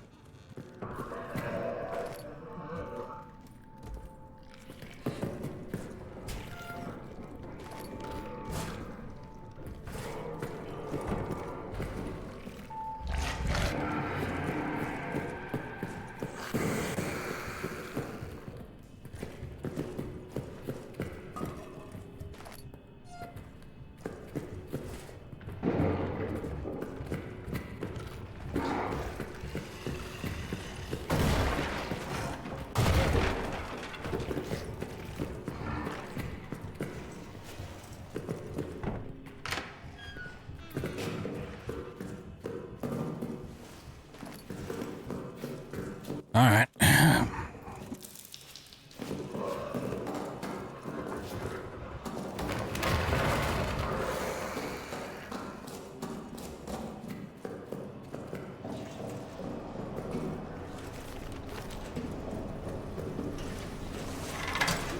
Yeah, this is not looking good. I got out maintenance. It's got a treasure trove. I mean, we really don't need that much, but it would be nice to find something.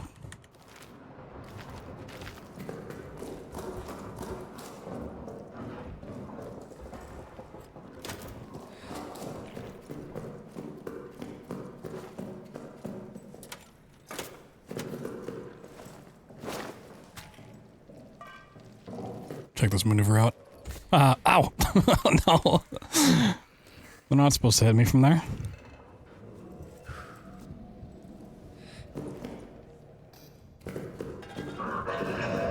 Beautiful maneuver. Beautifully executed. Truly one of the greatest to ever do it.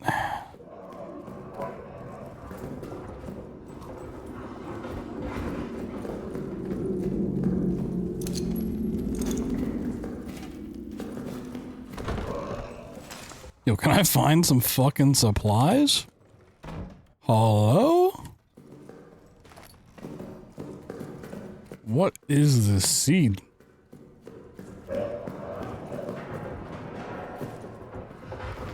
We got rats everywhere. We really got rats everywhere. There's a fuse at least. I don't have anything to do with these rats. So you could get this meat.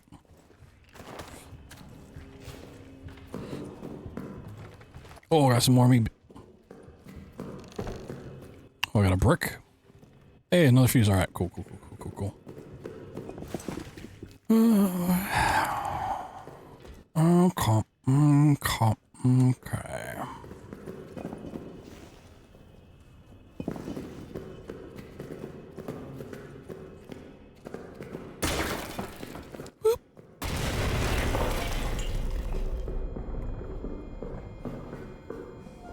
Oh, we got a medj kit. Holy.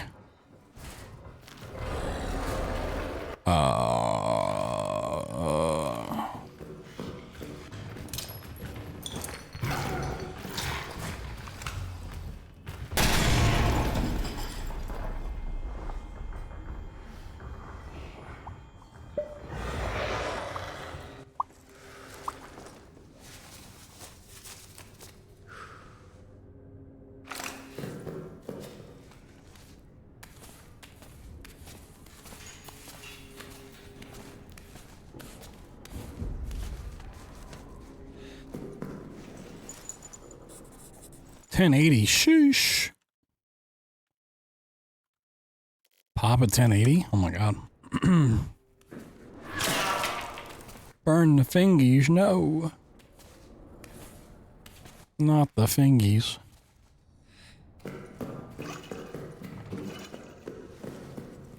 I might actually need this brick.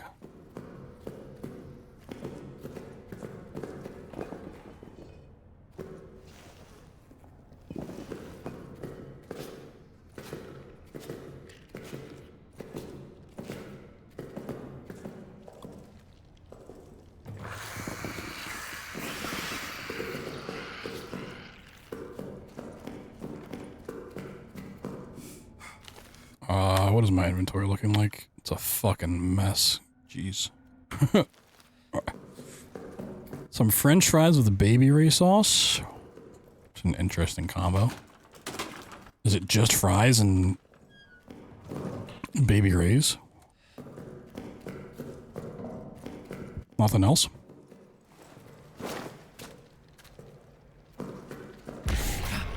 You stupid little rat. Who just clipped through the wall. Alright, cool. I'll remember that.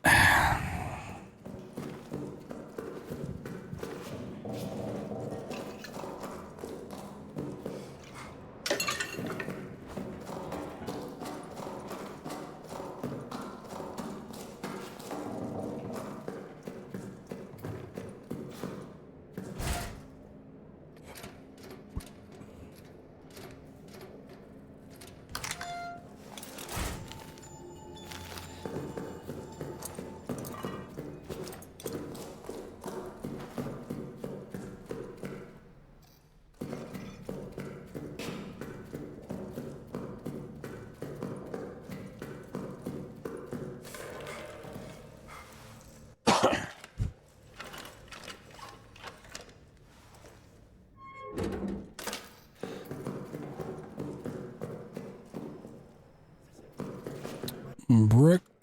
We got a brick in the hallway, brick in the hallway, brick in the hallway. Let's go. Poggies. Is there a med kit over here? There is a med kit, sweet. Is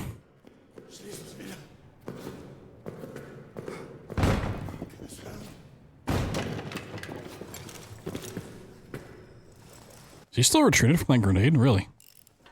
That's crazy.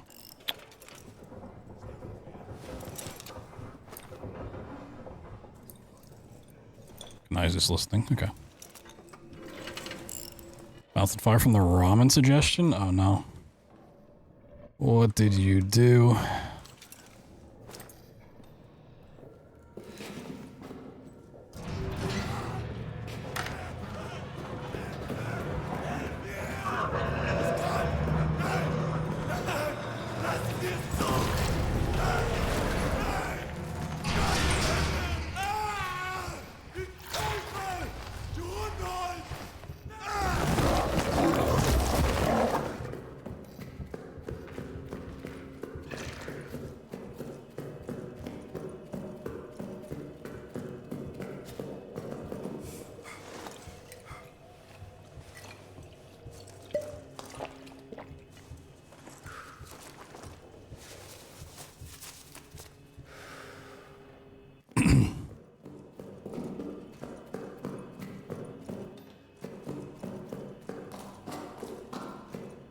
Fuel cans to save. We'll just run down here.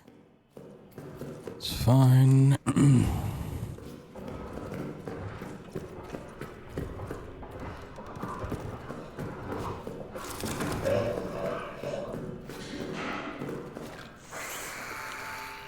Oh, let me grab that flare. Oh. Please don't spawn. Whoop.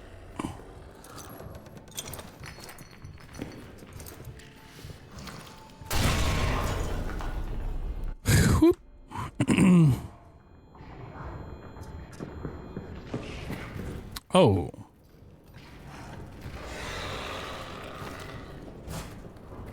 Oh, yeah, I guess the oil's still there. That makes sense. Okay. Let's do this.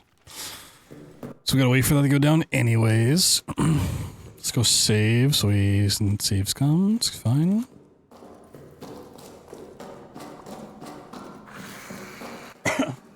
Thinking of like spicy food, it did actually just like unlock a memory of my travels to GDQ. I don't know if it's like really weird, but I found it kind of strange. Like on the way there, I sat down because I got to the airport early and just have a nice little drink, have a little bacon cheeseburger. And this couple sits down next to me and they just order fries and whiskey straight, which is fine. But when the fries come, he doesn't get any sauces or anything. He just gets Tabasco sauce. Like, pour all over the fries. So that's kind of interesting.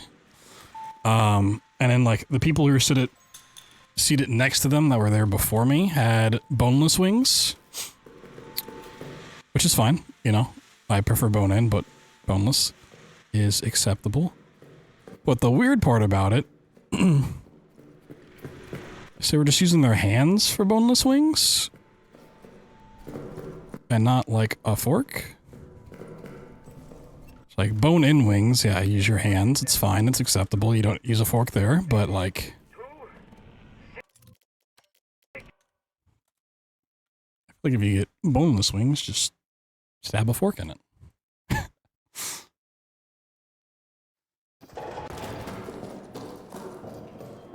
Oh, we got rats here too. Okay. Whoop. So, you know, when you travel through an airport, there's some weird stuff you see, you know?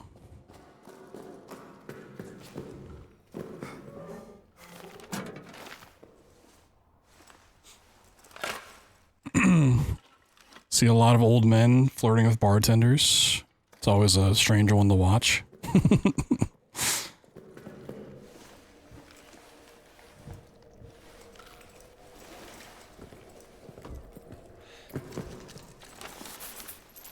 You BLT with a fork? That's kind of strange.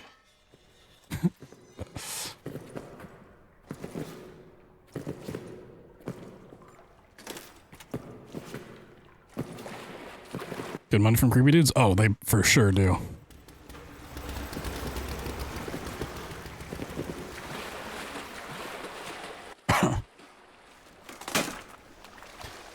I think it was last AGDQ, so not the one that just happened, but the one that happened a year ago. I had a layover on the way home from, I had to go to like Minneapolis.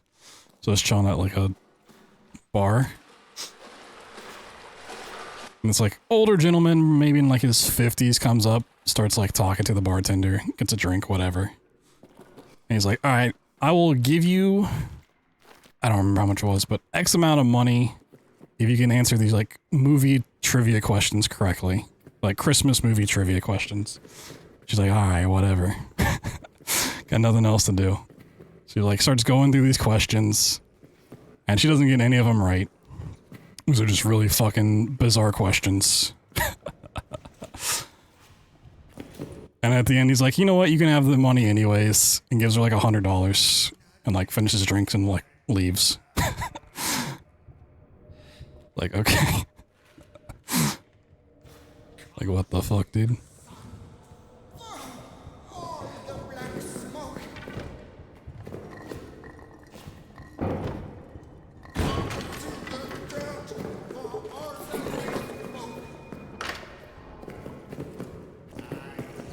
I wish I remember what the questions were, but I was like out of it at that point. It's fucking like midnight. A year ago, yeah.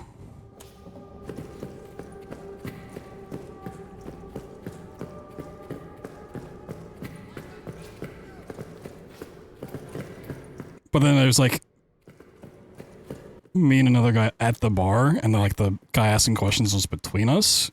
So every time like she didn't get the answer right, he looked at us to like chime in, and was like, we don't care, dude. And like as soon as he left, the other guy at the bar started talking to the bartender about him. She's like, yeah, old men just kind of like do that. Like one time, this is from her perspective. She said one time, like she kept a pen behind her ear just to like write stuff down with, and like, you know, obviously that's what you do. You gotta write stuff down as a bartender. Someone came up and like offered like $100 to buy the pen behind her ear. She's like, sure.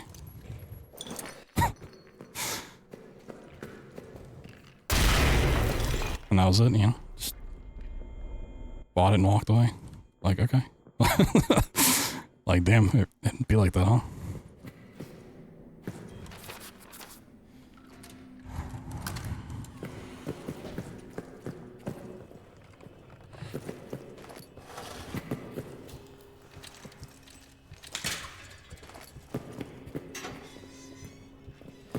You got a frag grenade? It's a gas grenade. Ooh, he is in here, isn't he? Oh, he is. Wait, is he? No.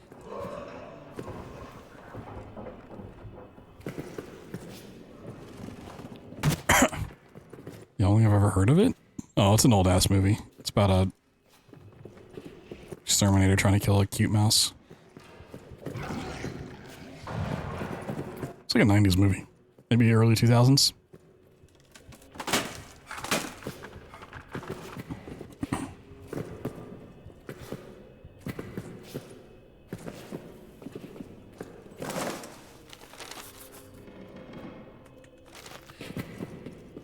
Not just standards? Oh, for sure.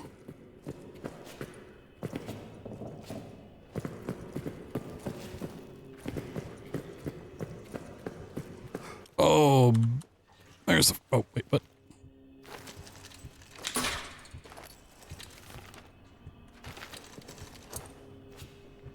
Where is he at?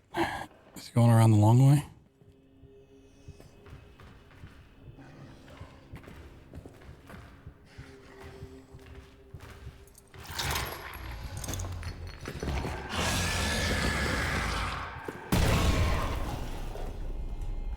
'70s. Could they even make movies back then?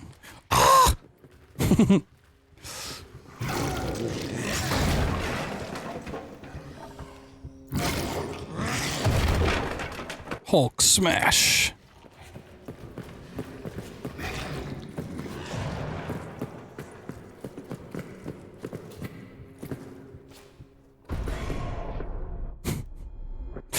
That sound never gets old of him just hitting an explosive like across the map.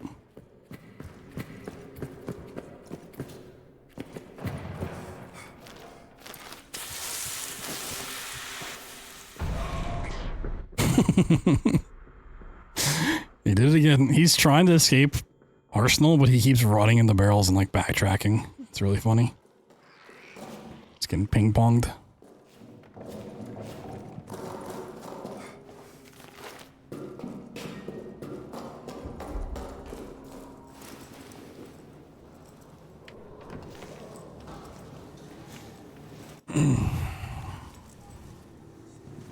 No TVs in the 90s? Or TVs in the 70s? True, true, true, true. I would love to rewatch the 70s show because I loved it growing up. I'd like to rewatch it, but it's... you just can't. Can't do it.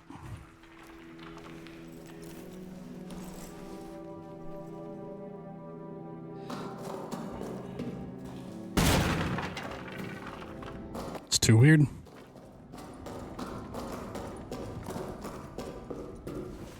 Allegations? I don't think they're allegations. Wasn't he actually charged? I think they may be a little bit more than just allegations.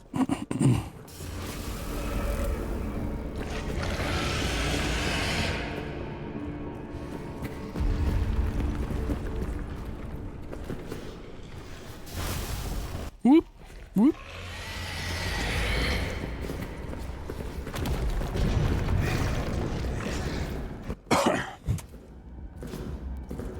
The criminal convictions.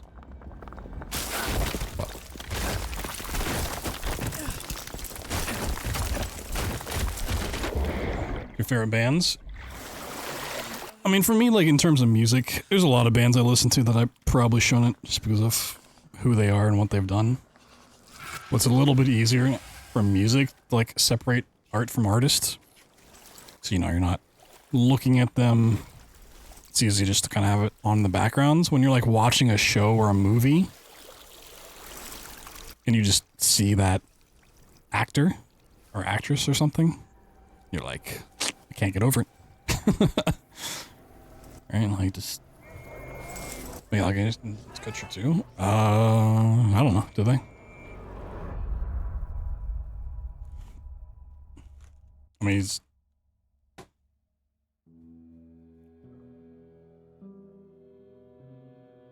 probably done something. All those punk shows, I mean, that's criminal enough.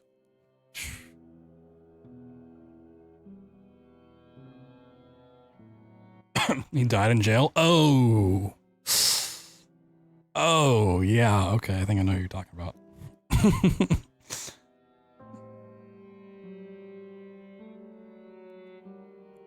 Yeah, okay, that one's bad. I will give you that.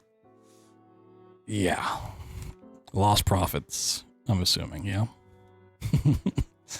That's a tough one. That is...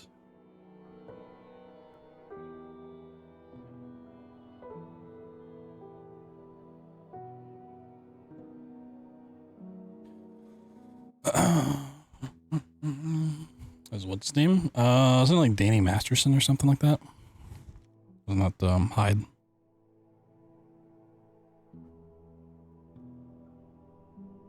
It's the one? Yeah, it's rough.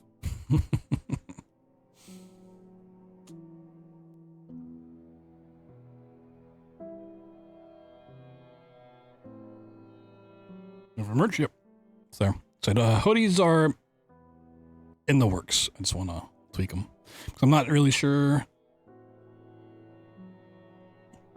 which version of the hoodie I want to go with, because they offer quite a few selections.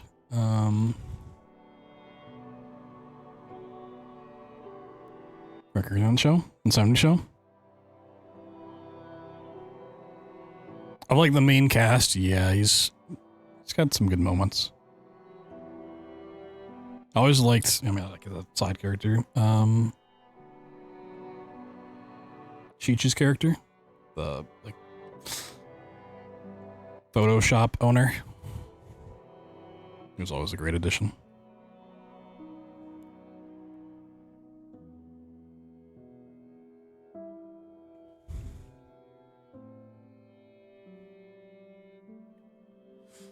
I think Hyde gets the most like actual storyline in that show too.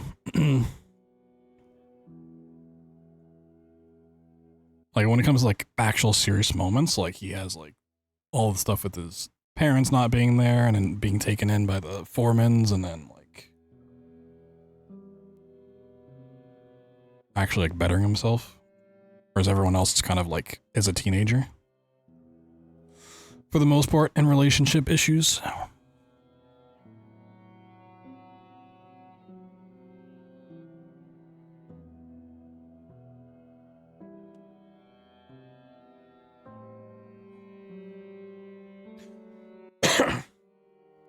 Bing bong.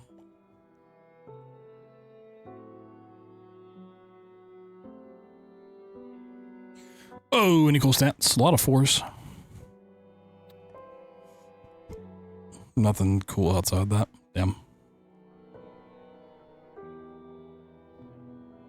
I really wish you could see like the overall stats for your like entire time playing.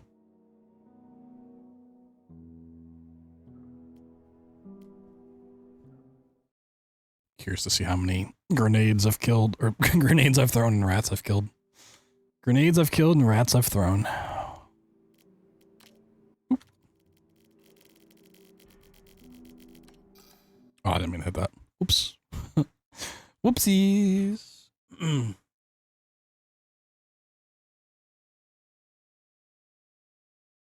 Oops.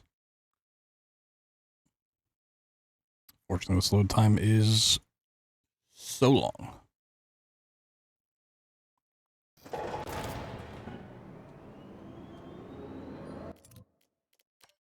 Actually, of the main casts, I mean, I think she'd count as the main cast. The mom, Kitty, probably my favorite. She's got a lot of good moments. Wait,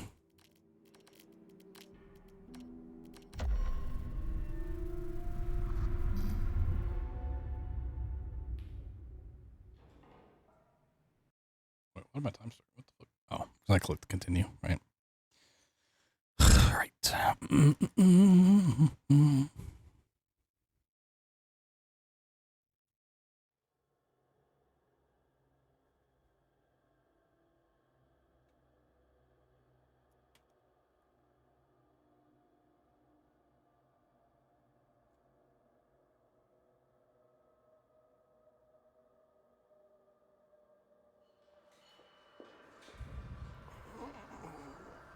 I know they were making like a sequel to that, like the 90s show.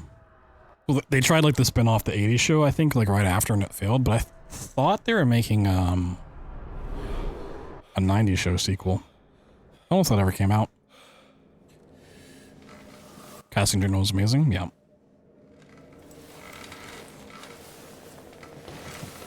So I'd really love to rewatch it, but it's rough.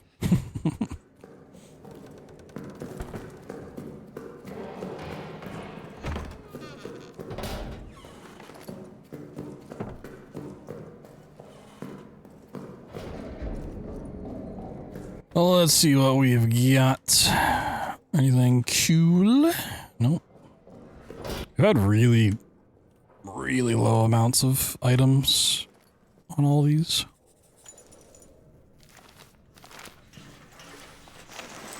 Nine shows on Netflix? Oh, that's probably why I didn't realize it came out.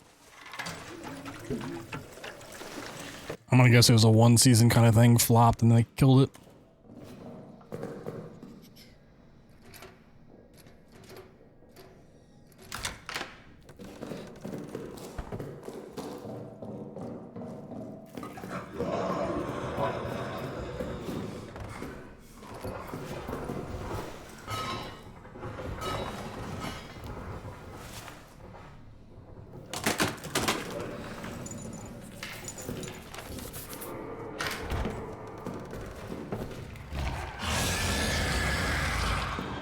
Okay, spawned down there again. Strange.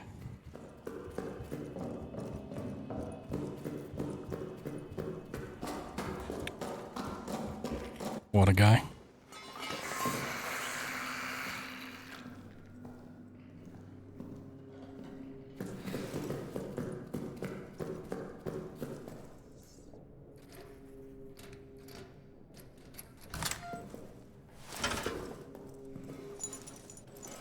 No Travers, man.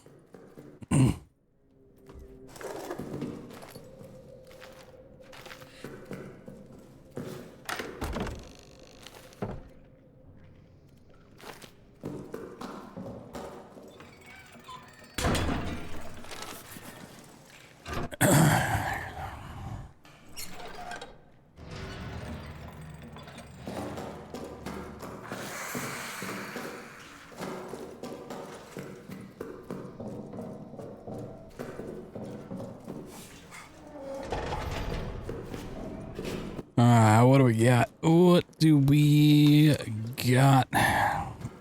Prison on. Sheesh. Run it.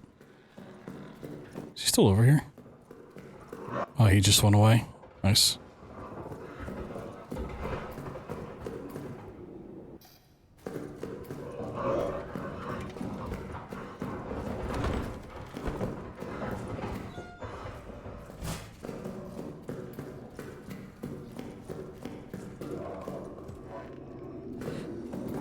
Really just looking for a nade. A nade would be great.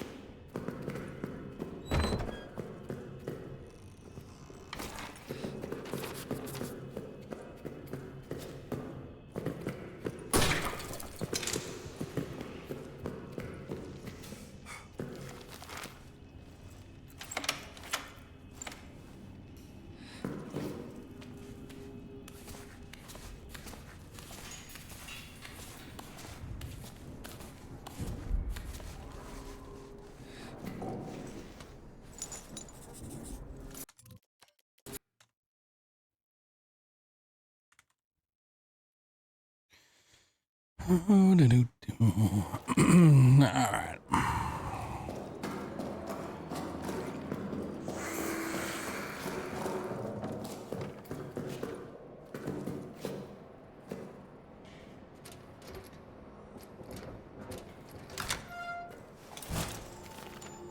Yeah, we're in a bit of a horrible spot. I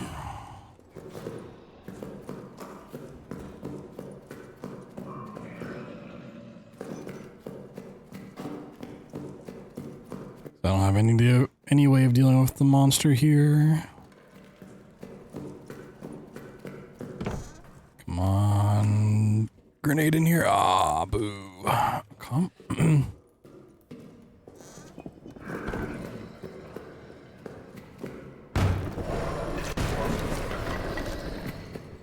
Oh, I actually spawned there. Interesting.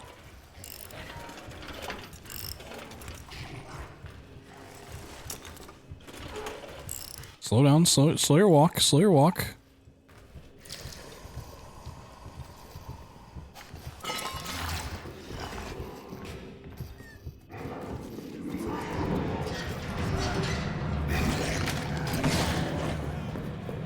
Why is the game in German? Why not?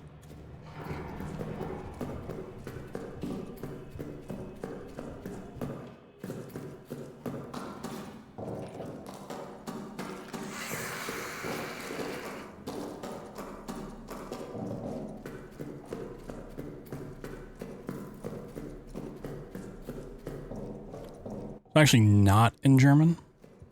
Just the prisoner is German. So he speaks of the Germanic tongue.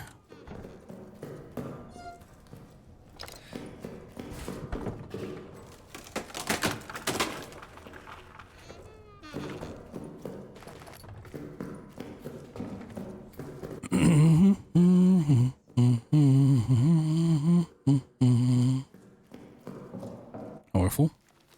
We are full. Whoa. Screaming's favorite number. It's always screaming 6-7, 6-7.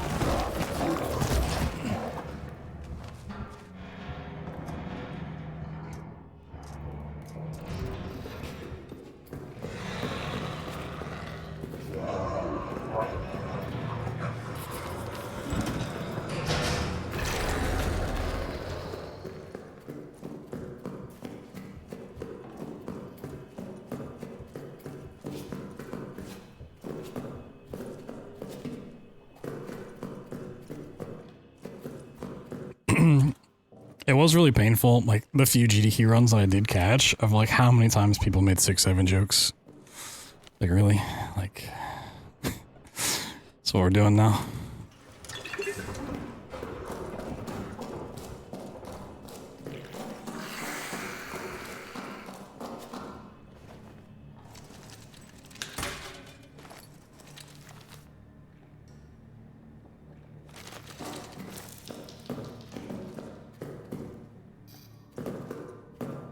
Repressed memories. Yeah, I caught too many.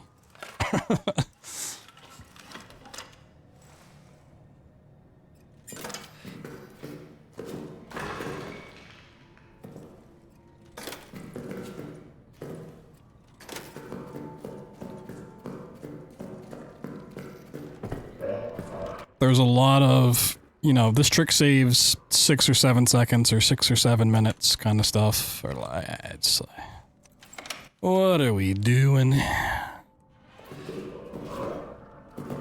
What are we doing? I have a nade, right? I do not have a nade. Oh, okay, don't do that. Oh, hey, a nade. Whoop. So cheap. Yeah, I try to find a good balance between being as cheap as possible, but still like being a quality shirt. So like these are not the most luxurious, softest, you'll want to wear these 100% of the time kind of shirts, but They are pretty solid. Kobe. Oh, the power just went out. That's icky. That's real icky. Okay.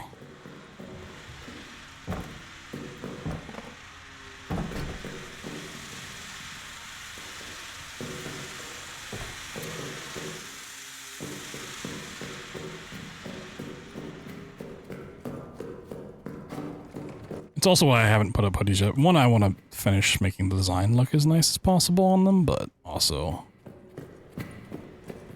I've not ordered one of their hoodies to know if I like the quality yet.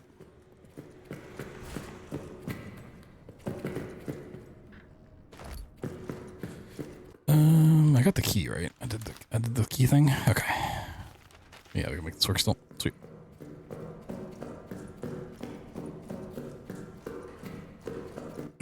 And they should ship to just about anywhere. Hopefully. Not too much trouble. That was another big thing to look into.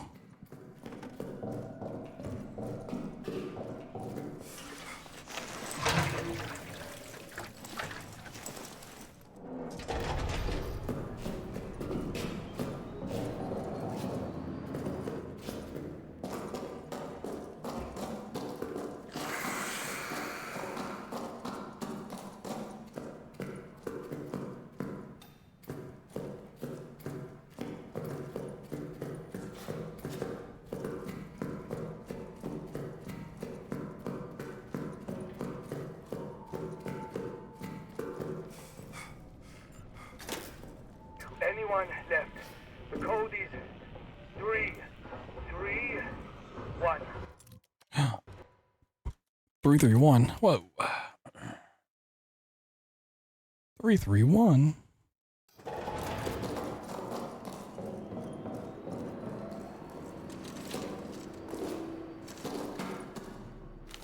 Okay. No grenade, no fuel. Interesting. Got a shirt. Yo, nice. Yeah, for anyone that's getting merch, let me know if there's any problems or like if shipping takes too long or something.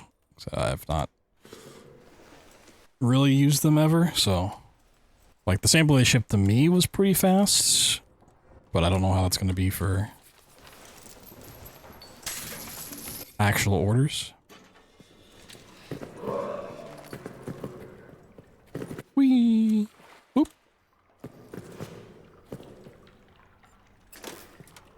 I've had so many issues with them, really.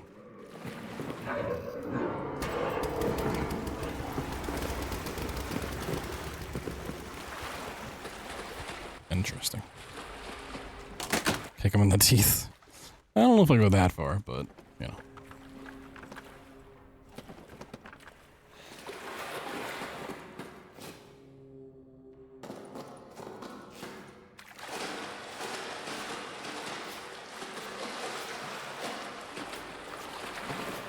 Whee!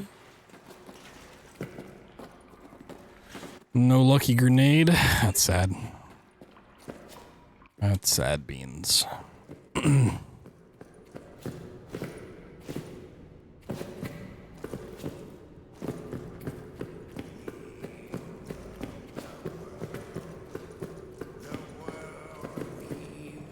long as we don't get a bad brick, we're fine. It all gets lost in I want one of them good bricks. Come on, good brick, good brick. Hey, good brick. All right, let's go.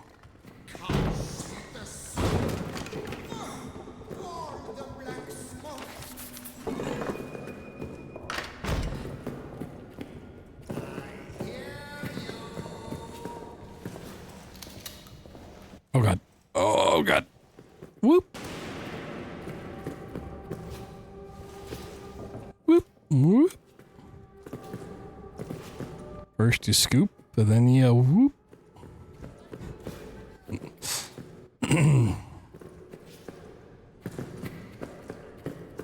I That's a nice boulder. It's not just a boulder.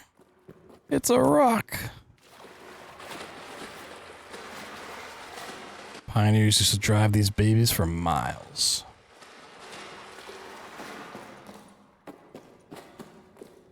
Classic SpongeBob.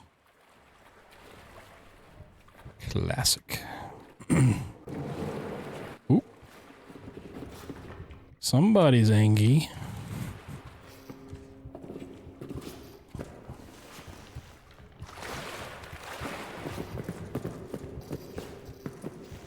Inventory check. We got so much meat.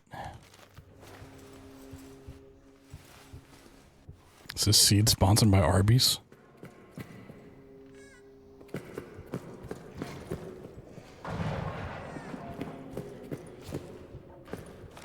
Hello. The fuck?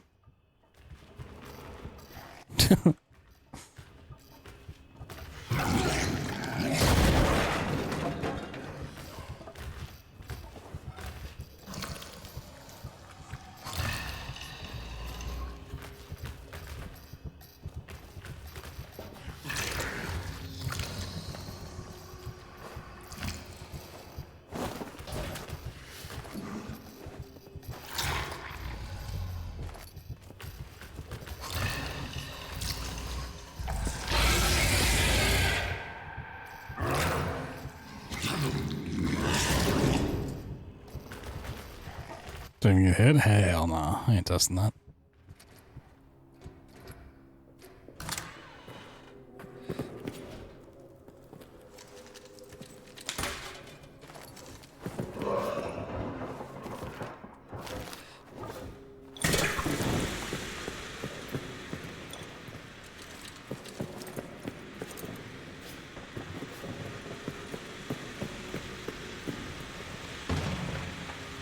Chicken.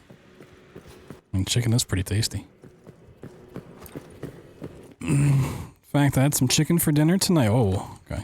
That was a weird lens flare.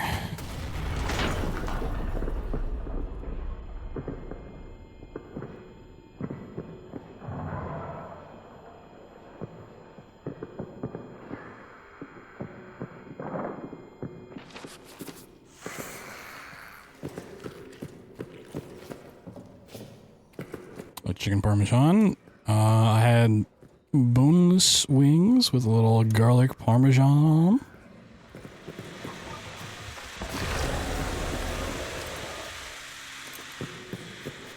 And a nice salad.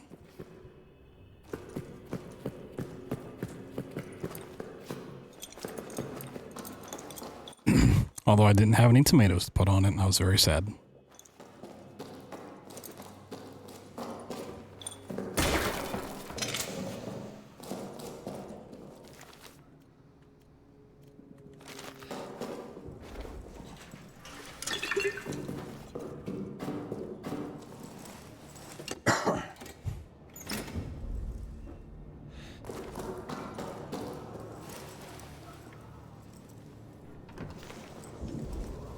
Can you set him on fire?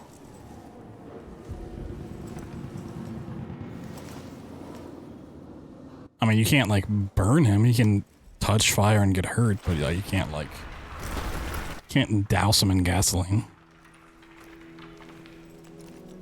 Isn't that a line from The Dark Descent? He set a man on fire. I'm pretty sure it's an Alexander line, right? When him and Daniel are talking, like, about the prisoners. He set a man on fire. Horrible. I might have to go run Dark Descent just to hear that line. Make sure I'm not crazy.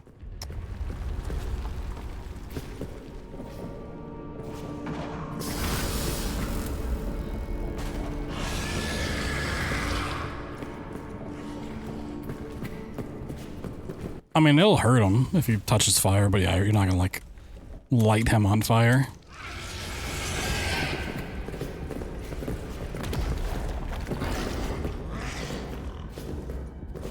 He'll just take a damage and leave.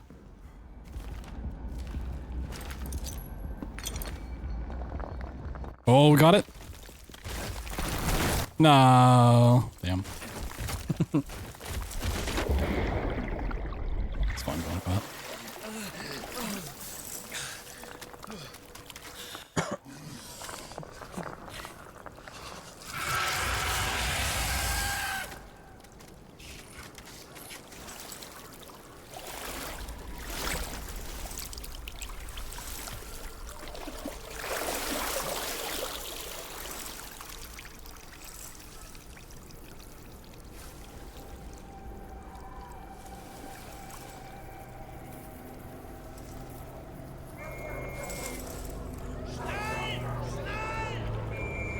Snail, snail. There's a snail in the water. You guys know there's snails in the water?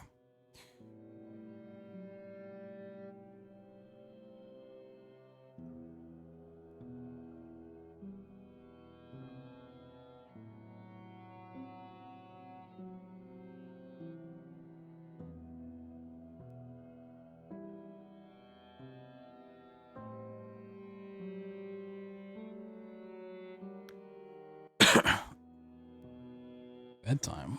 I thought you said you weren't going to be able to sleep tonight, huh? What happened to that?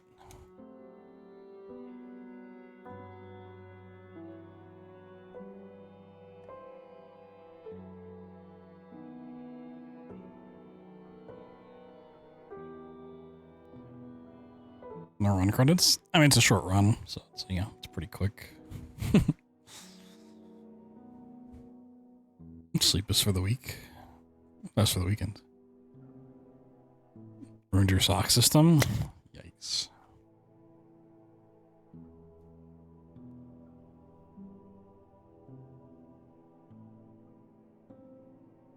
Sounds like a pretty flawed system.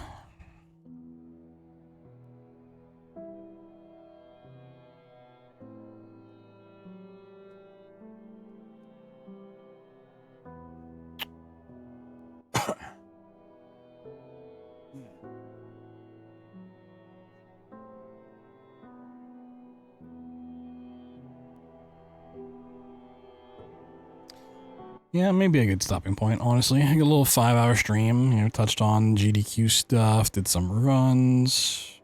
Everything's working. We didn't drop any frames, which is huge. That's nice to see. So if everything works out, we should be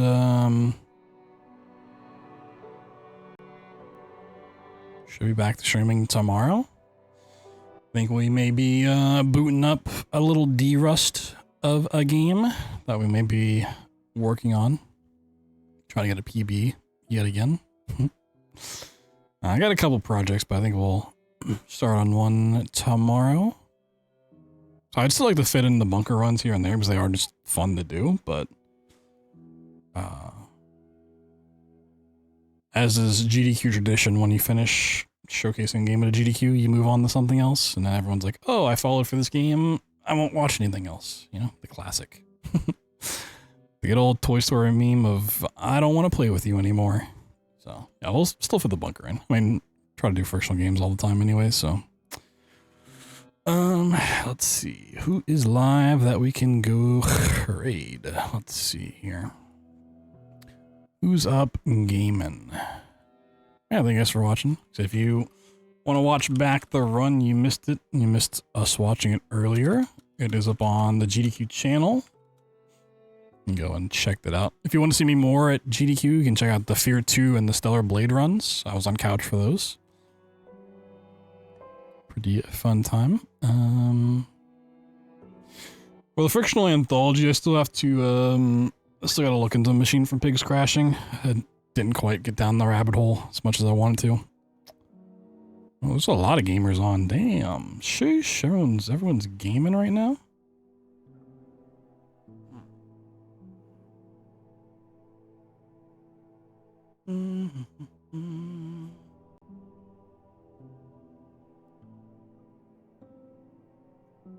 Is are they gonna go on for longer? It's always a question of like when someone's like finishing a run, you're like, damn, I don't know if they're gonna continue. I would suspect probably Alright,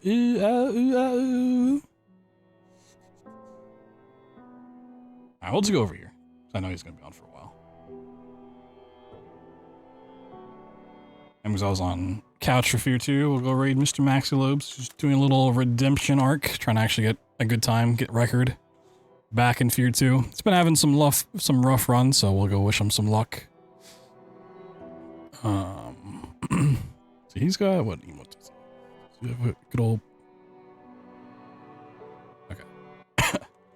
You wanna raid with us? Just let's use the plink emote. Let's go plink it up. You don't see that emote, you can just copy the word plink anyways. And we'll be back tomorrow. We'll have some more fun, do some more stuff, but thank you guys for watching. Thanks for supporting me, even though I had to take an extra week off due to sickness. As long as my internet holds up, we should be back to doing pretty lengthy streams. Like I said, I have a lot that I want to work on, both speedrun-wise and casually, so should be getting some good stream content out to you. Yeah, we'll run it back tomorrow. GG's, thanks for watching. Have a good night. Have a good rest of your day. Don't be too scared.